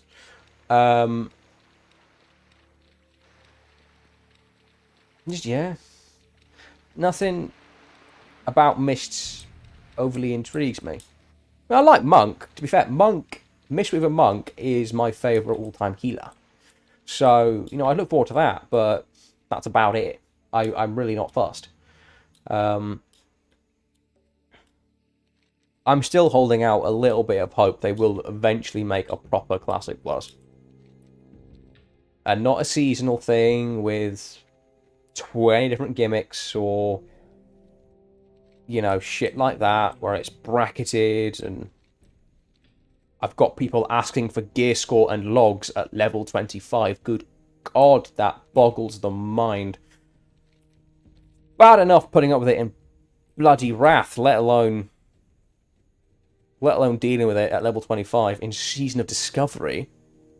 I don't want some plebeian asking me what my gear score is as I wander through Ashenvale. I barely pay attention to it as it is. Right, what's up here? This is the... Oh, it's the mine and the... Yeah, okay, I remember now.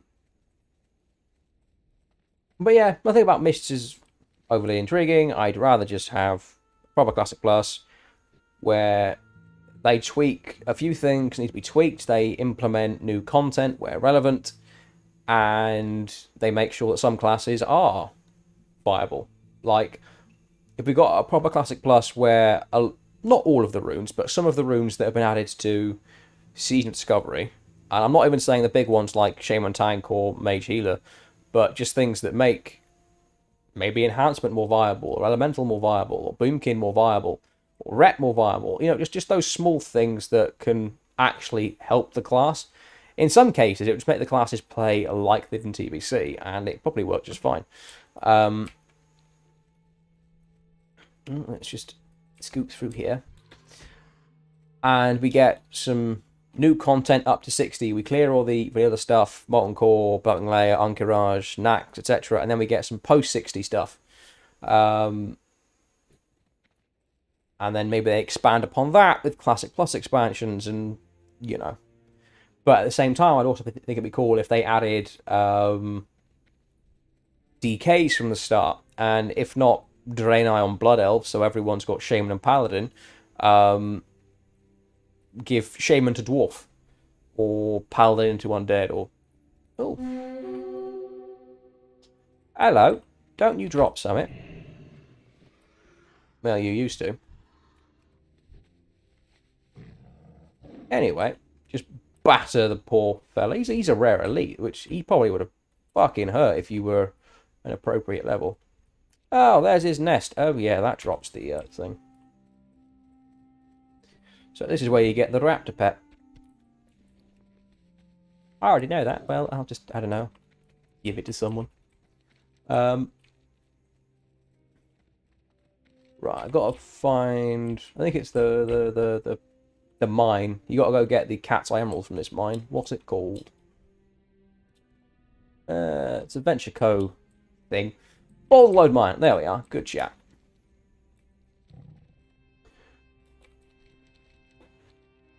It goes back to what we were saying earlier about them speeding through Cataclysm. What's the point of them doing that? What is the end goal? And I think that's what worries me. And it worries me more than anything else that has happened in Classic up to this point, because whilst we have understood there has been an increased content cadence, because people are clearing things a lot faster than they did originally, which makes sense, because Classic raids are not as technically challenging as modern stuff. We as players have all the information. We've grown, as a whole, in skill over the last 20 years, and we tend to expect a higher level of endgame content. That's fair, but when they're actually going, yeah, we're going to make sure you go through this as quickly as possible, why? What is so terrifying about Cataclysm you want to burn through it like that?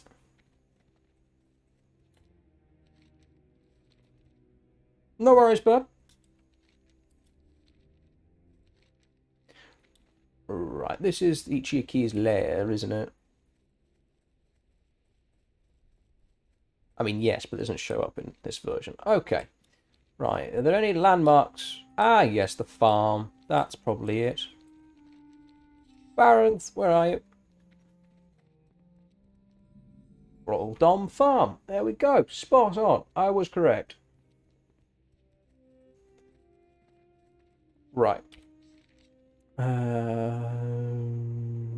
Yeah, go do all of that stuff. Forgotten Pools, Dreadmist Peak on a stand. RFK, yeah. No, wrong button. Morshan Rampart. I think that's that. Or is that? I think that's that. Let's go and have a look up north.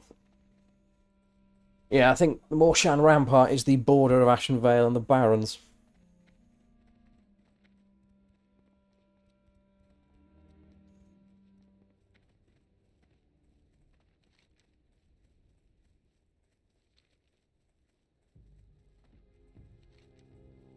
I think, yeah.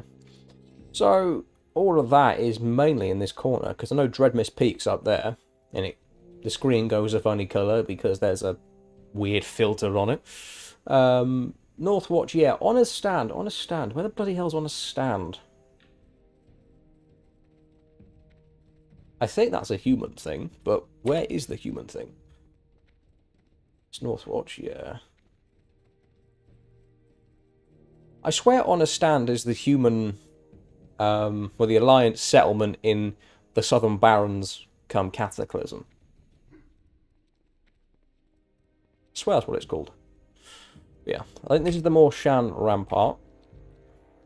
We shall see.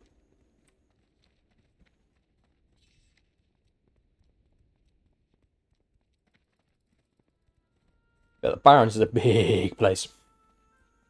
Yes, it is the Morshan Rampart. I was right. Spot on. My memory isn't complete shit.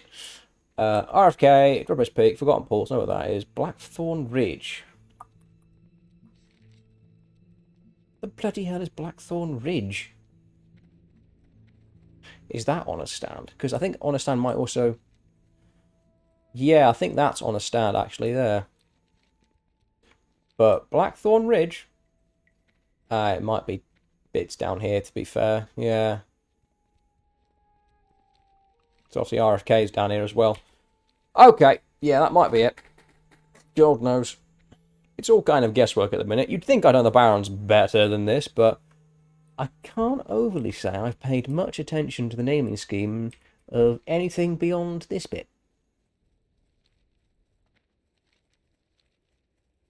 Well, this is what the Harpies are, so I imagine this has got a name of some descript that I have completely forgotten. This might even be Blackthorn Ridge. So, yeah, RFD, RFK, those are easy enough. Dreadmist Peak, Forgotten Pools, Northwatch. This is the Dry Hills. Right, let's get to Dreadmist Peak then.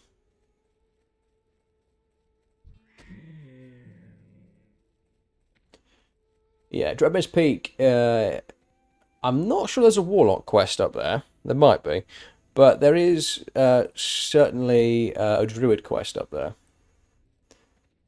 Is that a path? I didn't realize there was a path up there. I always run up the side of the mountain. I mean, it would make sense there was a path, because you've got to get up there somehow, but I always just shuffled up the side of it. Yeah, you get up there and, hello, Burning Bladelock. I'm not even sure if these guys are for anything other than that druid quest, and you just want to get to the top and... I think it's a druid quest, anyway. Yeah, it is a druid quest. I think this is the horde equivalent for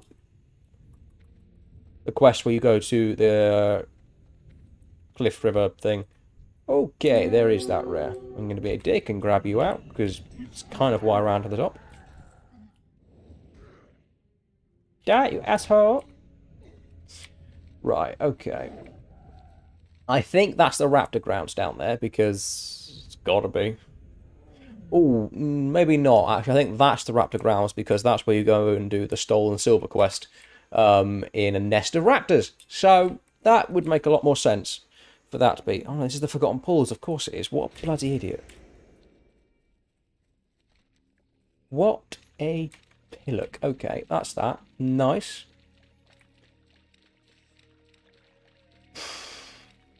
Where is it? What's it called? Blackthorn Ridge. I still have no idea where that is. Again, Raptor Grounds, have an idea. Northwatch, yes. On a stand, I think it's here. Because I think this is the tower that falls into the crack during the cinematic. No, that's the way you go if you want to sneak around as an Alliance player. Ah, no, that's the tower that falls in, because that's where the crack... Yeah, because this is... starts here and goes all the way down there, doesn't it? Yeah, kind of... The world, the zone just splits more diagonally than it does directly in the middle. Right, is this on a stand? Yes, it is. I was right as to the name, because this is where the Alliance do set up camp for one of their places in Kata. So... not bad. Maybe then, that's Blackthorn Ridge. So I've got to go down here. Raptor Grounds there, Northwatch there, Blackthorn Ridge, RFK, RFD. That makes a lot of sense. I will go with that.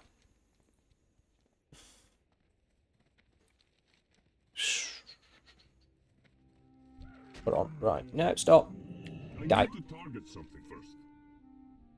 Stone Talon, I've just got to go do that bit. I think that bit. Let me double check. Stone Talon. Malakijin. Oh, there are a few bits en route as well. Yeah, down there. This chunk. That's fine. So do that. And then Mulgore, I've got to basically do the edges. I hollowed it out because I went and killed Bane Bloodhoof some time ago. That's fair. And then on the other side of that is Desolus. Pardon me. Bloody hell. Fucking hell's bells. Yeah, that should be fairly doable.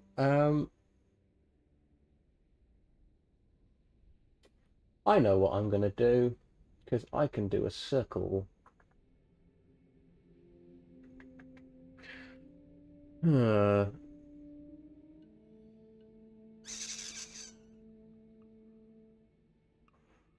Yeah, I might do that. I might do a circle around Mulgore. So I'll go down here, get these two, head into Mulgore, clear out Mulgore, and then make my way into Thousand Needles, do Thousand Needles, head into Feralas, do Feralas, into Desolus, do Desolus, into Stone Talon, back into the Barrens. Have I done Dustwallow? No, I haven't. But I can finish up Stone Talon, go back into the Barrens, and then fly down to Dustwallow. Or hell, even just run down and discover Alkaz Isle. That will work. There we go. Planning the route. I just twat myself in the face with the, I forget what these are called now. Drawstring, pulley bits. Right, let's finish up the barons. Actually, it's half full. Bloody hell. Well, I said I go to 5, didn't I? Might be able to do a little bit later. I will have to inquire with some peoples as to if I am ready.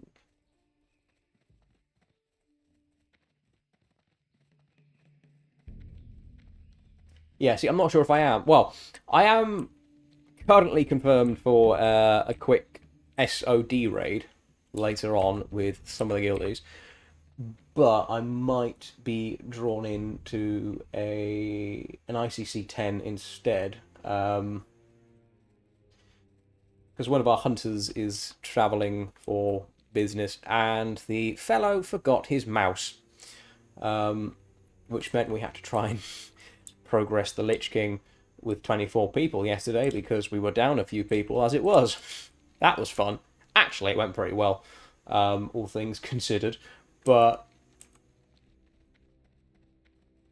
yeah, my hunter might be called to battle.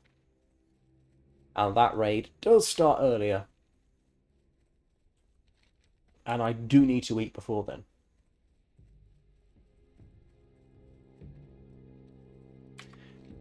Yes, I swear this is Raptor Grounds.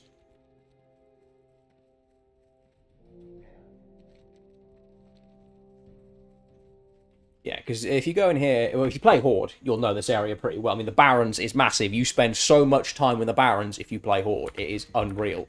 I don't think you spend as much time in any other zone before, like, level 40. Well, actually, no. Stranglethorn, that's quite big, but you kind of come and go when it comes to Stranglethorn. But yeah, you spend so much time in the Barrens, it is mental. I love it. I've always loved the Barrens, to be fair. But that was because when I was a wee nipper, yes, I was correct. When I was a wee lad, one of my favourite characters, and I've still got him to this day, was a Tauren Druid by the name of Gromba. Bloody loved that character. Still do. He's my second level 70 in Dragonflight at the minute. And I just spent an inordinate amount of time in the Barrens and Mulgore. Like, I don't know why, in Mulgore, I ran around killing that rare elite, Enforcer Emilgund. It's a big fucking ogre. And he just spawns in a hut outside of Thunder Bluff. And I worked that out, and just every time I logged on, I had to go and find him and kill him. At least I was at level 20, and I was like, there's no point anymore. And yeah, I just ran around this area in my druid forms going, life is so awesome! Tauren druids are so awesome! I was a very stupid child. But, ooh, actually, yeah, I'll make a break for Mulgore while I'm here, finish off the Barrens afterwards, because this area is, it's very mountainous and weirdly designed. It's not friendly to any form of route planning. So I get Mulgore out of the way, and then I can work on the zones to literally border it. It is a landlocked zone, is Mulgore.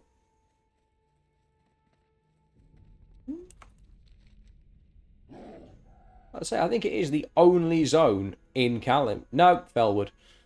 Say, I think it was like Hyjal, technically, I suppose. Yeah, yeah. Hyjal, Felwood, and Mulgore are the only landlocked zones in Kalimdor. Everything else is touching some form of water.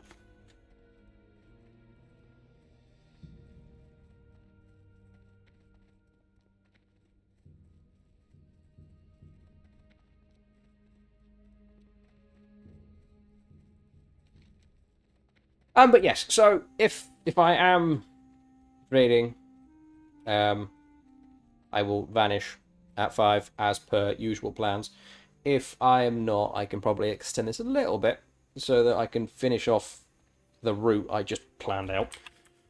If not, I'll have to remember that route for another time. Right. Right, let's go down here.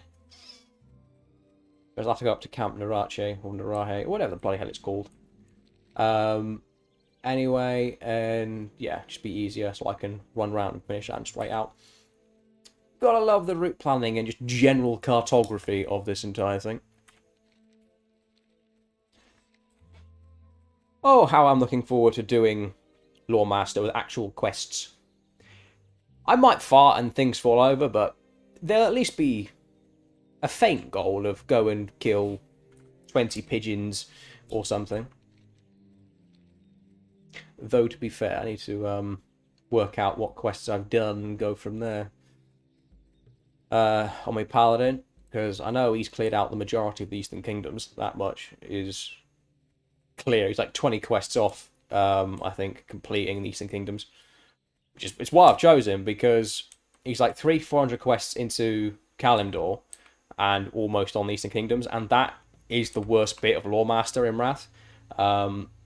Outland and Northrend, they're all sectioned off zone by zone, so you know how many quests you've done and what zone to go to, and you've got flying in both of them, so just the convenience is massive, whereas it is a little bit more of a slog in EK and Kalimdor. But on my Paladin, I do also have Crusader Aura, so I will be getting around a bit faster.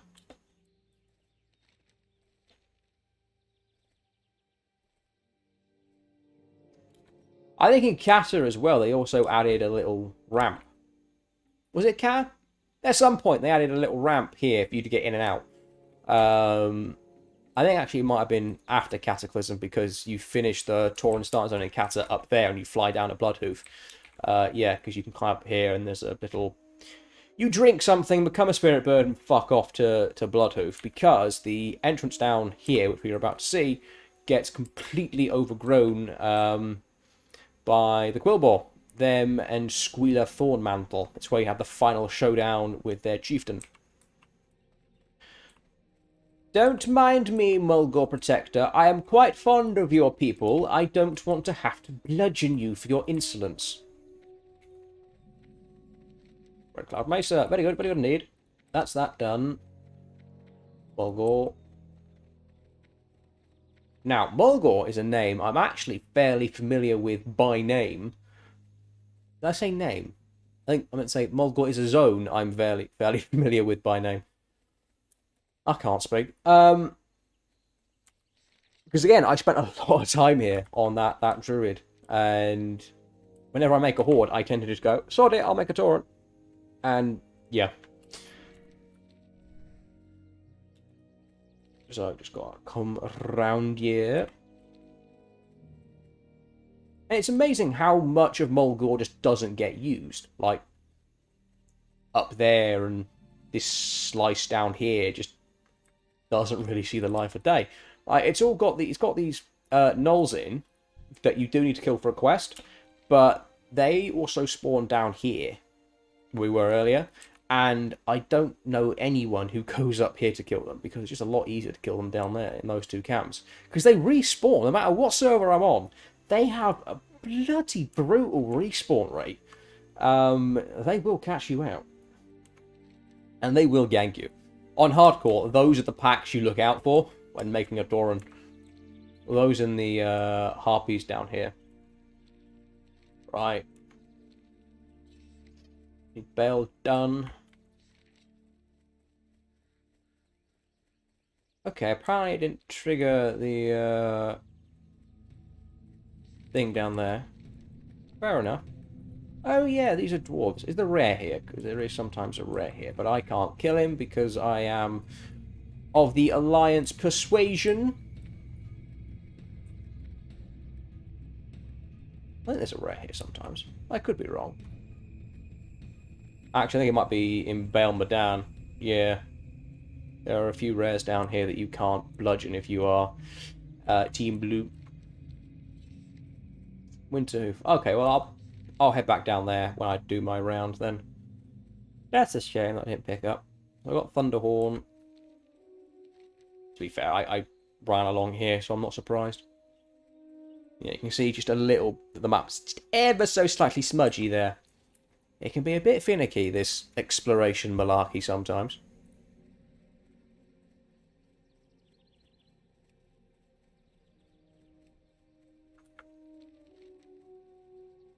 Hate Lash. Oh, remember Hate Lash? That was a rare I also became intimately familiar with because she was a rare elite. And she'd fuck you up because she's nasty. In vanilla, it was basically just a rare elite, but the rare elite dragon hadn't actually been used yet. You just got an elite dragon around you. So what I've got up there, that's the rare elite dragon, the silver with wings. Rare just has a wingless silver dragon. And I ran into her a couple of times on my aforementioned druid. There she is, Hate Lash. Yeah, see, she's a rare elite. She had the wings. She's nasty. And she will ruin your day if you are ill prepared. Did I? No. Is this Wind Fury Ridge? No, I think Wind Fury Ridge is down there. Just to be safe. No, cool. Yeah, Hate Lash is nasty. You want to have a go? Make sure you either bring a friend or healing potions. That's all I'll say. And then Ghost Howl. I'm not even sure he counts as a rare, because he's always up, because he drops a quest. You kill him and you get his cloak. I mean, he's a rare in the sense that he's got a silver dragon around his name, but whenever I want to find him, I find him. Like, just find his spawn points and voila.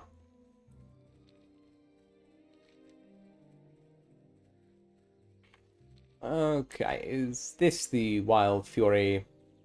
What's it called? Wind Fury Ridge. Come on, dears. You gotta give me something.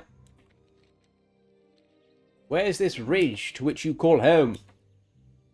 I need to explore it. Take it off the map, as it were, so I can bugger off to pastures less green. Because this is blindingly green. Yeah, so that I mentioned earlier, he spawns here. I don't know why I fixated on him as a child. I just did. I knew he was there, so it was my mission to log in, crack him over the head, and there he is there. Emilgund. And just run away again, laughing like a bloody idiot. Right, Wildmane, Waterwell, yeah, cool. Why don't you update properly? Thank you. Well, that'll be red rocks over there. So maybe that's the ridge, because that's the mine, and that's the well. Yeah, cool. Excellent, because this is where the Tauren go and bury their dead. It's actually where Cairn ends up being buried. In Cata. You finish the zone, and yeah, and then you come in here and say your farewells to Cairn Bloodhoof, chieftain of the Tauren tribes.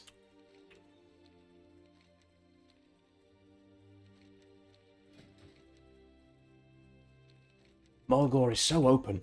Like, there are some zones that you don't really notice the travel time because of just how packed they are. You know, there's things in the way, there's trees.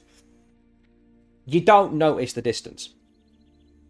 In Mulgore, you sure as shit do, because it's just plain, open plain. You can, as far as the eye can see, it's just green. Which, you know, it's not bad. It suits the cow people.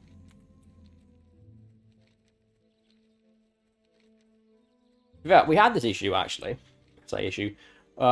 When I used to walk home from school. So, me and a lot of my mates actually lived in a similar sort of area, and if not in the same area, on Route 2. And there was this one stretch of road where one of us lived, and we had to go past the stretch of road. It was a very long, I think it was like half a mile. It was fucking long. And if you walked straight down it, it felt like it took forever, because you'd walk down this stretch of road, but then you'd get to essentially a sort of country path. They eventually paved over it, and it was a bit nicer to walk on.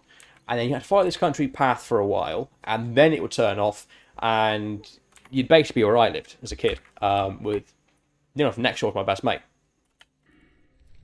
And if we walked straight down it, genuinely, it felt like it took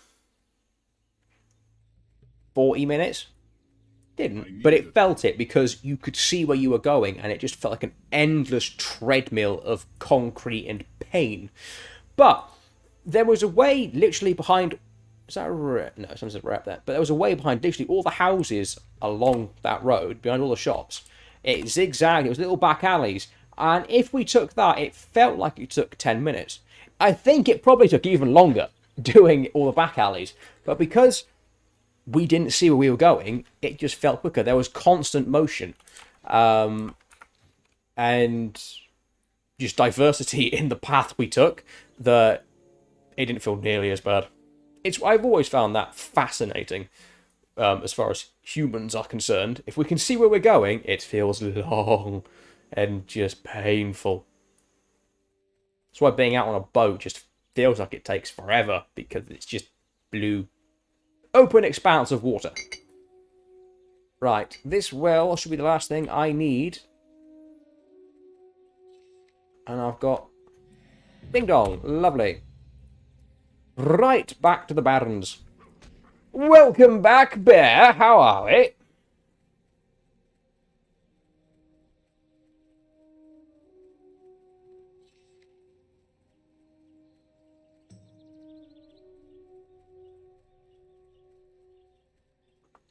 Yeah, Barrens, that'll do.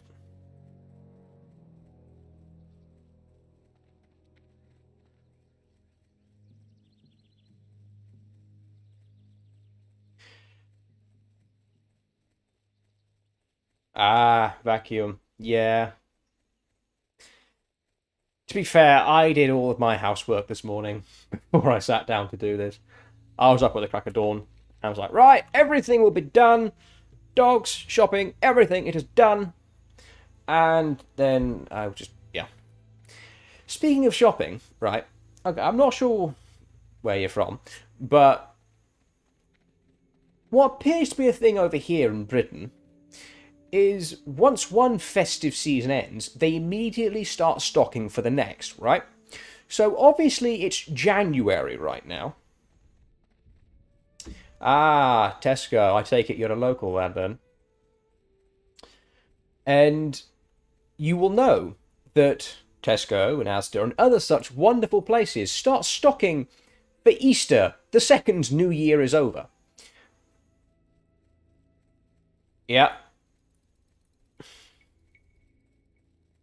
Yeah, they were. Same with my local Sainsbury's.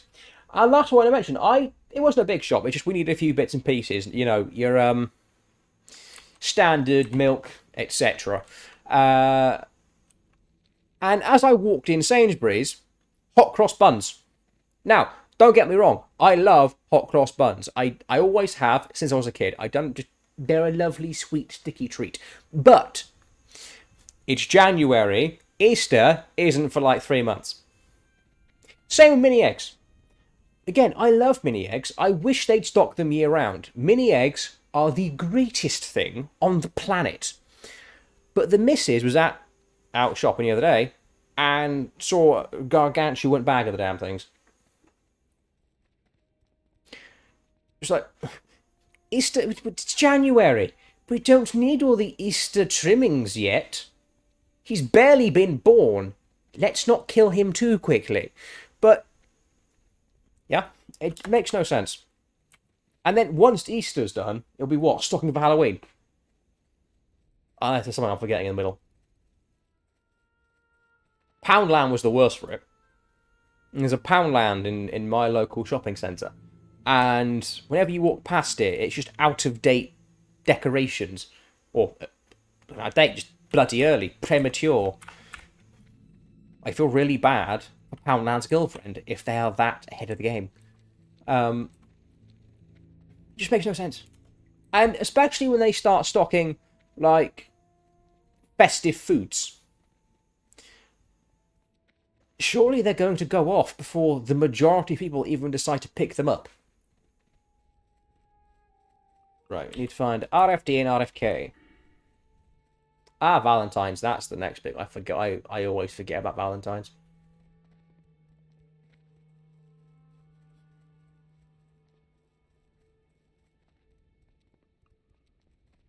Thing is, we've got a Tesco in Asda and a Sainsbury's in really... and a Waitrose too, but I don't really go there. In really close proximity. I mean, really close. Like a 15-minute walk between each of them. So I tend to sniff around and get different things, different places, so I see what the difference is.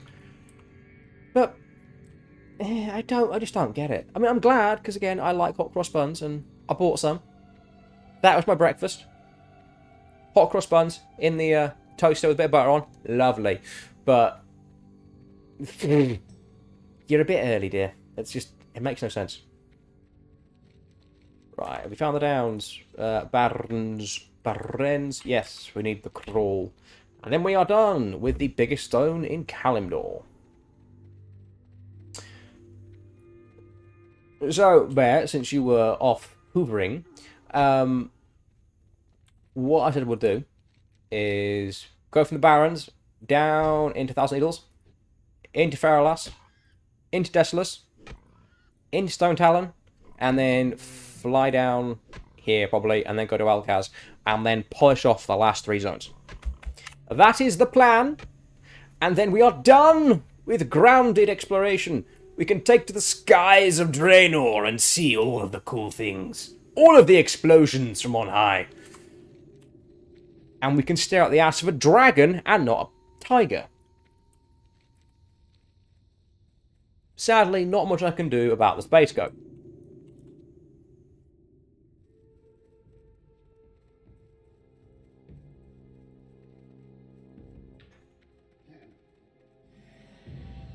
Yeah, no, the tiger he's doing his cardio all right.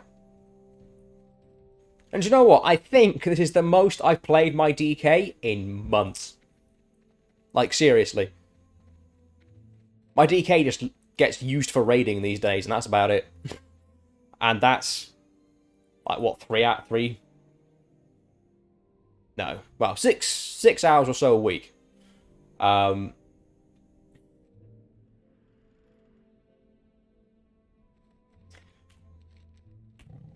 Like, I genuinely play every other character I've got, apart from, like, my priest and my rogue, more than my DK. And he's my main!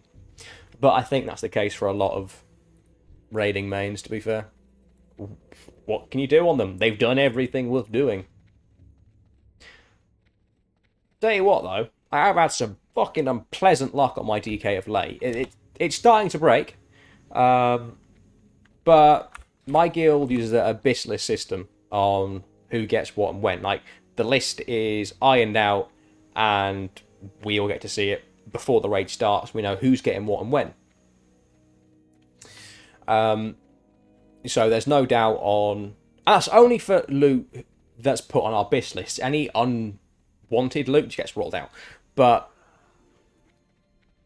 we know who gets what item, in what order. That's my BIS, Dan. You use that's my BIS. Because an Excel loot sheet, fuck that. That sounds horrible. And I've been next in line. I think the worst it was 2 weeks ago. I was next in line on 6 items. I was next in line on this neck, but I'll get to that in a minute. On the gloves from Festiga, so I can swap out my legs and what have you. I was next on the boots from Death Whisper. I was next on that axe, which I finally got, because it wasn't dropping. I'm next on Deathbringer's Will, and I'm next on the cloak from Vestiga. And for about a month, I was first on most of those items. Not one of them dropped. And then Ruby Sanctum came out, obviously, last week or something, or the week before. And so a few things on my BIS list changed. I didn't need the neck from Lanarthel anymore. I didn't need the boots from Death Whisper. I wanted the ones from Hallion. The day I took this neck off my list, it fucking dropped. But luckily no one else wanted it, so I got it anyway. But still, I've been waiting and waiting, and it hasn't dropped. And I'm just like, please give me something. Put it this way, right? I've swapped out my Shaman for my Hunter in one of our weekend runs because we just have a disturbing lack of Hunters. They just don't exist. In fact, at the looks of it, unless someone shows up for this weekend, I will be the only Hunter signed for both days. It's that bad. Like, every other class, we've got a dozen of, for the most part. Just no Hunters. So I end up bringing mine. And he has overgeared and surpassed my Death Knight in a fraction of the time. Because he has been incredibly lucky. Like, I got bloody Deathbringer's Will on him on Saturday.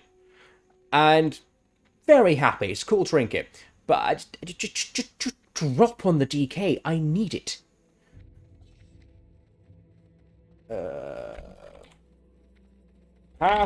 Sorry. Guild inquiring about my progress.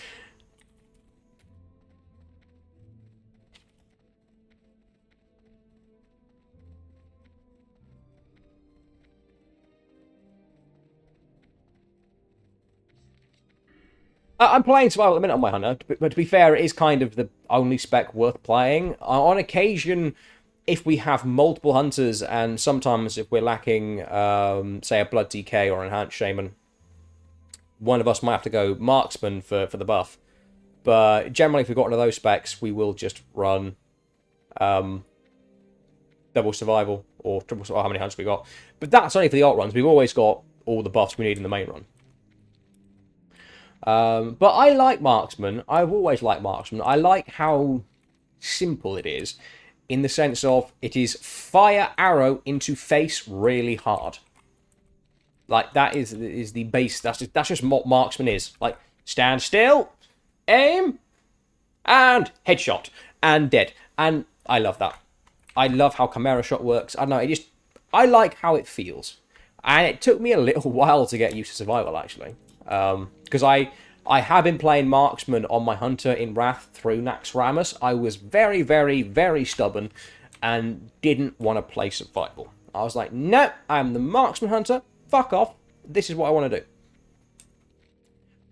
And then we got to Ulduar and started doing hard modes. And I was like, I'm not doing that much damage. Fuck.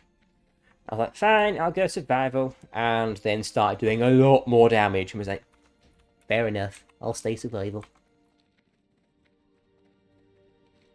Which admits that, like, Marksman does alright now. I mean, it's still not on the level of Survival, let's be real. It does a lot better now. There is a hell of a lot of armor pen on the gear.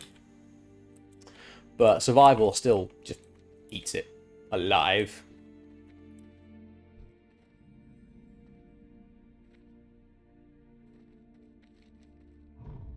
Oh, okay, what else have I got to do in the 1,000 Eels? Or have I done it all? No? Oh, there we go. High Perch. Oh, it's that place. That's where all of them are. But to be fair, though, Hunter is relatively an unchanged class for quite a lot of its life. Surprisingly. I think its main big changes came in Legion. But for the most part, the specs have always done the same thing forever. Like, my retail Hunter always has been Beastmaster. Like, I leveled him as Beastmaster. He used my old faithful. He was always Beastmaster with Marksman off spec if required. Never played Survival. Oh. He was in a spot of bother. I would save the Noble Blood Elf. I don't normally call Blood Elves noble. I normally call them ponces, but there we are.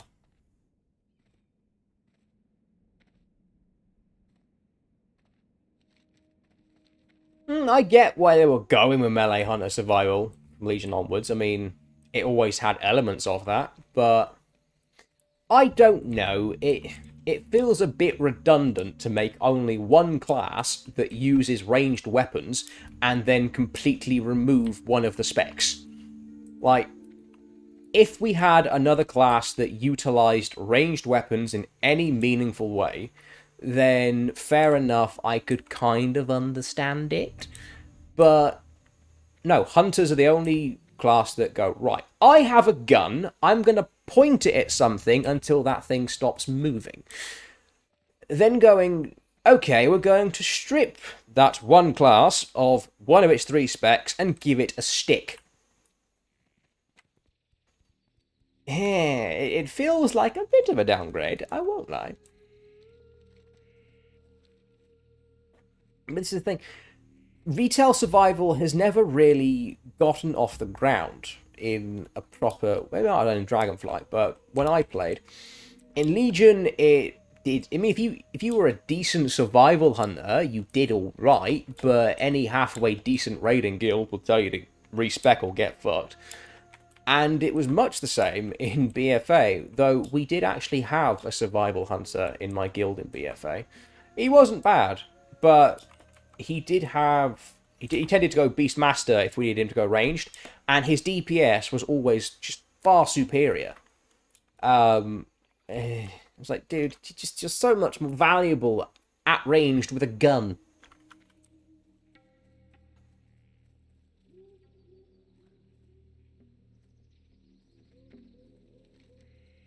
Well, I get BM. Well, BM's fairly simple in my opinion. It's just make the pet mad, and that's that. Spam Cobra shot until you make it mad again. At its most basic, of course. Oh.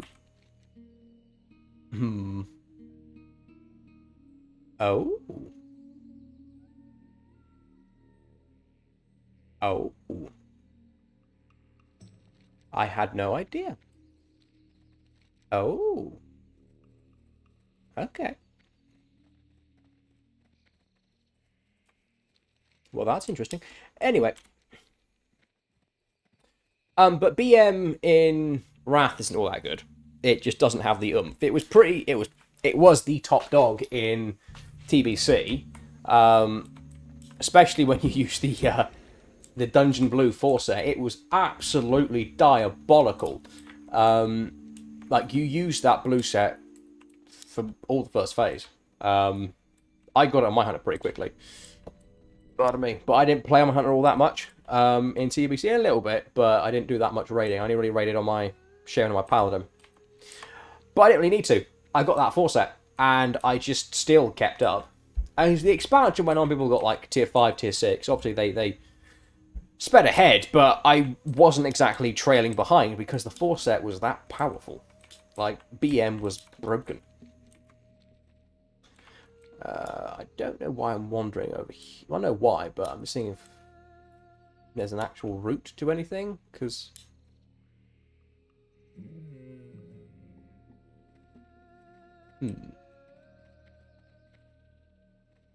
I have a feeling this is part of a quest. I only camera record said this is where you get the Orb of Deception. I never knew where that dropped. I thought it was just a random drop.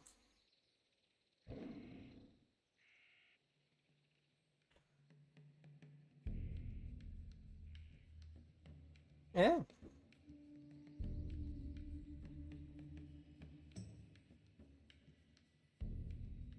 Apparently he's a big bastard. Okay, well, I will be coming back here and looking to give him a sword suppository at some point. Anyway, it's because the map looks a bit undiscovered up there, so I was seeing if there was anything back here that I could trail to. Didn't look like I could. What was I saying? Yeah, Beastmaster was broken as butt, and you might play survival if you were the guild's buff bitch. Because you'd normally run an arseload of BM hunters and like one survival hunter for the agility and what have you. I think it was I can't really recall if I'm honest. I was an elemental shaman.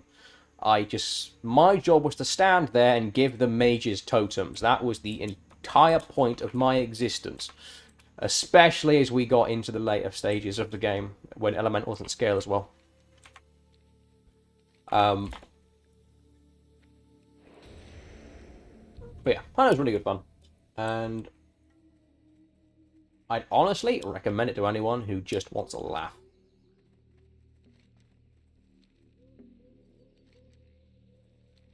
Especially now Hunters in Wrath have their trap the trap launcher.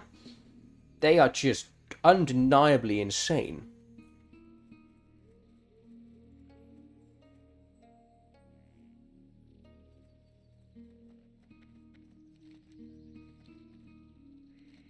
Right, we go down here. Right, what I'm going to do, I'm going to give this till half past, and then I will love you and leave you, because I need to go eat. I'm getting hungry. I got a chicken in the oven that I haven't turned on. I'm hungry. I want my chicken. Chicken and veg. Boring though that is, it's a really nice chicken. I've seasoned it and everything. Been stewing in its own sauces for about 6-7 hours. Right, is that all I need to do here?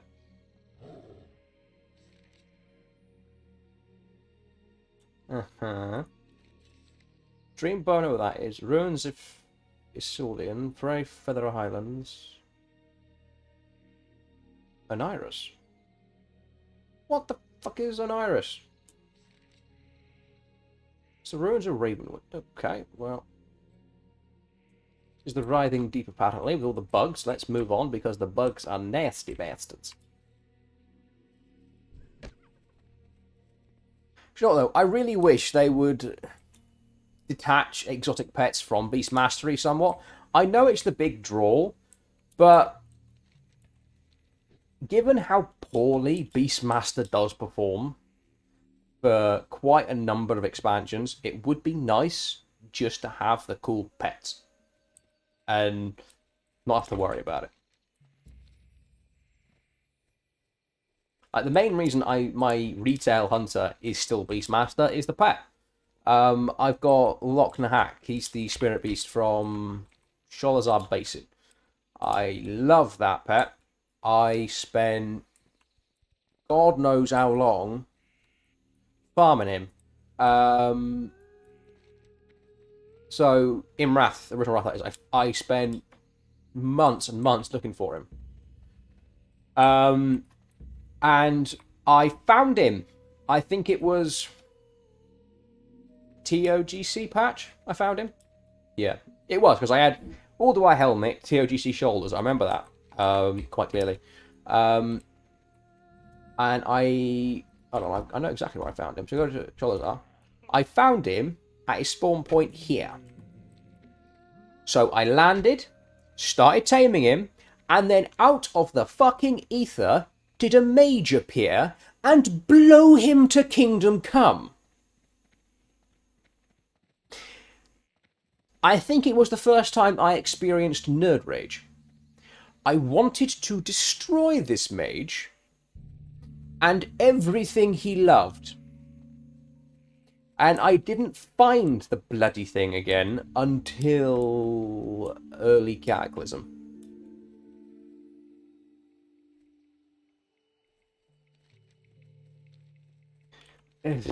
Some people are dickheads. That's the only real reason you need to understand that. But yeah, I just...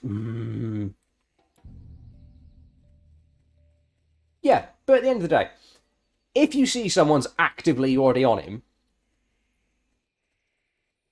it's just a twat move. Like...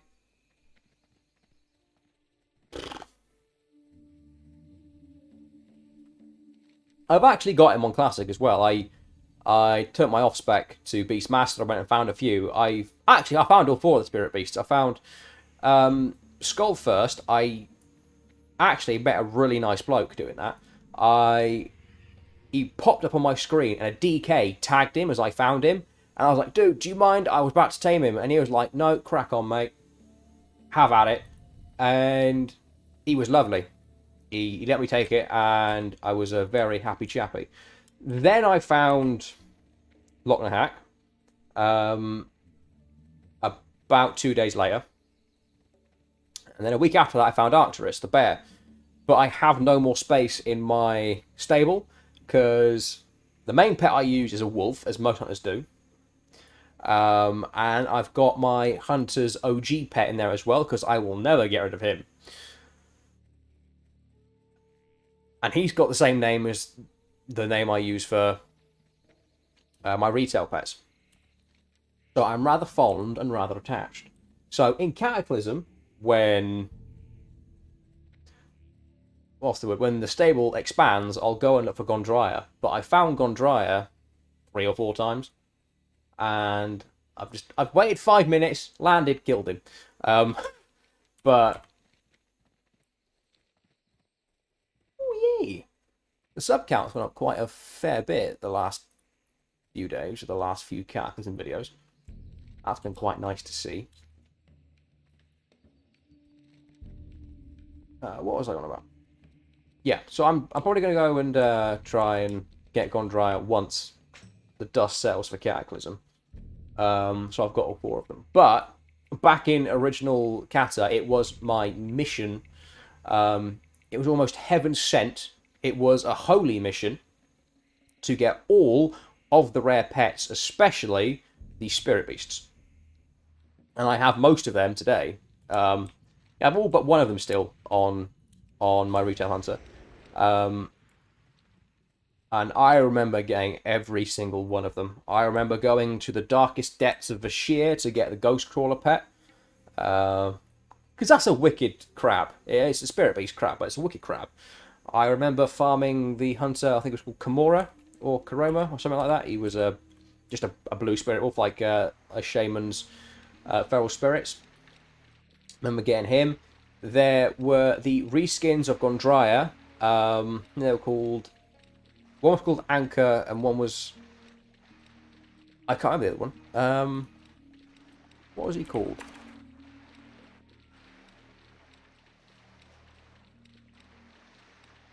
Because these were all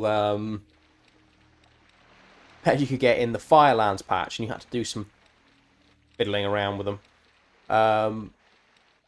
Magraya, that was it, because Gondrya is purple, Anchor is white, and Magraya was, or Magria, whatever you want to call it, was blue. I got all 3 of them, and they were beautiful.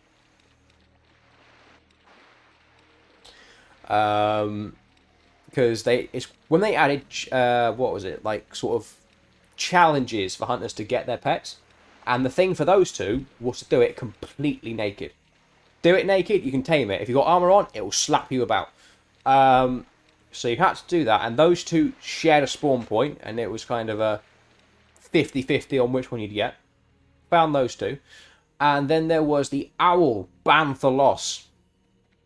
Now, that one, if anyone played in Cataclysm, that is the owl that floated around the quest hub, like the daily hub, in the outside wall of Hyjal for the Firelands. So obviously you had the Molten Front dailies, and then you had a few out from like Hamul, Runetome, and what have you. That was the spirit owl that flew around that region. How do you tame this owl? You had to perch precariously on a tree and hope that you were the first one to tag him. And I managed to do that early one Saturday morning, I think. And then there were the pets like, what was it called? It was the fiery turtle, the Bowser turtle, from outside the Firelands entrance itself. What was he called? Can't remember, because I called mine Smokey. Him. There was also a rare crab, I think he was called Karkin in Molten Front. There was a rare tiger called Scar, who looked fucking amazing. There were a few colours of rare spiders, and I had all of them as well. And that was all I did if I wasn't like doing dungeons or raids. It was just go and tame all the beasts. I don't know why I didn't use half of them. I didn't use most of them. I just kind of... Oh, And there was Sambus. He was the majestic lion pet that you could get from Twilight Highlands. Well, that was spectacular. Right. Gorduni Outpost. Outpost. Gorduni Outpost. Where might that be? And where is Anirius? I know Dreamboat, that's up there, that's the portal. Yeah, there are a lot of pets for hunters. Well, there have always been lots of pets, lots of rare ones, lots of cool ones. You never had the space. In vanilla, you had 3 slots total, and based on how pets work, you probably wouldn't really have more than 2. I mean, I had my cat pet on my Hunter vanilla, and I had a boar pet for PvP and soloing. He decimated in both fields. He was the zombie boar from Eastern Playgrounds. I called him Grim. He's very fucking cool. And then you got a couple more in TBC. No, you didn't. You still had 3 in TBC because I had to get rid of Grim to get a Ravager, which was the best pet at the time, and I still needed a slot free in order to tame pets to upgrade the pets I already had. Right, so that's Dreamboat up there. Where the bloody hell? Right, I'm going to check this. Where is that place? Because I've never heard of that. Okay, so it's up north. Okay, that's next to Dreambow. And Dreambow. Gorduni Outpost. Where the bloody hell are you? Oh, you are shitting me. It's not down there, is it?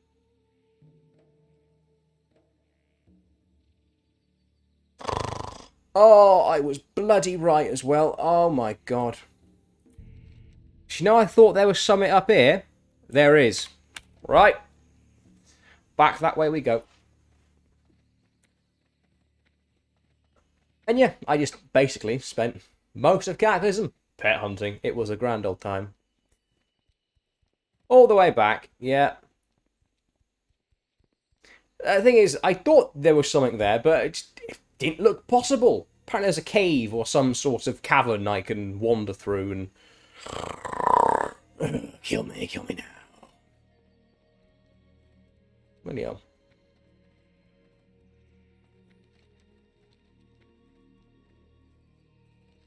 Let's see if he spawned in the interim. Get my Orb of Deception. Give me another thing I can use on the Lich King to not be a Draenei. Yeah, it's turned into this weird thing where on the Lich King now I use up all of my toys for some reason. Normally I start with Muradin's Favour, and then Iron Boot Flask, then Orb of Cinderai, then Time Lost Figurine. And then by the time all those have been used, I can start afresh again. I don't know why. I only do it on the Lich King, and I do it on all my characters on the Lich King. There's just no rhyme or reason to it. It just, yeah. It's a weird good luck charm that hasn't paid off yet.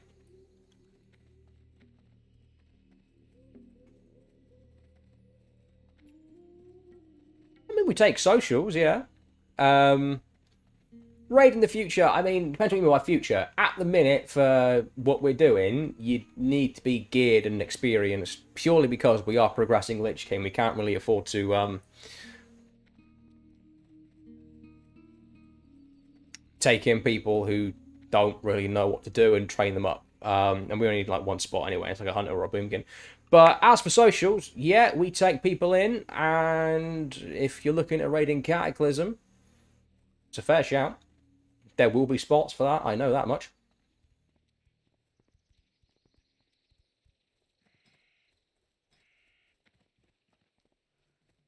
Yeah, no, that should, yeah, we take in people like that all the time. Well, all the time, on occasion. We only recruit when necessary, really. But yeah, no, we do have a few socials lying around here and there. And that is a fair point, Dan. That is very, very true.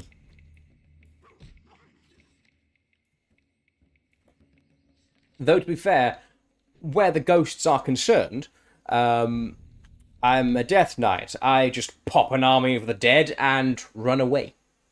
I leave the popping of the ghosts to the paladins and the priests and the other people who are god botherers, I suppose. I actually tried to see, once, like my first raid, I took my hunter to ICC. I thought, the hunters don't normally use deterrence on this. I wonder why. And so when all of the ghosts were clumped together, I thought, fuck it, let's see what happens. Oh, those ghosts. That is good to know, and fair enough. I'm with you now, yes. But yes, once all the ghosts, the spirits at the end were clumped up, I thought, let's see if deterrence works. I popped it, ran in, and just fell over. It was the funniest shit I've ever seen on Lich King. Apart from Shadow Traps, because Shadow Traps are definitely funny. I can't deny I enjoy it every time we fuck up on that. It's rare we do. And if I got something else, we'll just commit Sudoku by jumping into the traps. But yeah, I thought it would work. I was wrong, and I was quickly vaporized for my hubris. Right, let's see if Mr. the Unbreakable has spawned in the 5 minutes that I've been gone. But yeah, Bear, no, we do have socials, mate. Just keep an eye out.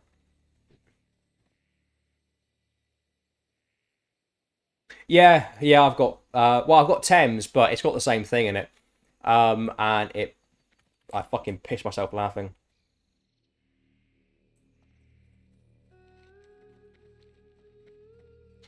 I do love those weak aura packs because they have so many funny sound effects in that it's impossible not to laugh when someone fucks up, and that makes progression all the much sweeter because instead of everyone being angry bastards,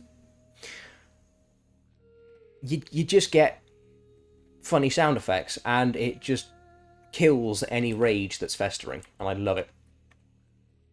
Well, I am a mere mortal. I cannot give an answer to that, Bear old boy. You would need to speak to the elders of my esteemed establishment and organisation.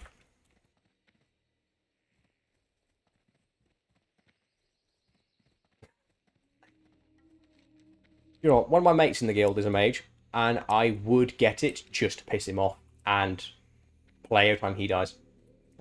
Because I enjoy making his life hell.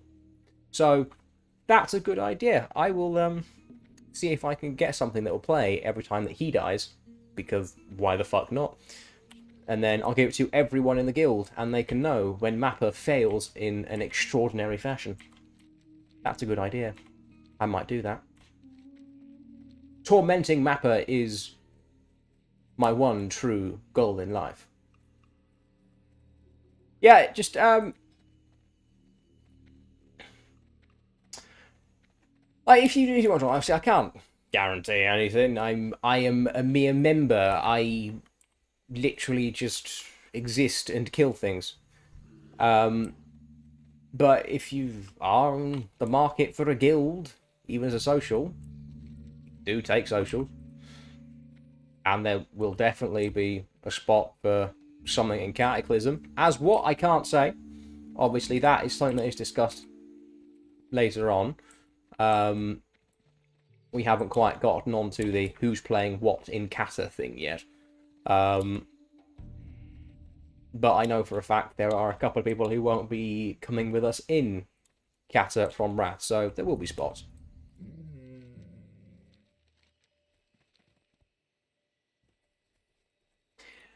Yeah, my mage was a bit painful to play when she hit level 80. Because I was leveling as fire because I thought, that'd be fun.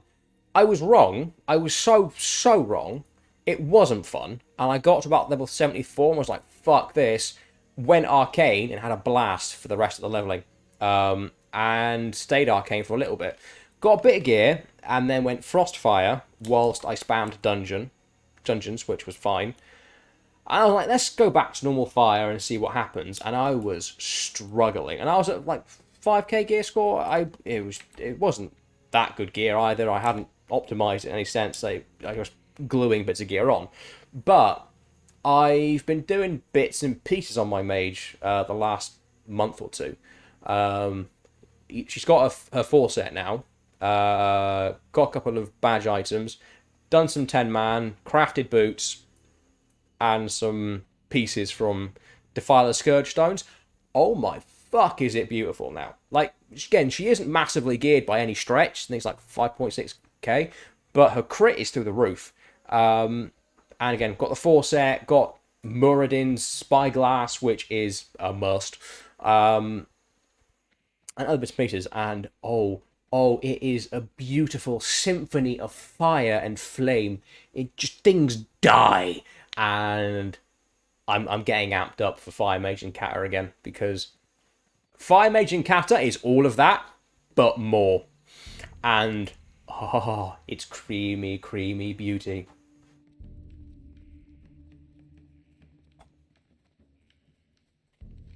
In fact, I think Mage is going to be one of the most highly contested classes in most raid teams come Kata launch. Everyone is going to want to be one. Oh, shit. It's actually the first time I've wanted to main Mage, like properly main one. Because when I was doing the main videos, it was just stupid fun. Like, I love and play my DK because I just know it. It is like breathing to me, particularly Frost. I flow with Frost DK really rather well. I always love the fantasy of the DK class. I'm always comfortable on it. And Frost is just, I know the buttons blindfold. And it was much the same when I was testing it out for Kata. And yeah, buttons are the same thing. There's one or two changes, but they're fine. Happy to play it, love it still. But Mage, I was doing Emperor Palpatines every 10 seconds. It was just amazing. Right, so Anirus, Aneros, and Dreambow.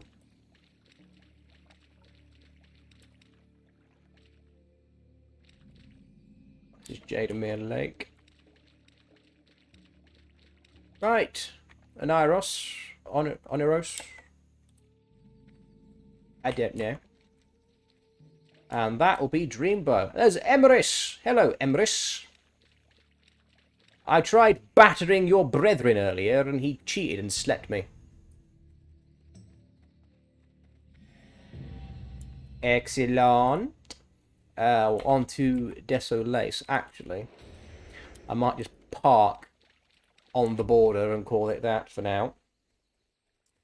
Because I am fucking hungry. I am not going to lie, chaps. I am in dire need of dinner. And I'm still not entirely sure if I'm raiding or not tonight. Because the guy I'll be replacing has fallen off the face of the earth. No one knows what he's doing.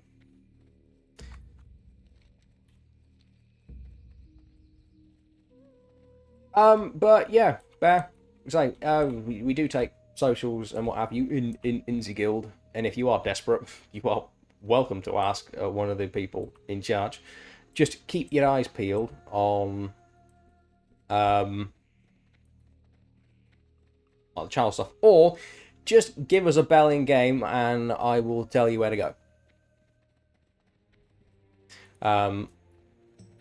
Yeah, that's probably the best way to do it. You know my guild name and my names. They are on display. So yeah, if you just drop us a line, I can always direct you. Again, can't guarantee anything beyond having a guild tag. But